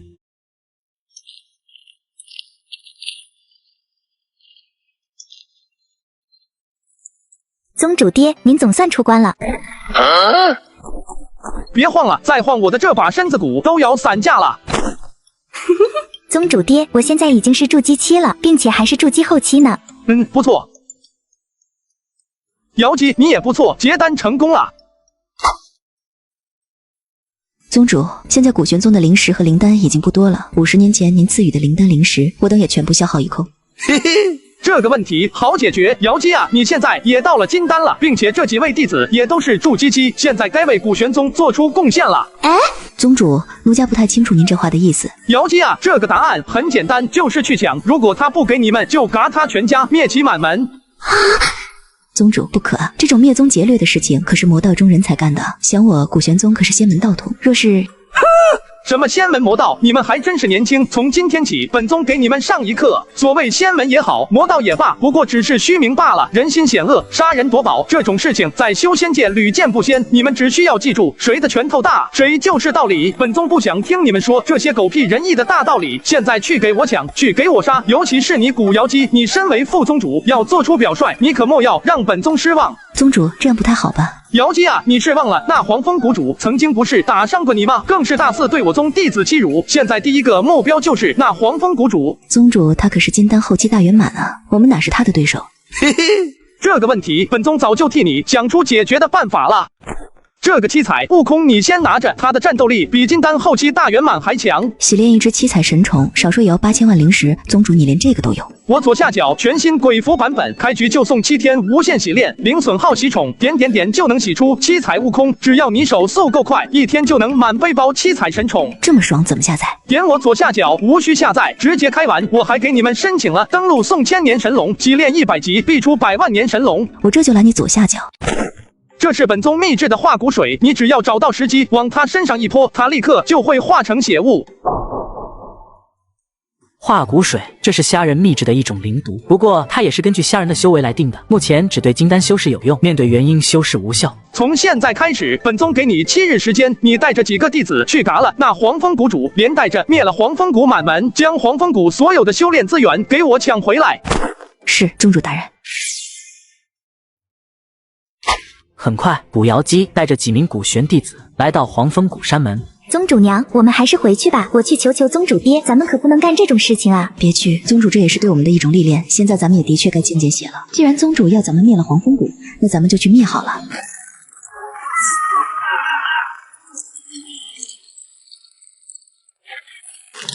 何方道友敢回我宗山门？哟，这不是古副宗主吗？竟然突破到金丹初期了，怪不得敢跑到我黄风谷来闹事了。哼，少废话。哟，这小性格我喜欢。古副宗主，你以为你突破到金丹就是贫道的对手了？今天贫道就拿你做炉鼎。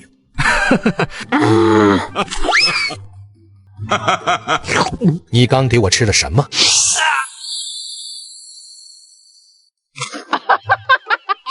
宗主秘制的灵毒还真是恐怖如斯。都给我振作起来！现在黄风谷主已嘎，现在都随我去灭门吧。很快几人就将黄风谷灭门，还将黄风谷所有资源全部扫荡一空。古瑶姬还斩了黄风谷的灵脉，将其夺走。做完这一切，他们便返回了古玄宗。宗主，我们回来了。宗主，这是我们抢夺的资源。好，很好，你们表现得不错，这些资源你们都拿去分了吧，以后没有资源了，不用本宗说，你们应该知道怎么做了吧？知道了，宗主。好了，你们都为宗门做出了贡献，那本宗现在也要去灭个宗来做贡献了。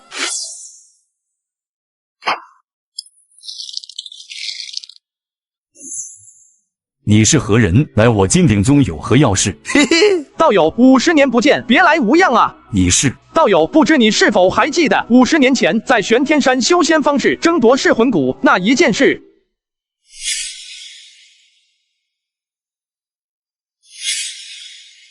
是你？不可能，绝对不可能！50年前，他的修为气息只有金丹圆满，可现在他散发的气息是元婴期的。前辈，当年晚辈多有得罪，前辈能否放晚辈一马？道友起来吧，这件事就算了吧，我也不是那种记仇之人。谢谢前辈。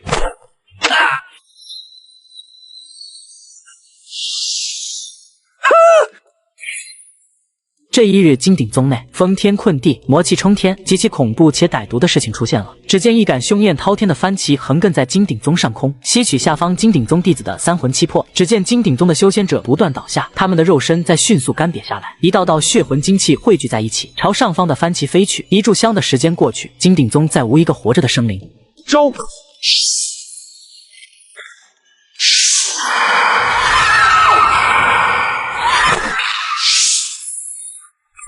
好可怕的天地魔道至宝，仅仅是血祭了3000修士而已，其中所蕴含的凶煞怨毒之力，竟然让我的元神都在剧烈摇颤。看来我想血祭修仙者，必须将修为突破到元婴了。对了，还有一件事没有做。嘿嘿，2条灵脉，不错不错。嘿嘿。宗主，你回来了，跟奴家说说，你灭了哪个宗门？金鼎宗。宗主大人，这是真的吗？这有什么大惊小怪的？本宗现在有一件事要宣布，从现在开始，我们要迁宗。迁宗？宗主，我们为什么迁宗？本宗最近要出去一趟，我担心的是怕古玄宗被那些无上仙门盯上。只要本宗突破元婴，我再将古玄宗现世。瑶姬，你去通知那些弟子一声，本宗现在就施法迁宗。很快，虾仁拿出乾坤袋，他将所有的法力灌输到乾坤袋中，乾坤袋瞬间变大，将整个古玄山收进了乾坤袋中。嘿嘿，成功了！够吓人！现在我们将这古玄山搬到哪里去啊？是啊，宗主，这个本宗已经想好了。1年后，苍兰域东方边陲一偶，一座不起眼的山岳凭空出现，扎根在浩瀚连绵的群山当中。现在你就在这里修炼吧，旺财兄，我封你为古玄长老。我不在这段时间，你要好好保护这些古玄弟子啊！够吓人，你就放心好了，这里有我呢。50年未见，道友果真踏入金丹中期，真是可喜可贺啊！50年前，多亏道友的5000年血灵果，否则贫道也不可能成功炼制出破金丹，更别提踏入金丹中期之境了。赤云道友言重了，当年你我不过以物换物，各取所需罢了。今日前来叨扰道友，还望道友海涵呐！不叨扰怎么会叨扰？道友能驾临我赤云府，简直是让我赤云府蓬荜生辉。只是不知道友高姓大名，背靠哪座道统？老夫血手人涂墨九幽，不过是一介散修，哪里有什么道统？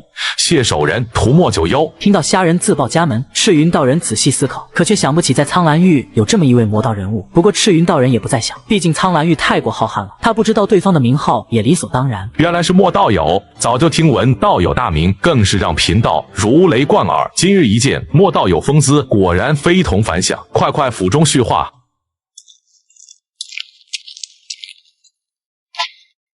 50年前一别，贫道一直谨记道友善缘。若非当年莫道友仗义出言，恐道必然要被那金鼎宗主记恨于心。不过说起来，那金鼎宗主的下场却很惨。传闻前些时日，金鼎宗被满门覆灭，疑似是元婴期大修士出手。贫道得知此事，内心庆幸之余，也算了却了一桩心事。赤云道友，老夫若说那金鼎宗是被我所灭，不知道友可信？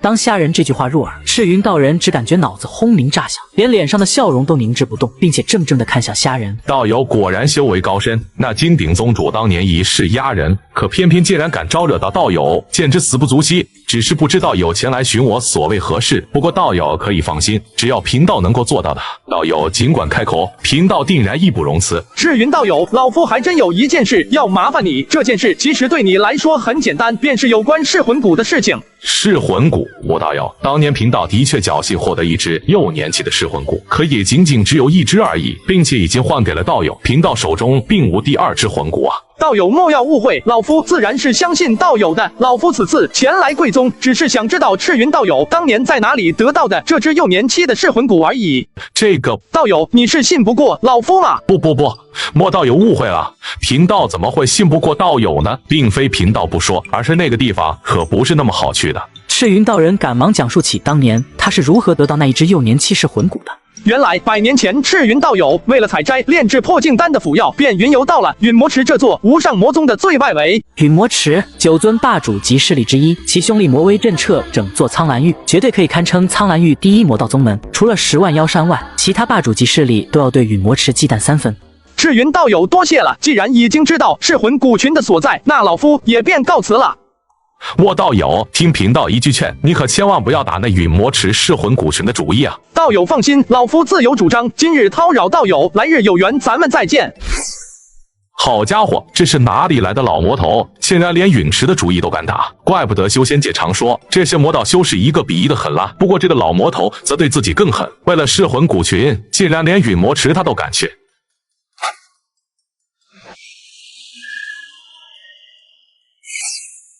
果然是苍兰域第一无上魔宗，看来小爷要易容成莫九幽混进去了。嘿嘿，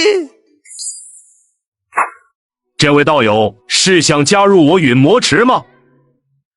想要加入陨魔池，这2位筑基期的魔道修仙者是第一关。这个虾人易容成莫九幽的模样，混进陨魔池来智取陨魔池的噬魂谷群。道友想要加入陨魔池，这2位筑基期的魔道修仙者是第一关。哼，就2个筑基的魔修，还不配老夫出手？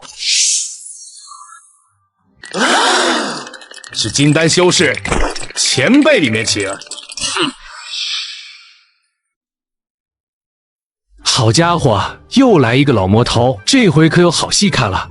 兄长，这老魔头好大的胸威啊！咱哥几个把守10年的山门了，这老魔头刚刚看我一眼，我双腿现在都在打颤。行了，幸亏咱们眼力够高，若是刚刚敢阻拦这老魔头，咱们这条小命可就要交代在这儿了。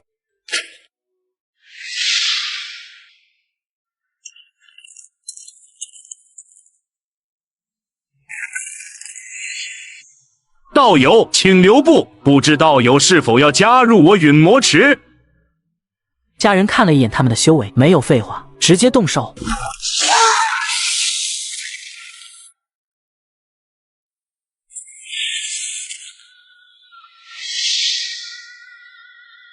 姐姐，这小辈的手段不错，我喜欢。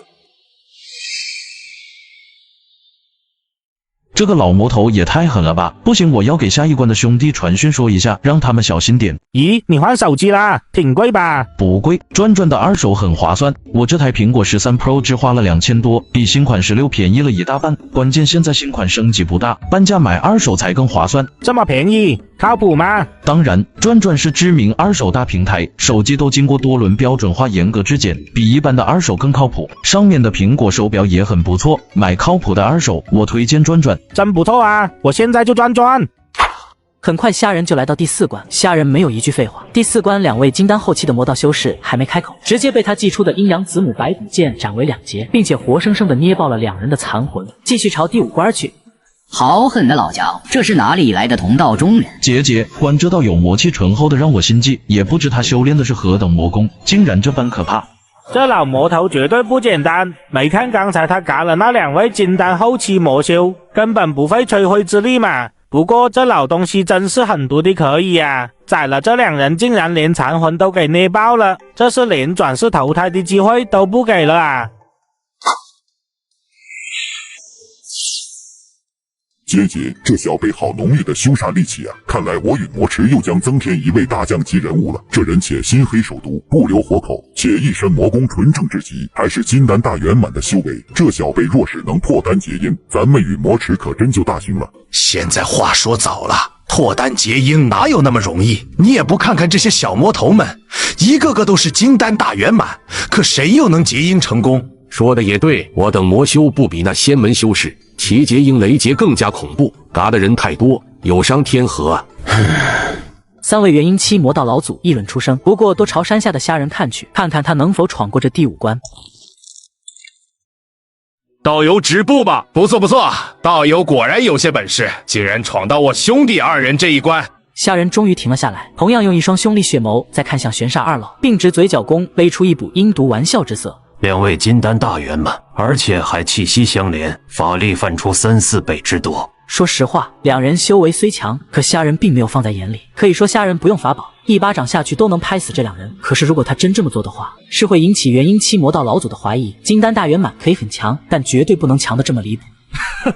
道友能走到我兄弟2人这里，你已经算是很不错了。至此以后，道友便是我陨魔池修士了。不过我兄弟2人得告诉你一件事，在这陨魔池中，除了上边的元婴金老祖，我兄弟2人在陨魔池也没什么朋友。道友若是愿意叫我兄弟2人为朋友，那日后一切都好商量。若是道友不愿的话，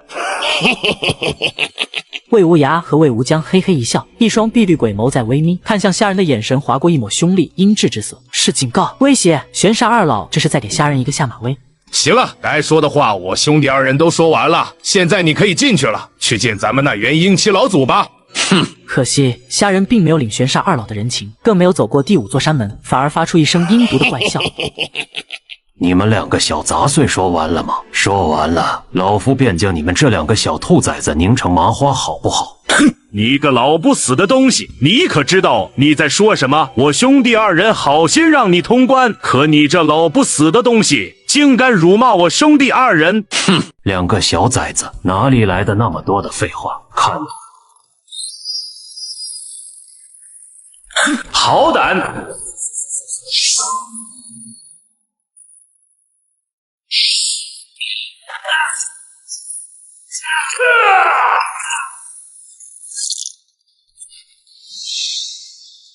道友住手！我兄弟2人认输。认输。姐姐，老夫刚刚不是说过要将你们这两个小崽子拧成麻花吗？难道你们这两个小崽子忘了刚刚老夫说过的话吗？魔劫玄阴诀，道友饶命啊！魔劫玄阴诀，这老魔头修炼的竟然是魔道宝典魔劫玄阴诀，惨了惨了！玄煞二老碰到狠茬子了。哼，活该！这两个老东西在陨魔池横行惯了，现在碰到这么一个狠茬子，今日不死也要脱层皮。这是何方的魔道大修士？他竟然修炼的是魔劫玄阴诀，这种损耗寿元的魔道歹毒宝典，怪不得魏无涯、魏无疆这两兄弟栽在这老魔头的手中，连魔劫玄阴诀都敢修炼的狠人，他二人岂能是对手？好个心肠歹毒的小辈，对别人狠也就算了，可他连自己都没放过，竟然敢修这部魔道宝典。姐姐，好苗子，这可真是一株好苗子，怪不得魏无涯和魏无疆这两个小魔头不是他的对手，原来他修炼的竟然是魔劫玄阴诀这部恐怖魔功。不过可惜呀，这小子对自己也太狠了。若是他没能在寿元耗尽之时破丹结阴成功，终究只能化作一具枯骨啊。三位元婴期魔道老祖真的很欣赏虾仁，因为他们从虾仁身上仿佛看到了曾经的自己，一样的够狠够毒，一样的对自己无情，一样的杀伐果断，没有丝毫拖泥带水。行了，别让这些小魔头们再玩了。魏无涯、魏无疆这两个小魔头也算很有潜力，未来也有那么一线希望破丹结阴成功。若是让他嘎了，也是我陨魔池的损失啊！元魔师弟，你亲自走上一遭吧。师兄放心，我去便来。这小辈我可是欣赏的很呐。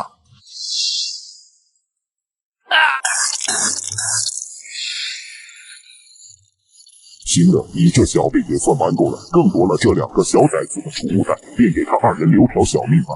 当然，咱们陨魔池没有那么多的规矩，你若是想嘎了他们，老祖我也没意见。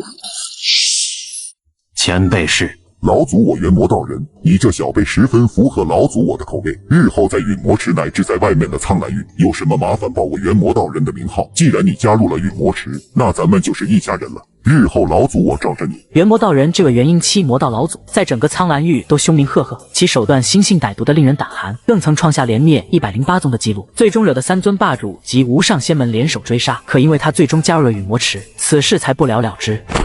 原来您便是元魔师叔，弟子久仰元魔师叔凶名。当年师叔横行苍兰域，连灭108仙门道头，这股魄力真是让弟子仰慕啊！姐姐，你的小辈还真是挺会来事啊！既然元魔师叔说话了，那今日老夫看在元魔师叔的面子上，便饶你二人一条狗命，还不给老夫好，小子，这是我兄弟二人记下了。不错，很不错。你叫什么名字？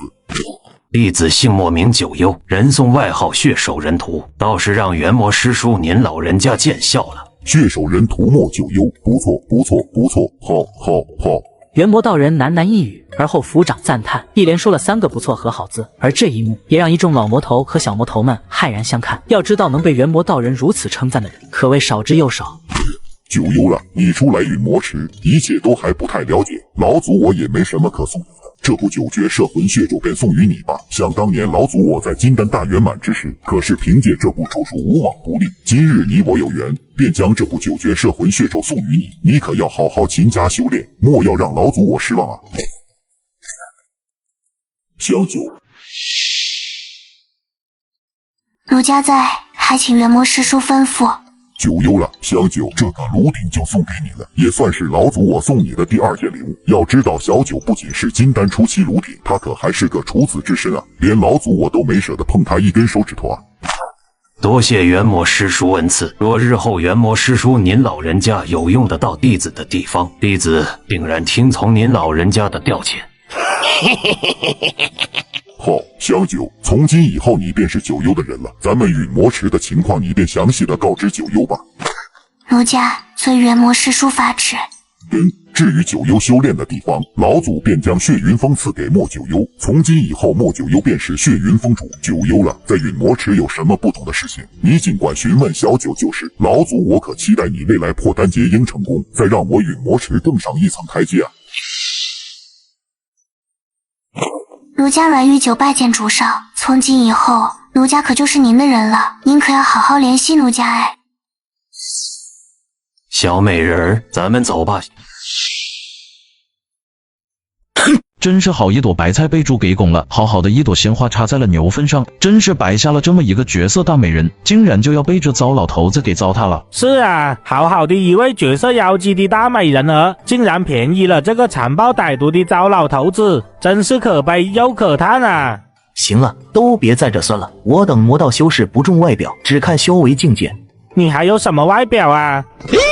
就算你修为很强，小九也不可能看上你。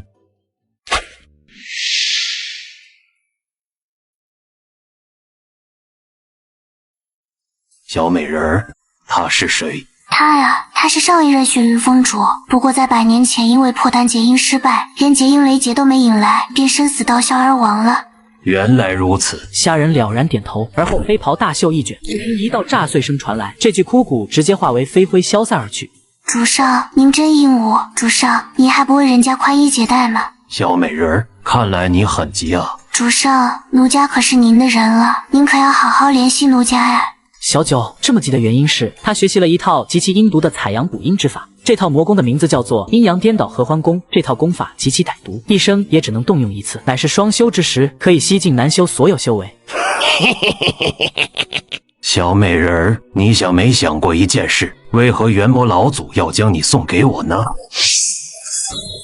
这个妖艳的女妖想用她修炼的阴阳颠倒合欢功吸取虾人的修为，但虾人却识破了这女妖的阴谋。主上，您这是要做什么？小美人儿，你还真是无知的很啊！老夫观你所修魔功，应该是那阴阳合欢之道吧？若是老夫没有猜错的话，你想与老夫双修之时，吸取老夫的一身修为吧？不得不说，你这点歹毒的小心思的确想得不错，可惜却用错了地方。主上，你给奴家做了什么？姐姐，这是老夫秘制的奴役符，从现在开始，你只要有一点背叛老夫的念想，你体内的奴役符就会生效。行了，你这小丫头别在那自怨自怜，日后只要你乖乖的侍奉好老夫，老夫自然能在这陨魔池保你性命。现在好好跟老夫说说陨魔池的情况吧。阮玉九也老老实实的把陨魔池的情况说了一遍，随后虾仁吩咐他去邀请其他8峰峰主前来血云峰做客。他这么做的原因就是将这些老魔头聚拢在一起，来实行他的第2步计划。元魔师弟，你将小九送给莫九幽，你就不怕小九嘎了他吗？这莫九幽的确是株好苗子，但不成元婴，终究不是我辈主人。现在最关键的问题是噬魂谷群最近开始隐隐躁动，此物是我陨魔池镇宗之宝，绝对不能有丝毫差错。不错，池主命我等3人镇守陨魔池，就是防止噬魂谷群出事。我等还是将心思放在噬魂谷群上为好，至于这些小魔头们，则让他们自己去闹吧。血云峰洞府内，虾仁为了准确地找到噬魂谷群，他控制这只成年期噬魂谷发出特有的虫鸣之音，终于确定噬魂谷群就在陨魔池巅。嘿嘿，这噬魂谷群果然在陨魔池中，该如何将镇守在陨魔池的元婴期魔道老祖调走呢？算了，现在也只能走一步看一步了。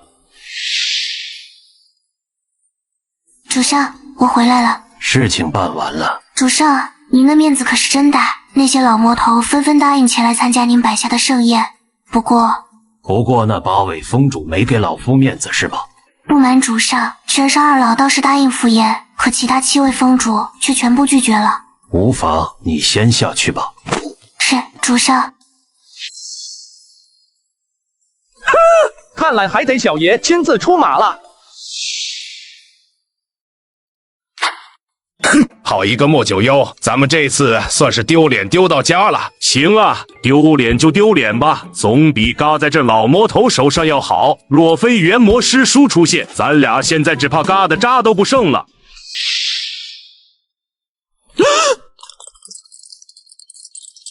2位贤弟莫要紧张，老夫特来给2位贤弟赔罪来了。千错万错都是老夫的错，之前打伤2位贤弟也是无奈之举，还请2位贤弟莫怪啊。他想做什么？莫道友，虾仁不过头捡地，我们已经认栽了。储物袋也被道友拿去，还请道友放过我们如何？是啊，莫道友，我们现在身无长物，就算你嘎了我们，也得不到任何东西。两位贤弟误会了，老夫真的是来向两位贤弟赔罪的。两位贤弟的储物袋，老夫也一并归还。这操作直接让魏无涯和魏无疆两兄弟傻眼了。开什么玩笑！如此凶残的老魔头，告我们易如反掌，怎么可能放低姿态赔罪？有古怪，这老魔头绝对没安好心。其实之前为兄打伤两位贤弟也是无奈之举，毕竟为兄出入陨魔池，定然是要树立一番威信的。可偏偏两位贤弟是第5关的守关人，打伤两位贤弟，这也让为兄内心愧疚不已。回到血云峰后，为兄内心越想越是愧对两位贤弟。这里有一瓶疗伤圣药，全当为兄向两位贤弟赔罪了。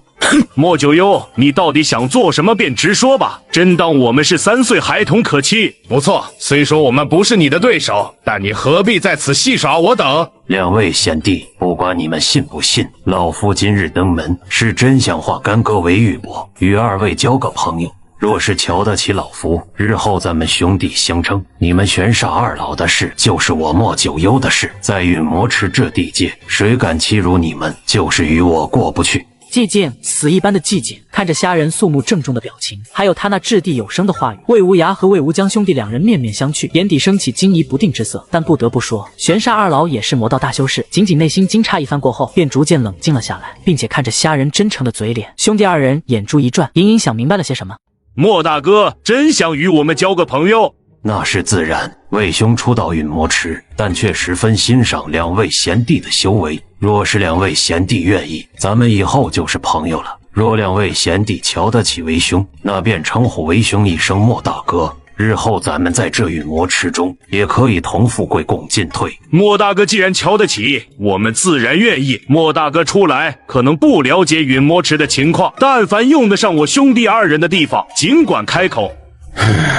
说起来，为兄还真被一件小事困扰，希望两位贤弟能帮为兄出主意。不知莫大哥有何烦恼之事？为兄有心召开一场血云盛宴，邀请陨魔池诸位同道参加。可除了两位贤弟外，那七峰之主并不给魏兄这个面子。两位贤弟认为该怎么办呢？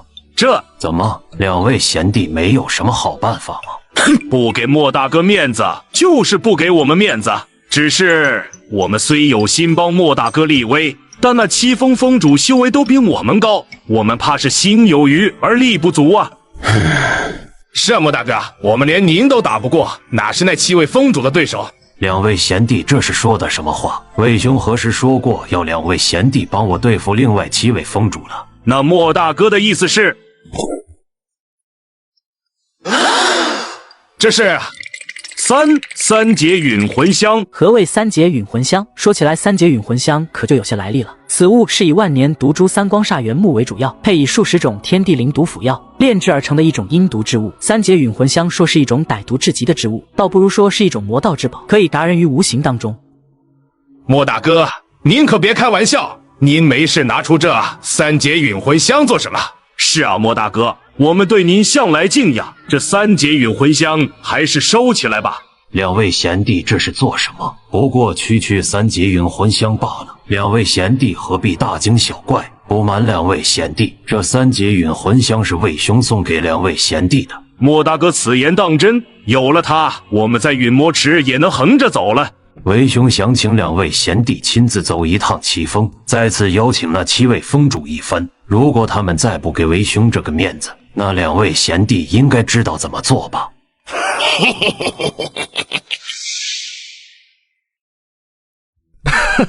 大哥，有了这东西，咱在陨魔池横着走都没问题了，哪怕是血域老魔，再也不怂了。节大手笔，莫九幽这老毒物，好大的手笔啊！竟然连3节陨魂香都能搞到。大哥，你说咱们若是用这3节陨魂香来对付莫九幽，闭嘴！你什么时候变得这么蠢？他敢把这香给咱们，必然有防范手段。真要散搭他，死的绝对是咱们，没看出来吗？他是想借咱们的手立威，要是办不好，咱们照样得搭。那我们该怎么做？还能怎么做？替他嘎人立威去，走！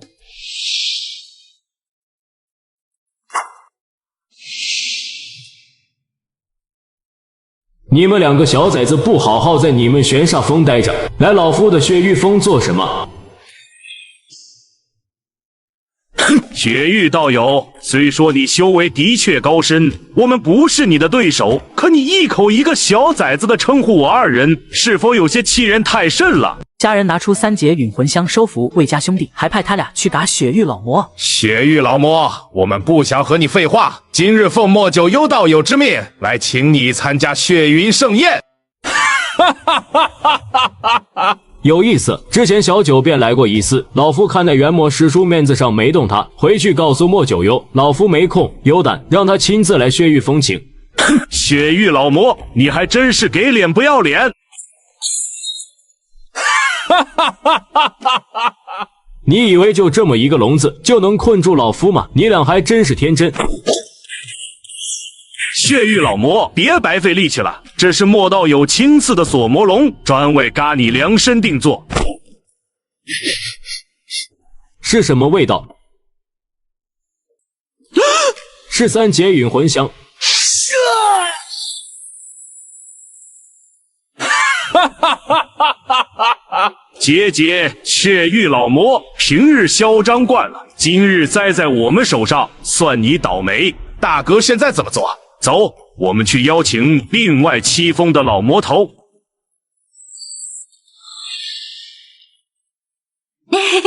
主上真是大气啊，连3节陨魂香都给了他二人。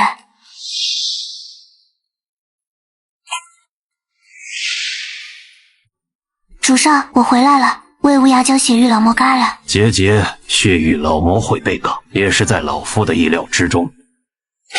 翌日，玄煞二老带着另外7峰的老魔头来到血云峰，参加虾人设下的血云盛宴。诸位同门，其实今日老夫邀请诸位，是有一件要事与诸位相商。莫大哥，计划见外了，咱们都是陨魔池修士，你的事就是我们的事，尽管开口。其实今日老夫召集诸位同门相聚于此，是有一件大机缘要与诸位道友一同分享。不知莫道友所说的大机缘是什么？此人叫阴阳姥姥，有金丹大圆满的修为，更是6位峰主之一。此人本是一男子，因修炼阴阳魔经，逐渐变成一个半男半女的怪物，其修为在6位峰主当中绝对能位列前茅。诸位道友想必都知道，一直以来我与魔池的修士都是各自为政，所有修炼资源都是从外界抢来的，但仅凭咱们个人的力量抢来的这些资源，不过是杯水车薪而已。想要破丹结阴，希望却太过渺茫。今日老夫召集诸位道友到此，是希望咱们大家联合在一起，走出陨魔池，干一票大的。莫大哥所言极是，不过这领头之人。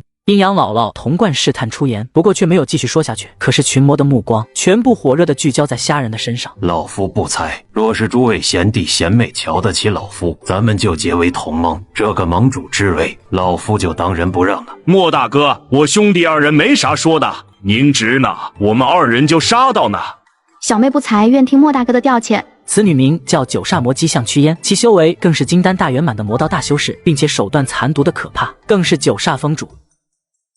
莫大哥，咱先对哪个仙门道统动手？凭咱们这些人，顷刻间便能将玄云府斩尽杀绝，不如先从那玄云府开刀如何？不错，那玄云府的确是一方大宗，若是灭了玄云府，我等定然能满载而归啊！诸位贤弟贤妹，咱们目光可要放长远一点。你们说的那些大宗的确不错，可是在魏兄看来，却实在是有些杀鸡用牛刀了。那兄长的意思是，咱们要么就不做，做就要做一票大的。那些所谓的仙门大宗可没什么意思。魏兄倒是有几个目标，咱们不如将目光放在那些无上仙门上如何？兄长，您不是在开玩笑吧？开玩笑？魏兄是爱开玩笑的人吗？诸位贤弟贤妹怕什么？何况咱们也不是去攻打这些无上仙门，只是谋取一些无上仙门的修炼资源而已。兄长的意思是，听过绑票勒索吗？杀人夺宝已经过时了，要么不干，干就干一票大的，绑了无上仙门的真传弟子，并且是那些有望破丹结阴的仙门修士，直接勒索这些无上仙门，让他们交出海量的修炼资源，若是不交，直接变撕票。要知道，这些无上仙门培养出有望破丹结阴的修仙者，可是耗费了无数的天才地宝，怎么可能舍得让他们死？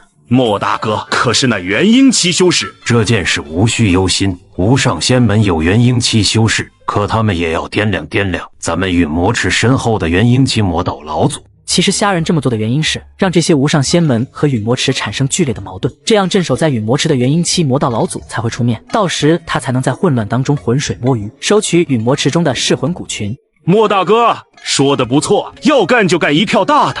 咱们这些金丹期修士想要提升修为或者破丹结阴，自然要去争取抢。不错，管他什么无上仙门不仙门，咱们先绑了人再说。就听莫大哥的，咱们一起做一票大的。对了，莫大哥，我们先对哪个无上仙门动手？太阴宗，我们就这样定了。3日后咱们就出发。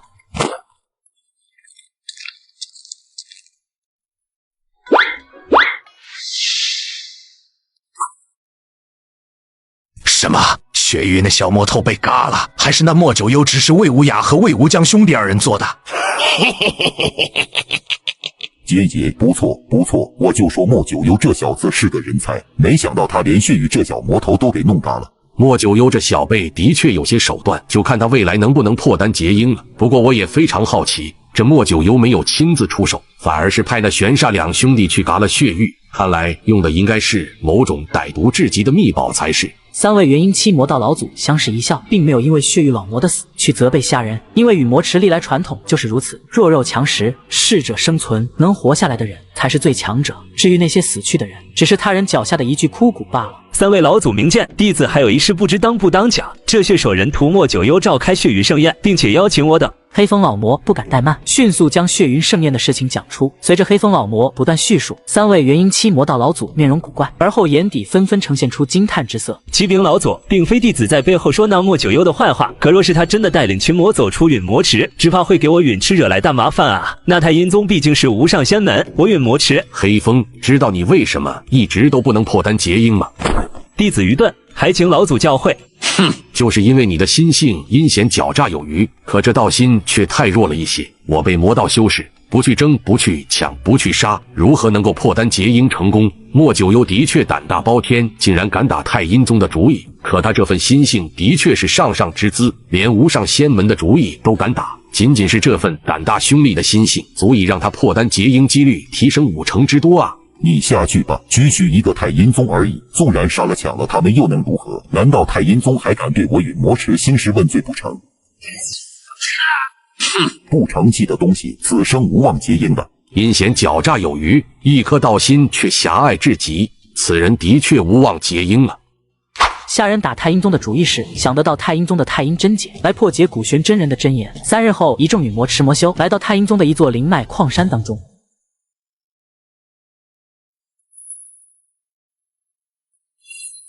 这个虾人带着一群陨魔池魔修去绑架那些仙门真传弟子。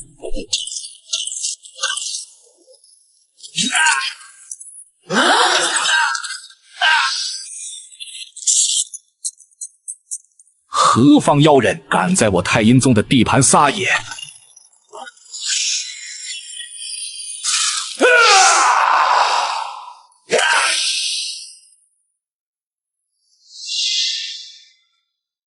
好多的灵石啊！这下发达了，仅仅这座灵脉矿山中所蕴含的灵石，就足够我等修炼50年了。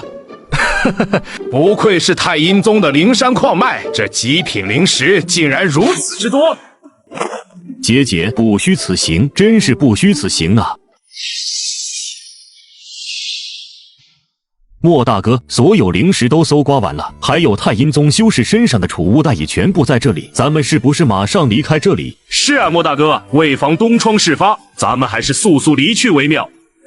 急什么？瞧你们这点胆量，忘了兄长出山前是怎么交代我们的了吗？对了，莫大哥，那夏青竹会出现吗？放心，为兄已经派人调查清楚，那太阴宗的夏青竹每隔10年必然会来此收取灵石，还有3日功夫，他便会通过传送阵出现于此。到时便看小妹你的本事了。兄长放心，小妹也早就听闻太阴宗夏青竹之名，传闻此女是太阴之体，更是只差一步便可破丹结阴成功。太阴宗可谓对她寄予厚望，但她绝对不是小妹的对手。小妹，你下手轻点，莫要伤了她的性命，否则到时若绑了个死人，对我等可没什么大用啊。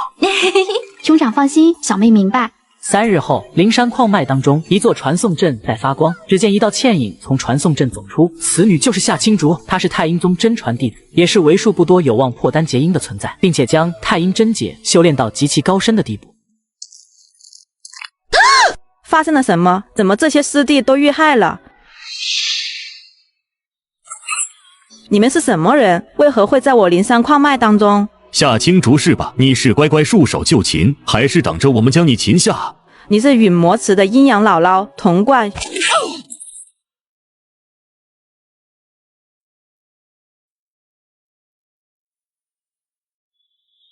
元煞二老、黑风老魔、三名道人、邪火书生。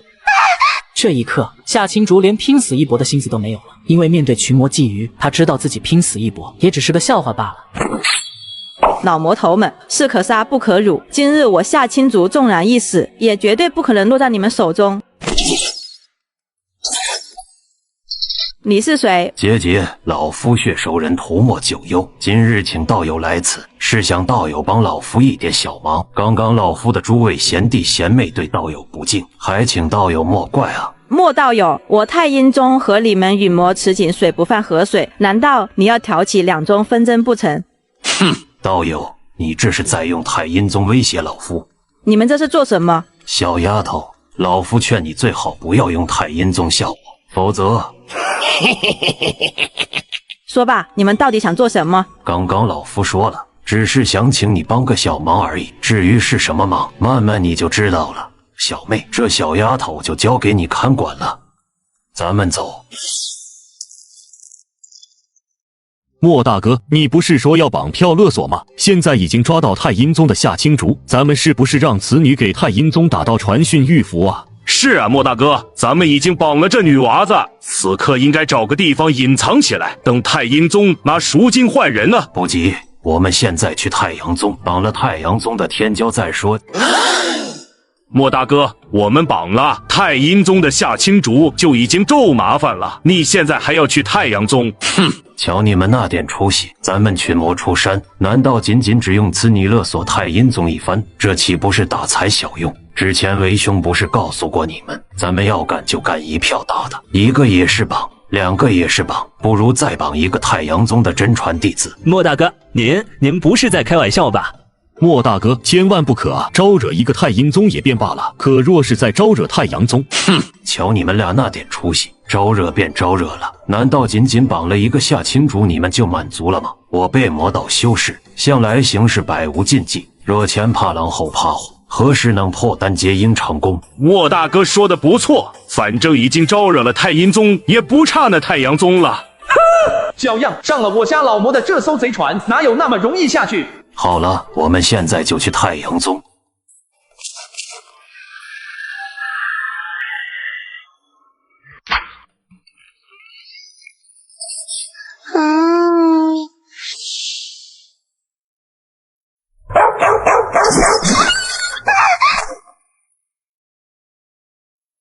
他喵的，你们是谁？敢打扰小爷的好事？莫大哥，他就是太阳宗亲传弟子，那个女的是他道侣。好，把他带走，剩下的全部嘎了。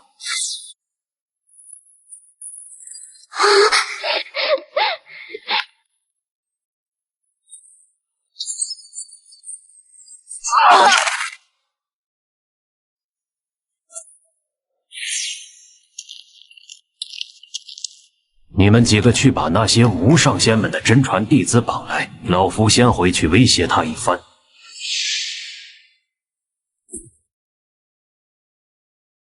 是夏青竹，他怎么在这？你们是什么人？为什么要抓小爷？没有为什么，你很快就知道了。莫大哥，人我给你绑回来了。当群魔重新汇聚在一起，并且看到被绑来的这些无上仙门的修士，每个人的脸色都变得苍白下来。莫大哥，咱们是不是有些错过了？你们陨魔池好大的胆子，竟然将我等劫掠到此！难道你们陨魔池想引起公愤吗？诸位陨魔池的道友，我天商盟和贵宗并无恩怨，为何要对我姐妹二人动手？诸位陨魔池道友，我九霄神府并无任何得罪陨魔池之处，诸位道友将贫道劫掠到此，到底所谓何事？我天魁神教与魔池同属魔道一脉，并且几位元婴期老祖也与贵宗老祖颇有交情。诸位与魔池道友绑了在下，难道就不怕伤了两宗感情吗？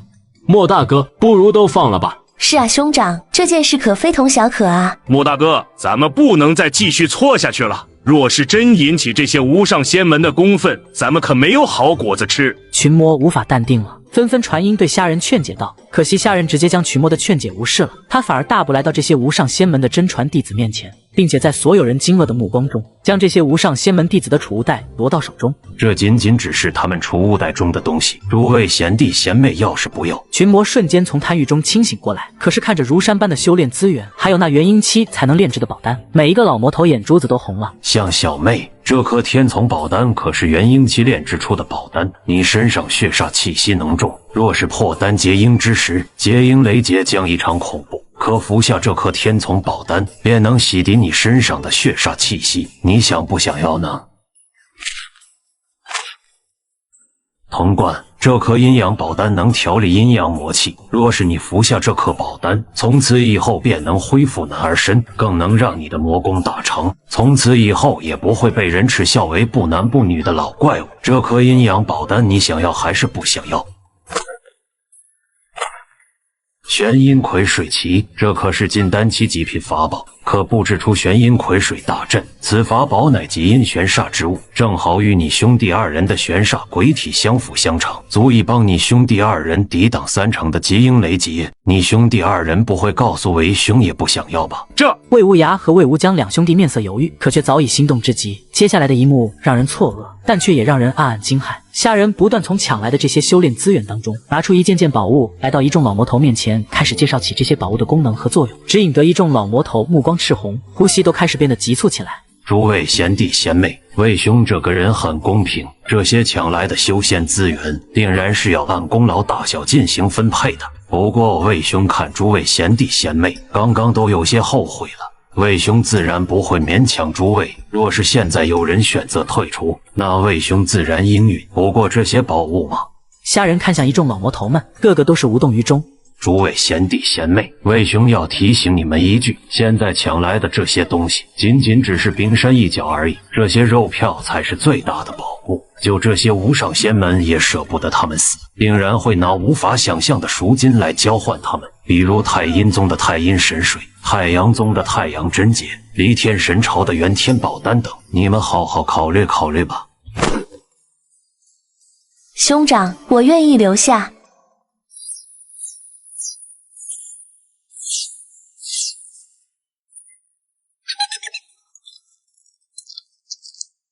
黑风贤弟，为何迟迟不做抉择？莫大哥，小弟不才，这些宝物与小弟无缘，小弟只能退出了。好，为兄也不强人所难，黑风贤弟离去便是。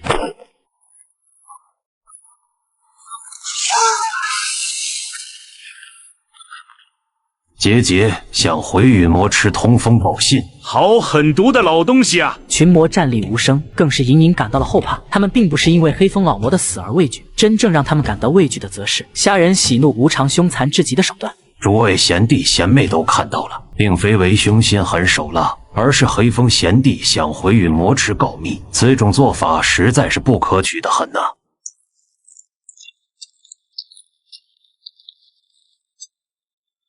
诸位道友，老夫自我介绍一下，老夫莫九幽，人送外号血手人屠。可能你们之前并没听过老夫的名字，不过这并不要紧，今日咱们也算有缘，算是相识了。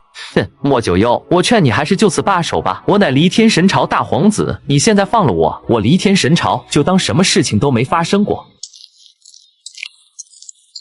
你叫杨硕，离天神朝大皇子对吧？正是本殿下莫道友，做人留一线，日后好相见。莫九幽，你好大的胆子，连离天皇朝大皇子你都敢虐待！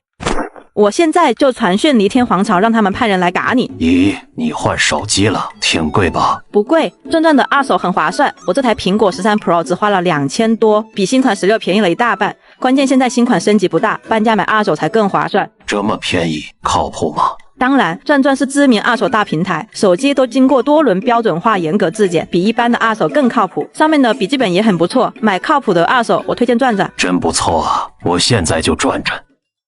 哼，大皇子殿下，你要切记，这里可不是你离天神朝。老夫没问你话的时候，你最好不要多嘴。老夫说的话，你可听懂了？诸位道友，老夫这个人很讲道义，也并不想为难诸位仙门道友。只要你们乖乖听话，老夫承诺绝不会伤你们分毫。这里有一份清单，清单中有许多老夫想要东西，麻烦诸位道友给各自的无上仙门打一道传讯玉符。只要诸位背后的无上仙门能将老夫想要的东西送来，老夫定然送诸位道友安全离去。诸位道友，速速传讯吧！只要诸位道友身后的仙门道统愿意送来这些赎金，老夫承诺定然安全放你们离去。不过老夫要提醒诸位道友一句话，若是你们身后的无上仙门不愿意交付赎金，那你们的小命接下来的事情便简单了，没有人敢违逆虾人的意志，纷纷给各自身后的无上仙门打出传讯玉符，并且交代了时间地点。陨魔池好胆，竟敢对我宗真传弟子出手！掌教师兄明鉴，下师侄还差一步便能破丹结印成功，并且结印的几率极大。太阴神水和太阴真解虽然贵重，但若是真的不给，恐怕以陨魔池这些小魔头们的心性，只怕给。既然他陨魔池敢要，咱们太阴宗就敢给。不过咱们太阴宗的东西可不是那么好拿的。道之被陨魔池的人挡了。师兄，陨魔池简直欺人太甚，竟然连我们九霄神府的人都敢动，难道真认为我们九霄神府的人好欺不成？而且这些小魔崽子们竟然朝我们九霄神府勒索清心神诀，这可是祖师张道陵传下的无上心功，能大大抵挡结阴之时的心魔劫。不错，师兄，陨魔池这帮小魔头们竟然想勒索祖师传下的清心神诀。要知道，玄天宗主曾派人用10颗上品宝丹来换取此功，咱们九霄神府都婉拒了。这些陨魔池的小魔头们竟然敢如此行事，看来我们九霄神府低调太久了，连陨魔池都已然开始打我们九霄神府的主意了。说不定要请出祖师张道陵的九节剑，本府要亲自走上陨魔池一遭。好大的胃口！他陨魔池竟然敢打朕离天神朝的主意！皇兄明鉴，阳朔皇侄已经真至金丹大圆满之境，也有那一缕希望破丹结阴成功。若是不按照他们所说的交出赎金，我只怕陨魔池这些小魔头，哼，没用的东西！朕得这个大环，算是给朕的脸都丢尽了。当年杨元叔侄二人可谓在玄天宗丢尽了离天神朝的脸面，如今大皇子杨硕又被陨魔池的一众小魔头们所擒，此事若是再传出去，离天神朝将彻底颜面扫地。区区一个皇子罢了，朕的儿子多达数10个之多，他上次已经在玄天宗丢尽了我离天神朝的脸面，如此不堪大用的环，如何值得10颗元天宝丹，还有这么多珍贵的修炼资源？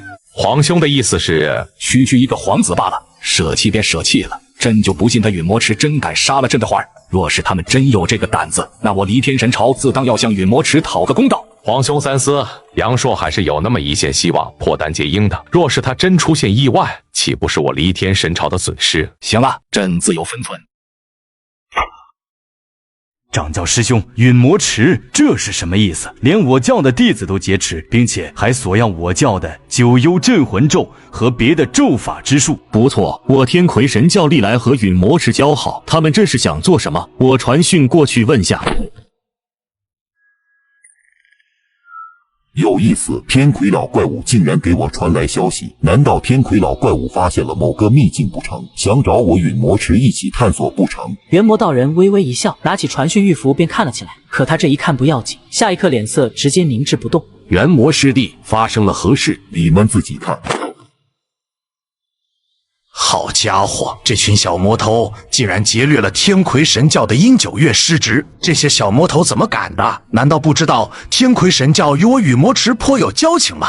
不用说了，肯定是莫九幽的主意。不过莫九幽也实在胆大了一些，招惹了太阴宗也便是了，可竟然还招惹了天魁神教，这可是坏了我两宗交情啊！两位师弟，贫道感觉这件事没这么简单，或许咱们遗漏了些什么。血姬师兄，此话怎讲？莫九幽带着这小魔头下山，如今竟然劫掠了天魁神教的阴九月。要知道天魁神教不比我陨魔池，弟子可以说极其稀少。而且观天魁老怪物所言，这群小魔头竟然勒索天魁神教的正宗咒法九幽镇魂咒，并且索要海量的修炼资源。这其中恐怕还有许多我等不知道的事情。难道莫九幽这家伙不会是绑了好几个无上仙门的真传弟子吧？不可能，莫九幽道心坚若磐石，并且心思缜密狠辣至极，堪称我魔道小辈中的典范。他如何会做出如此愚蠢之事？元魔师弟，我知道你一直很看好莫九幽，但我曾观察过这小辈，此人虽然修为不如我等，但论其胆识和凶残手段，绝不在我等之下。这样吧，我打道传讯符过去问一问。他喵的，天天穿着莫九幽的这身臭衣服，搞得身上臭死了，比我当年打螺丝的时候身上还要臭。他喵的，小爷刚出来透晦气，这又是谁传讯我？这元魔老鬼是怎么知道我带着群魔绑架那些仙门弟子的？哼，这莫九幽是吃雄心豹子胆了吗？敢捏爆老祖我的传讯玉符！你叫柳如烟是吧？你想做什么？放心吧，老夫虽属魔道中人，但还看不上你这个炉鼎。哎，老夫想让你帮个小忙。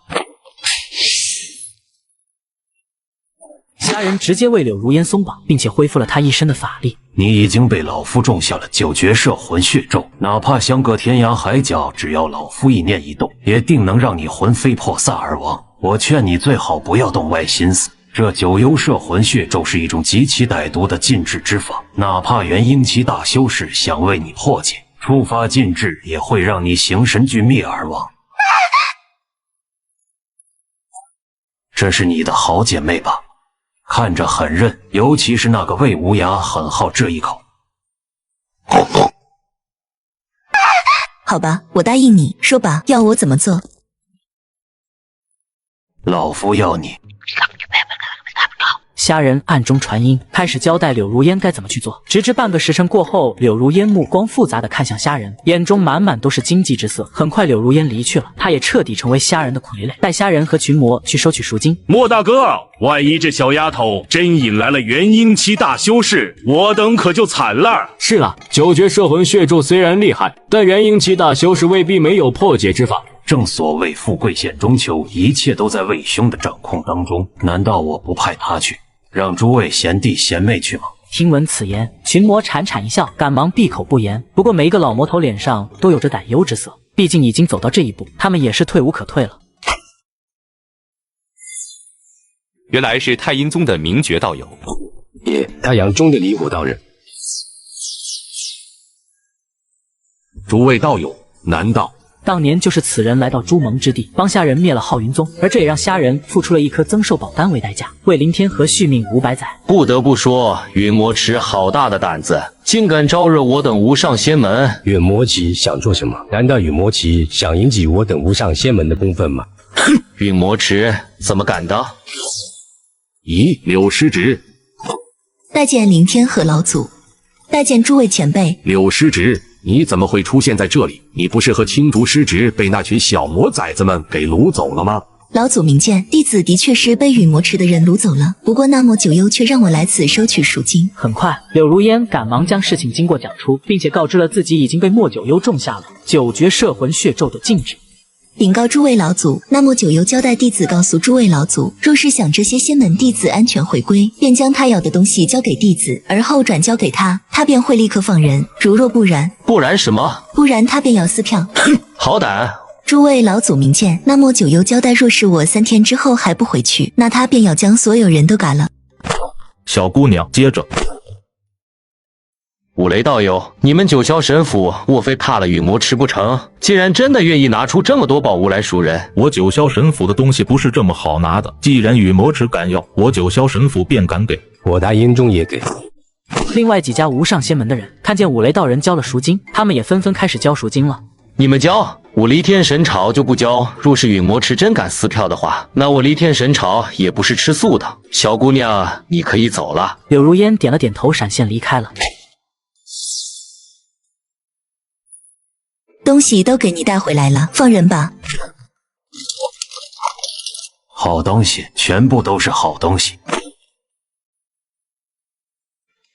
嘿嘿，清心神诀，此物对抵挡心魔劫有着大用，更是那白丫头需要的功法。怎么少了一个储物袋呢？总共6家无上仙门，为何没有黎天神朝的储物袋？黎天神朝的阳元老祖说，黎天神朝绝不会向你们陨魔池妥协的，更让你转告陨魔池的魔道老祖，黎天神朝定然要向你们陨魔池讨个公道。哦，朝我陨魔池问罪。皇子殿下，看来你父皇还真是无情的很呐，连你这血脉骨肉他都可以舍弃。看来黎天神朝是认为我陨魔池的人真不敢嘎你喽。莫九幽，做人留一线，日后好相见。你已然拿到这么多无上仙门的宝物了，又何必对本殿下苦苦相逼呢？诸位贤弟贤妹，是时候展示一番咱们陨魔池的手段了。既然黎天神朝没将咱们陨魔池放在眼里，那咱们该怎么办呢？莫大哥，咱们已经拿到了这么多的东西，不如就算了吧。诸位贤弟贤妹，咱们陨魔池何时如此要守卫卫了？人家交赎金的放了，这是理所应当的，可没交赎金的也放了，此事若传了出去，岂不是有损我陨魔池的威严？别说魏兄不讲情义，若是诸位贤弟贤妹不嘎此人，那就是说明诸位贤弟和贤妹是想让我莫九幽一人背锅了。哼，莫九幽，你若敢杀我，就不怕了。诸位贤弟贤妹，废话为兄不想多说，此人今日必须得嘎，至于你们杀不杀他，你们自己看着办吧。兄弟们，砍死他！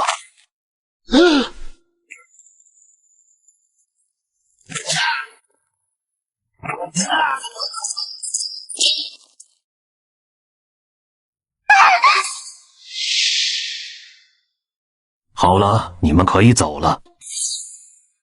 嘿嘿，这些坏事都是那莫九幽干的，跟我虾仁可没有任何关系啊！老夫都快嘎了200年了，现在居然还有人在想我。哼，死老鬼，都入地狱了，还在琢磨谁在念叨你呢？行了，别哆嗦了，这句子可不管你是打喷嚏还是骂娘，赶紧收完这遭，下一轮拔舌玉还等着呢。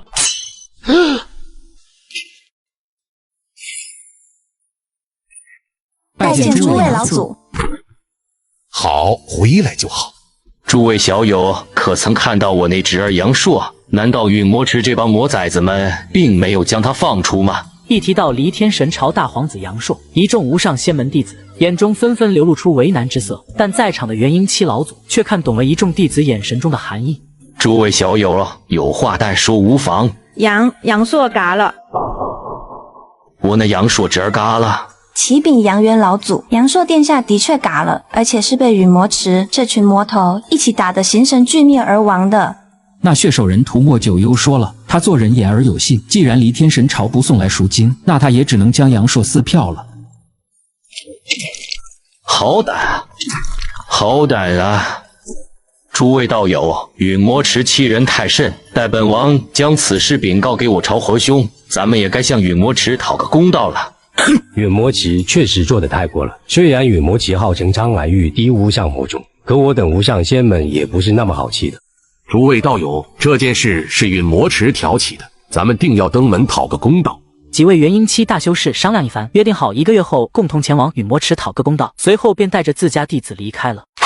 莫大哥，我们这次回到陨魔池，怎么跟那几位老祖交代呀？我们先回去再说，只有回去后才知道会发生什么。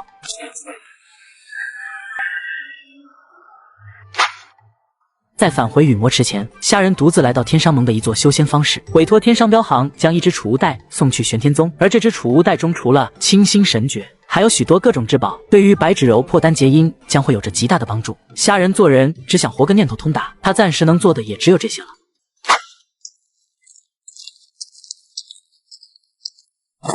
宗主，天商镖行送过来一个储物袋，说是一个叫夏先生的人送给你的。好，我知道了，你退下吧。当姬碧如打开储物袋后，看见里面的东西，彻底傻眼了。清心神诀竟然是九霄神府的清心神诀，还有太阴神水、太阳真解、允节宝丹、五行乾坤旗。咦，这五行乾坤旗是天商盟的东西吧？怎么可能会出现在虾仁的手中？掌教师姐，你可知道出大事了？什么大事？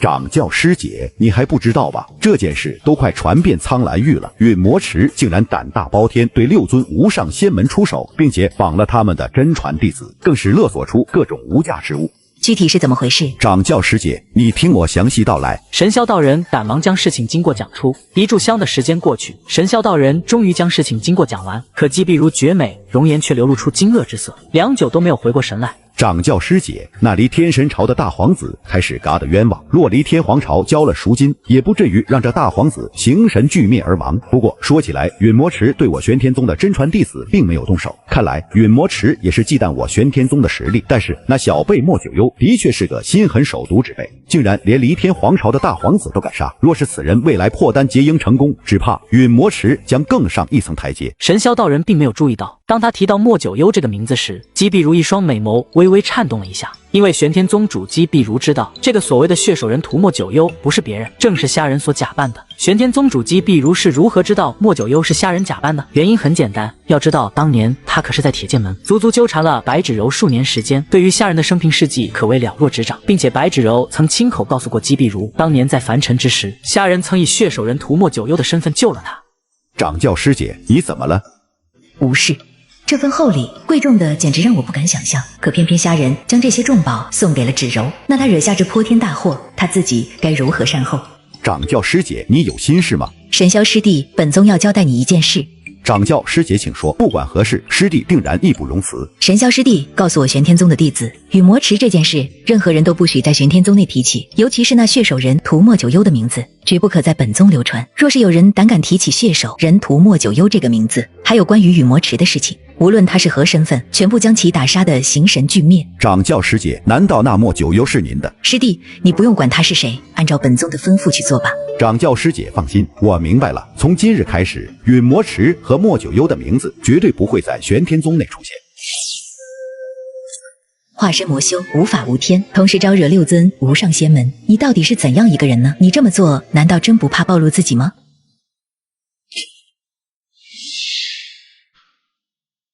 你们这群小魔崽子，速速前来觐见！姐姐怕什么？老祖召见可是好事。诸位贤弟贤妹，咱们这便去觐见老祖吧。要知道，这可不是一件小事，6尊无上仙门啊！而你莫九幽这小子，竟然胆大包天，还杀了离天神朝的大皇子，美其名曰的声称不交赎金便撕票。弟子莫九幽拜见3位老祖。好啊，好啊，真是好得很啊，莫九幽啊，莫九幽，王老祖我之前还很欣赏你，可你……当下人将这些重宝倒在地上那一刻，这3位老祖眼中露出贪婪之色。有句老话说得好，财帛动人心。元婴期大修士的确很强，可不论金丹期也好，还是元婴期也罢，都脱离不了人的范畴。而世人则有贪欲，只是随着境界的不同，贪欲的对象也变得不同。3位师叔明鉴，想必3位师叔已经知道了，弟子能得到这么多的宝物，自然是从这些无上仙门手中勒索来的。虽然弟子自知带领群魔惹下大祸，但我被魔道修士本就要抢要夺，若是按部就班的修炼，我的魔修何时才能破丹结营成功？你说的也没有毛病。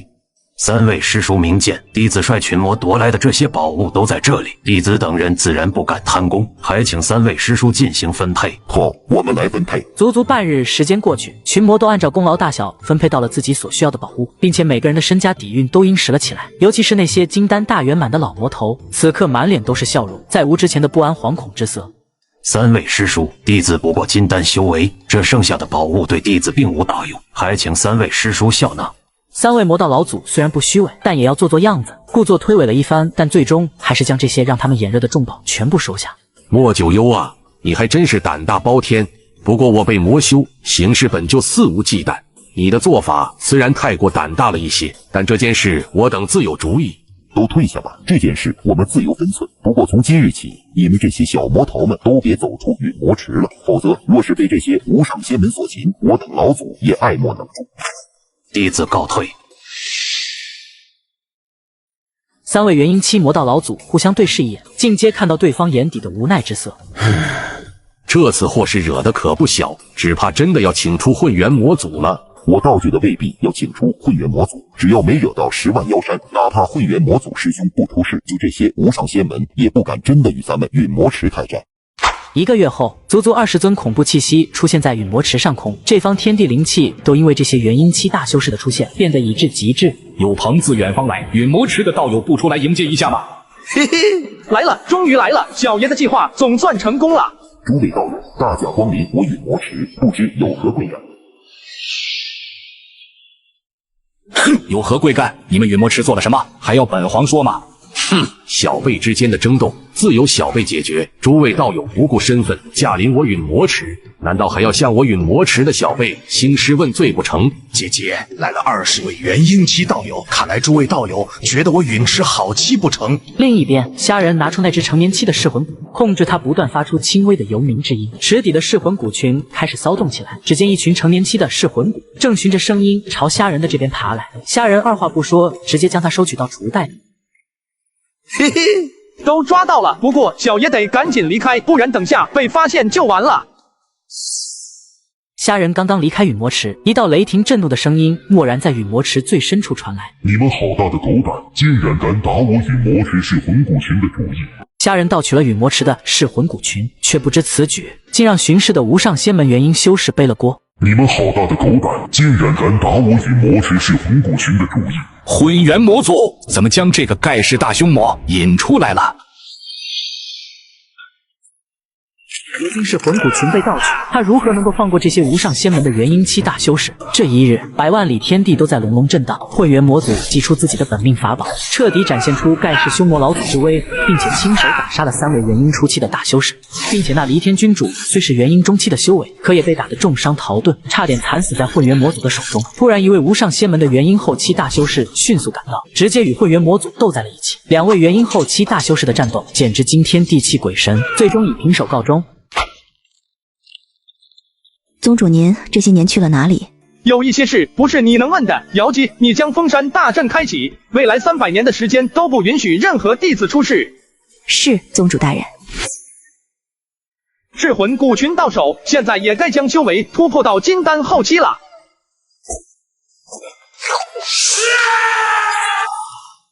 嘿嘿，不错不错，没想到这颗破障丹竟让小爷突破了一个小境界。沧海桑田，岁月疏忽，100年光阴转瞬即逝。这100年间，虾仁凭借无数宝丹辅助，修为成功突破至金丹后期，不仅将太阴真解、太阳真解双双修成，更在多年钻研后破解了古玄真人的所有真言。如今，他只需静待下一个关键时机，待南斗6星与北斗7星同现天际的时刻，方能开启古玄大阵，获取传承。而这个时机要等到128年后的7月初7。还要等待128年啊！这个老东西还真是爱故弄玄虚的很呐，也不知道他当年留下这4句真言和这幅画像是怎么想的。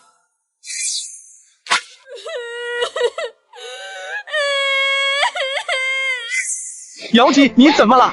宗主，月灵昨天渡劫失败了，嘎在金丹雷劫下。那他残魂还在吗？如果在的话，本宗还可以施法。我在最后关头护住了他的一丝真灵，我已经助他转世投胎而去了。这样也好，能转世投胎也不错。不过你突破金丹后期了，差一步也到大圆满了，这也是值得庆幸的。好了，本宗这次是出来看看你们修炼的怎么样。不过现在我还要再闭关几百年。时光飞逝，岁月流转，128年很快过去。这天，虾仁按照真言的操作，直接出现一个古传送阵。古传送阵，但是我现在该不该进去呢？万一里面有危险，那我不是白苟了这么多年？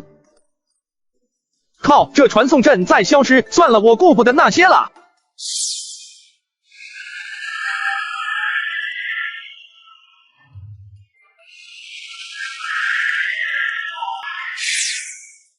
他喵的，这传送阵怎么消失了？这样搞，小爷等下怎么回去啊？算了，小爷先把那死老鬼的传承拿到手再说。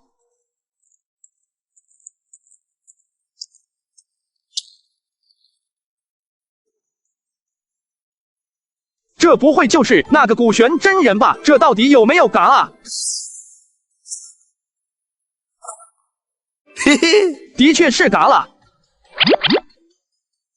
神鬼九变，这神鬼九变，只要有对方精血，就可以变成对方的模样，而且是想变什么都可以。大挪移术，心意所至，便可瞬移到各种地方几百万里，乃至上千万里都可到达，还可以突破各种禁制法阵，来去无踪，不被法阵禁制所阻。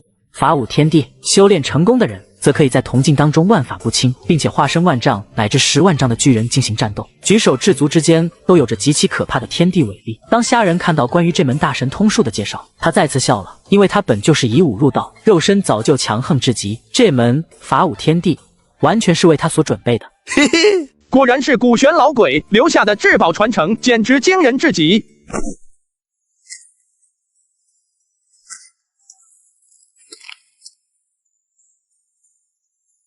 魔心结，魔心结不是大神通，却胜似大神通，并且对它的帮助简直比大神通术还要强大，是一门专修元神之法，更可以极大增加修仙者度过心魔劫的几率。不过这并非魔心结真正可怕的地方，此法专修元神，其中更记载如何运用元神御敌，各种元神秘术，进阶都凌厉至极。心魔劫，我现在就好奇，我的心魔劫是什么呢？难道是白丫头？这些只有渡劫了，到时就知道了。玄古罗天真经，玄古罗天真经，这是古玄真人主修的功法，可以让人突破元婴期，修炼至化神期。而古玄真人正是化神期的无上大修士。不过这部玄古罗天真经并非古玄真人所创，而是古玄真人还是一介散修之士，在乱魔海中的一处仙藏秘境中所得。古玄真人本名柳玄一，5万年前他本是乱魔海中的一个小小散修，因为误入了乱魔海一处仙藏秘境，才得到了诸多功法和大神通术，并且通过仙藏秘境中的古传送阵传送到了苍兰域中。古玄真人依靠仙藏秘境中得到了诸多功法宝物，仅仅用了3000年的时间，便成功修至化神期的境界。但是不管他怎么修炼，都无法突破化神中期。之后他查阅古籍，发现苍兰域曾被一高人封印了，只要突破化神，就不能再往上突破境界了。古玄真人得知后，他却很不甘心。之后他一直想找到走出苍兰域的办法，想回到乱魔海中，最终还真让他找到了一个办法。那便是炼制出破玉符，通过古传送阵便可以离开苍兰域。但是炼制破玉符的材料十分难寻，哪怕古玄真人苦苦寻找上千年，可只找到了一半材料。有一天，古玄真人知道自己寿元快耗尽了，他坐化在了自己开辟的小空间当中，并留下了自己所有的传承，等待后世有缘人传承他的衣钵。看了这老鬼的遗言，我怎么隐隐嗅到一丝不同寻常的味道？现在我内心当中总是感觉哪里不对，但是我也没有想出问题所在。算了，我还是看看这个储物袋里有什么。不好，这储物袋有古怪。5万年了，足足5万年了，贫道终于等到了你这具合适的肉身。今日夺舍了你这具肉身，贫道便可以再世为人，到时炼制出破玉符，真正走出这苍兰域。喵的，怪不得当时就感觉他的遗言当中有些问题，原来问题便在这里。古玄老贼，你好重的心机啊！下一刻，虾仁面色阴鸷，一声暴喝自识海深处炸开，紧接着古玄真人来到虾仁的识海。混沌金丹，你这小辈竟然修炼出了混沌金丹！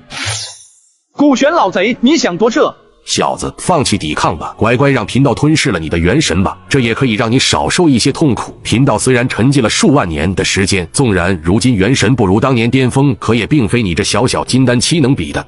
古玄老贼，不得不说，虾某的确落入你的陷阱当中。可如果我没有猜错的话，你能将元神留下5万年的时间，只怕也付出了极大的代价吧？你想吞噬我的元神，夺舍我的肉身，就不怕你不仅不能成功，反而会偷鸡不成蚀把米？你的这丝元神反而要被我所吞噬吧？古玄真人怎么也没有想到，虾仁竟然会如此镇定，并且明知落入他的圈套当中，也没有任何慌乱之色，反而看向自己的眼神露出一抹浓郁的杀机，好像猎物变成了他自己，虾仁反而反客为主，成为了猎人。这如何不让古玄真人内心升起惴惴不安之感？小友，你我也算有缘，贫道也并不想赶尽杀绝。只要你乖乖让出这具肉身，贫道可以答应你，助你转世投胎而去。不如这样如何？贫道立下天道誓言，只要你愿意让出这具肉身，待你转世投胎过后，贫道定然在万丈红尘中寻到你，重新将你引回仙途，更收你为贫道弟子，将一身衣钵相传，如何？古玄老贼，你脑子好像被驴踢了，你觉得我会同意吗？小友，贫道最后给你一次机会，只要你愿意让出这具肉身，那贫道九节剑来，九节出血急。万年9节剑，好小子，贫道还真小觑了你。魔心渡，古玄真人元神一震，一股股金色光晕从他周身迸发出，顿时让袭来的九柄万年九节剑无法寸进丝毫。小子，没想到你竟然能得到九柄万年九节剑，还好你寻到这匹之时不过金丹大圆满之境，否则你若是元婴期的修为，只怕今日贫道还真要栽在你的手里不可。老贼，想吞我元神，你还早得很呐！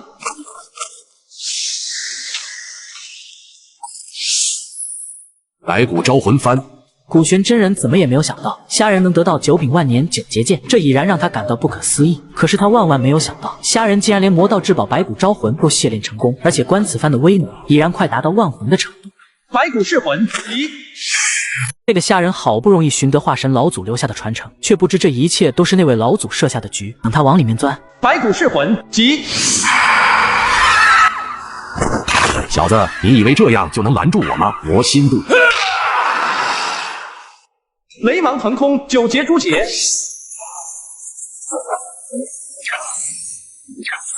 小子，这里可是你识海，你如此大动干戈，就不怕识海爆碎而亡吗？古玄老贼，你真以为虾某无法奈何你吗？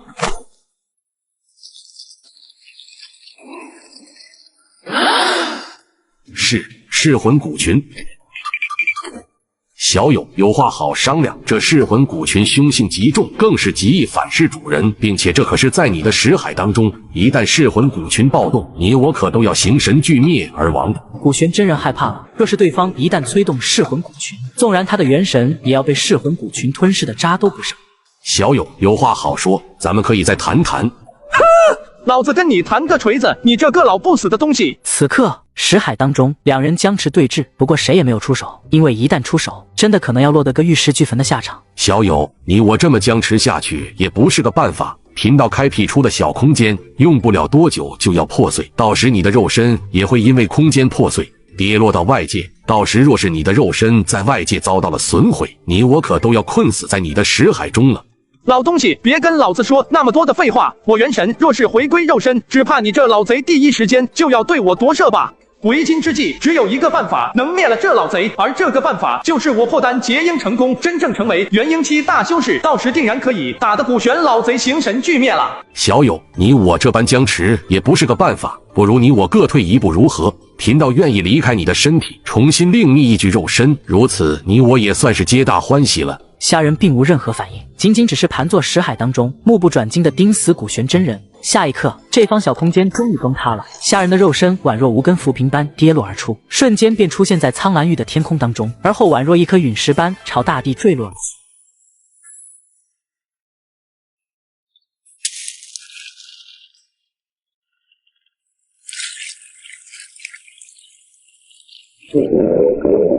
阿姐，我饿了。阿弟，等我洗完这件衣服，咱们就可以回家了。快看，河水中有人，他怎么一动不动？莫非这人会不会已经嘎了？小莫，你疯了，他已经嘎了，快放开他！阿姐，我怕。小莫，再也不跟你一起出来了，每次你都这样，咱们赶快走吧。若是有敌国士兵寻来了，咱们可是要吃官司的。小莫，你让我怎么说你才好？现在正值我大云朝和大燕朝开战，这些尸体你埋得过来吗？显然，青衣少女做这种事情已经不是第一次了。虽然青衣少女很善良，但这种善良在他们的眼中看起来就是有些太傻了。阿姐，回家你肯定又要被爹爹和娘亲责骂了。阿弟，这件事不许告诉爹娘，知道吗？知道了，阿姐。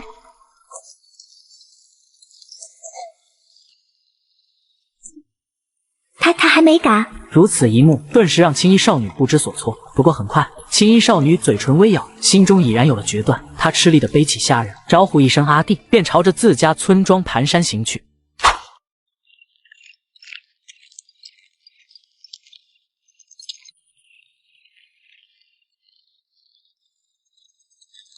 阿娘，我回来了。小莫，他是阿娘，这人是我从河边救起的，他还没有嘎，您快去找大夫来帮他诊断一番吧。孩儿他爹，你快出来！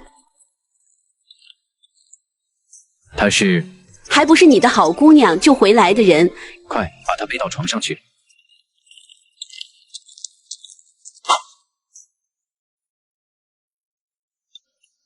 这丫头，你可知道现在两国正在开战？你救回这人不知来历，万一引来灾祸，该如何是好？爹，女儿知道错了，可爹爹不是教过我，救人一命胜造7级浮屠吗？你这丫头，说完也不忍心再责备女儿，只能迅速出家门去寻村中大夫。姐姐有些意思，没想到这少女心性如此良善，竟然将小友的肉身从河水中救起。古玄老贼，你也别幸灾乐祸，咱俩就好好在这里耗着，老子就不信你的元神之力能一直不散，你最好别让我抓到机会，否则定要你不得好死。小子，你也不怕风大闪了舌头？就凭你现在的修为，想灭杀贫道，只怕这辈子都没有机会了。行，那咱们就走着瞧，看看谁能弄死谁。此时虾仁还真想到了一个办法，不过这个办法危险性极大，但却也是虾仁现在唯一的办法，就是一心二用。下一刻，虾仁开始将自己的心神分离，并且将一部分心神融入灵石当中。虾仁的意志极其强大，纵然将心神一分为二，可并没有灵魂错乱之感，逐渐让灵石回到自己的肉身当中。小子，你还真是个狠茬子，竟敢冒险将自己的心神一分为二，看来你是真想与贫道不死不休啊！此刻极大的危机感呈现在古玄真人的心中，他只能默不作声，继续激自己的元神之力，要在虾仁破丹结阴前给他致命一击。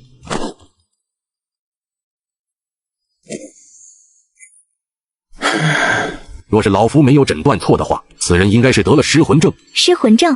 乔爷爷，何谓失魂症？失魂症简单来说，就是这个人还活着，但是却永远也无法醒来。得了此病之人，想要醒来几乎是不可能的事情。不过失魂症属于疑难杂症，至今都没有药方能医治此病。老夫劝你们还是将这个人送走吧，否则只会成为你们一家的拖累。多谢乔老爷子了，这是您的诊金。诊金就不必了，毕竟老夫也没治好此人。不过此人得了失魂症，并且身份来历不明，还是要早早送出村子才是。不过若是你们一家执意要救的话，老夫给你们开一张古方，或许他还能有醒来的希望。老者没有接下诊金，反而写下一张药方，而后便告辞离去了。小莫，你也看到了，这个人不是爹娘不救，而是他得了失魂症。是啊，小莫，咱们已经仁至义尽了，若是将他留在家中，这岂不是一个拖累？阿爹，咱们便将他留下吧。若是真的将他送走，他一定会嘎的。你这丫头怎么这么傻呢？要知道他……阿爹，他醒了。一家4口赶忙朝床榻上看去，只见虾仁眼皮在微动，而后徐徐睁开了双眼。你醒了？虾仁并没有任何回应，而是目光在不断打量着眼前的少女。而这一幕也让聂小莫小脸一红，有些紧张的拧着衣角，不敢与虾仁的目光对视。这位兄弟，你家住何方？姓甚名谁？虾仁很快便适应过来，这才看向眼前的一家4口。不过他并没有开口道谢，仅仅是只对着少女点了点头，而后便走下床榻，大步从这家人的房子中离去。因为虾仁要尽快寻到一处洞府，开始催动体内法力破丹结阴，否则一旦让古玄老贼先他一步出手，他定要陷入凶险当中。喂，你要去哪？魔心起，万念生，七情灭，六欲息，心魔度，苦海生，以七情度魔心，以六欲过心结。虾仁他在修炼魔心结这部至高心功，更要修炼出自己的第2元神。时光如水，匆匆而过，转眼5年的时间过去。这一日，虾仁缓缓睁开双眼，一抹诡异的红光从他眼底划过，这正是修炼魔心结出入门径的意象。不行，若是按照这个速度修炼下去，我想要修成第2元神，最少也需要200年的时间。到时只怕还不等我修出第2元神，只怕古玄老贼就要动手了。别人200年都悟不透的魔心结功法，虾仁一炷香就入门，但他却还嫌慢。不行，若是按照这个速度修炼下去，我想要修成第2元神，最少也需要200年的时间。到时只怕还不等我修出第2元神，只怕古玄老贼就要动手了。古玄老贼，咱俩这么僵持下去，也实在无聊了一些，不如你教教我魔心结如何？你说什么？你让贫道教你魔心结？老贼，说起来我也是古玄仙宗当代宗主，怎么说也算是你的后世徒孙吧。虽说你这老家伙想夺舍于我，可咱俩毕竟还有一些香火情不是？小子，你到底想说什么？老贼，你想嘎我，我也想嘎你，不过现在你我谁也嘎不了谁。不过我刚刚参研了一下魔心结，发现这门至高心功果然厉害，就是不知道你修到何种境界。小子，你真想学魔心结？既然你想学，那贫道教你也未尝不可。难道你就不怕修炼这门元神之法会引出自己的心魔吗？老贼，那你敢不敢教呢？既然你想学，贫道自然成全于你。很快，古玄真人便开始传导讲法了，将魔心结的精髓全部讲出，而虾仁则将魔心结的精髓全部记下，已然知道该如何快速地修出自己的第二元神。很快，虾仁肉身开始修炼起来，他需要历经六欲七情的心魔洗礼，只有扛过六欲七情的心魔锻造，他的第二元神便会凝练而出。他修炼前面的喜怒哀乐都轻松地过了，到了情爱这关就开始吃力了。在他的心魔中出现2个女人，第一个就是大家熟悉的白芷柔，而第2个女人却是玄天宗主姬碧如。他喵的，这是什么情况？会出现玄天宗主姬碧如这位元婴中期大修士，在我的心魔里。不过虾仁愕然之后，同样一剑将姬碧如斩碎，而后彻底从心魔幻境中脱困而出。之后，虾仁的第二元神修炼成功，也让他肉身获得了法力，可以让他去破丹结阴了。嘿嘿，这一天终于来了。弟子虾仁以凡人之身于朱蒙之地崛起，迄今为止修炼748年3月04天，今日上表苍天，一心求道，天地至公，赐我元婴大道。破丹结阴，第二元神，天地认可，怎么可能？他怎么可能在金丹大圆满修出第二元神？这一刻，古玄真人全部都懂了。原来当初虾仁朝他请教魔心结，根本不是为了修炼第一元神，而是背着他去修炼第二元神。这一刻，古玄真人彻底暴动了，他歇斯底里的嘶吼着，整个人都陷入惊恐癫狂当中。可惜他现在明白真相已经晚了，因为虾仁已经修出第二元神，并且开始破丹结阴，更引来了旷古未有的混沌无极元婴劫。元神归位，人神合一。哼，你这个阴险卑鄙的小辈，贫道看你如何度过混沌无极元婴雷劫。嘿嘿，好爽啊！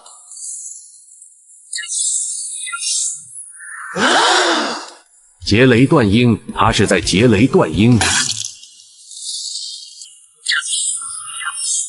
百万里劫云滚动不息，一道道玄色雷光全部劈打在虾仁的混沌金丹上。终于，足足9981道玄雷过后，咔嚓，响彻天地的碎裂声在传来。只见虾仁的混沌金丹彻底破碎，一个圆润无瑕的小人正盘坐在虾仁的天灵之上。虽然让人望去有些模糊不清，但一股极其恐怖的气息正从这个小人身上传来。这哪里是渡劫，完全就是老天爷在奖励自己的亲儿子嘛！为什么这一幕非要让贫道看见？苍天不公，苍天不公啊！古玄真人本就是嫉妒心极强的一个人，现在看到天道在给虾仁送福利，这也让他气愤得很。言归正传，此刻一股玄之又玄的气息将虾仁锁定，这个气息就是他的心魔劫来了。惊愕天心劫，怎么可能招惹到传说中的惊愕天心劫？古玄真人惊惧至极的嘶吼声在虾仁脑海中响起。惊愕天心劫。下一刻，这片虚无之地开始变幻，虾仁只感觉天旋地转。再次睁眼之时，已经出现在了凡尘的铁剑门中，一座草药园，一株桃花树，还有那一抹幽怨清冷的背影。虾师弟，你终于回来看我了。师弟，做个凡人不好吗？所谓仙人真的那么重要吗？你曾经不是告诉过我，平平淡淡才是福吗？过来吧，与我一起做个凡俗夫妻，平安喜乐的过完这一生。这种日子不是你我非常向往的吗？所谓情爱，不过镜花水月；所谓红颜，到头来也是红粉枯骨。我并无爱，又哪里有情呢？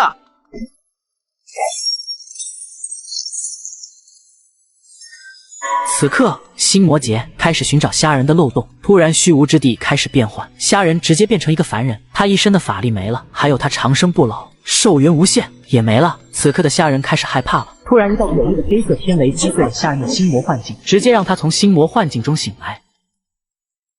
这是我穿越到这个世界，也是因为这道黑色天雷。难道这道黑色天雷在我出现危险才出现吗？小子，你竟然度过了惊愕天心劫！嘿嘿，老贼，你现在想怎么嘎？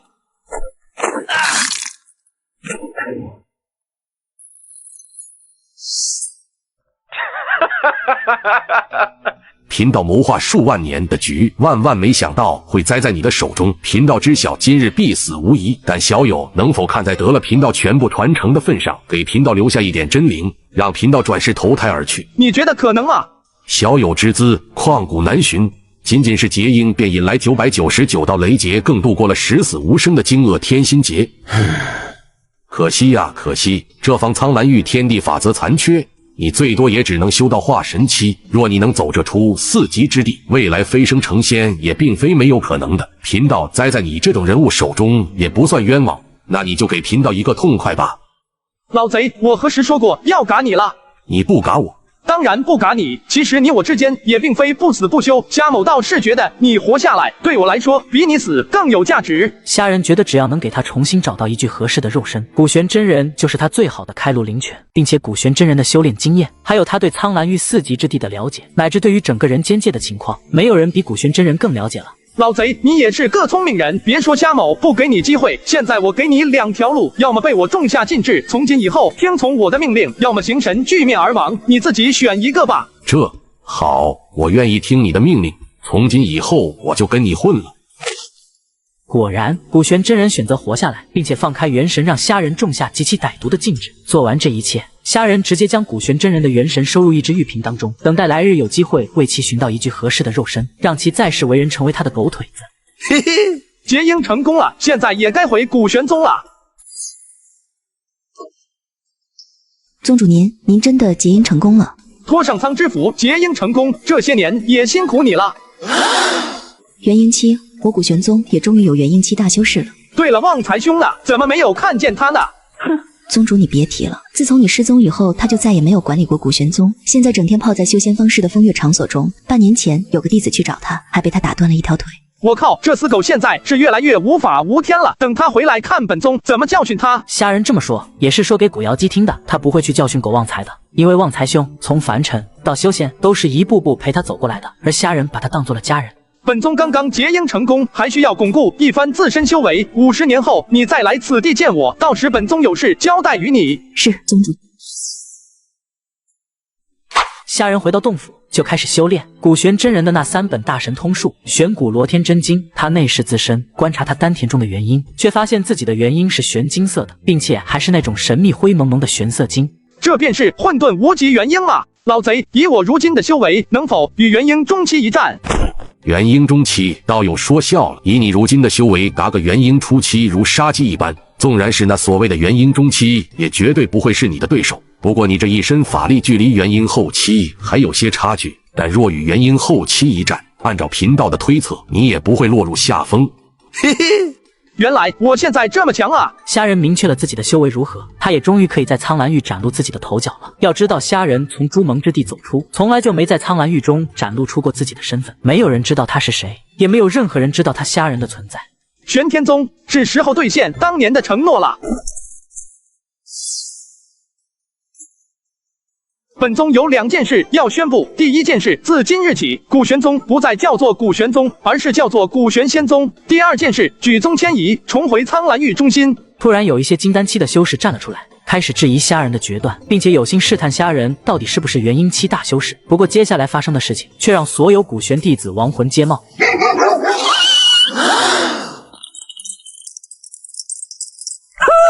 本宗的话现在都有人开始质疑了，现在还有没有不服的？如果有就站出来。好，没有就现在就仙宗。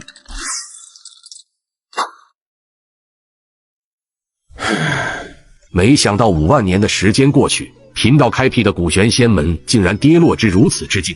若是没有道友的出现，只怕贫道的古玄仙门将彻底湮灭在岁月浪潮当中了。世间没有不朽的皇朝，更没有不灭的道统。如今古玄道友重现于世，这古玄仙宗自然还是要在道友手中发扬光大。我只不过是得了道友的传承，做个顺水人情罢了。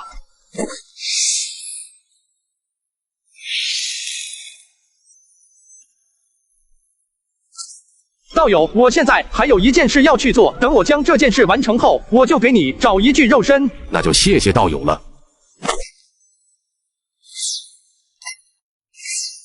虾仁来到苍兰域，发现苍兰域大乱。虾仁打听到，出现这个原因就是他当年在羽魔池盗取噬魂骨群一事，导致羽魔池和无上仙门的一切纠纷。现在这些无上仙门联合起来，想灭了羽魔池，但是他们修为不够，要请玄天宗的元婴后期大修士来帮忙。玄天道友，这400年来陨魔池凶残成性，在苍兰域造成无边杀戮，更是做出天怒人怨之事。我等无上仙门秉承天地正道，岂能任由陨魔池这些魔头如此滥杀无辜啊！不错，我等今日来此，只想请贵宗老祖出世。只要我等无上仙门联手，再有贵宗老祖出手，必可将陨魔池覆灭。玄天道友明鉴，玄天宗乃我无上仙门中的正道翘楚，极贵宗肾虚师兄更是玄天宗上一任宗主，还请肾虚师兄出来一见，为我等无上仙门主持公道。诸位道友说笑了，我宗肾虚师兄虽为元婴后期大修士，但如今正在处于闭关当中，希望能在有生之年冲击元婴大圆满之境。羽魔池号称苍兰域第一无上魔宗，若是真的一旦开战，只会徒增杀戮。我玄天宗也不想沾惹这份因果。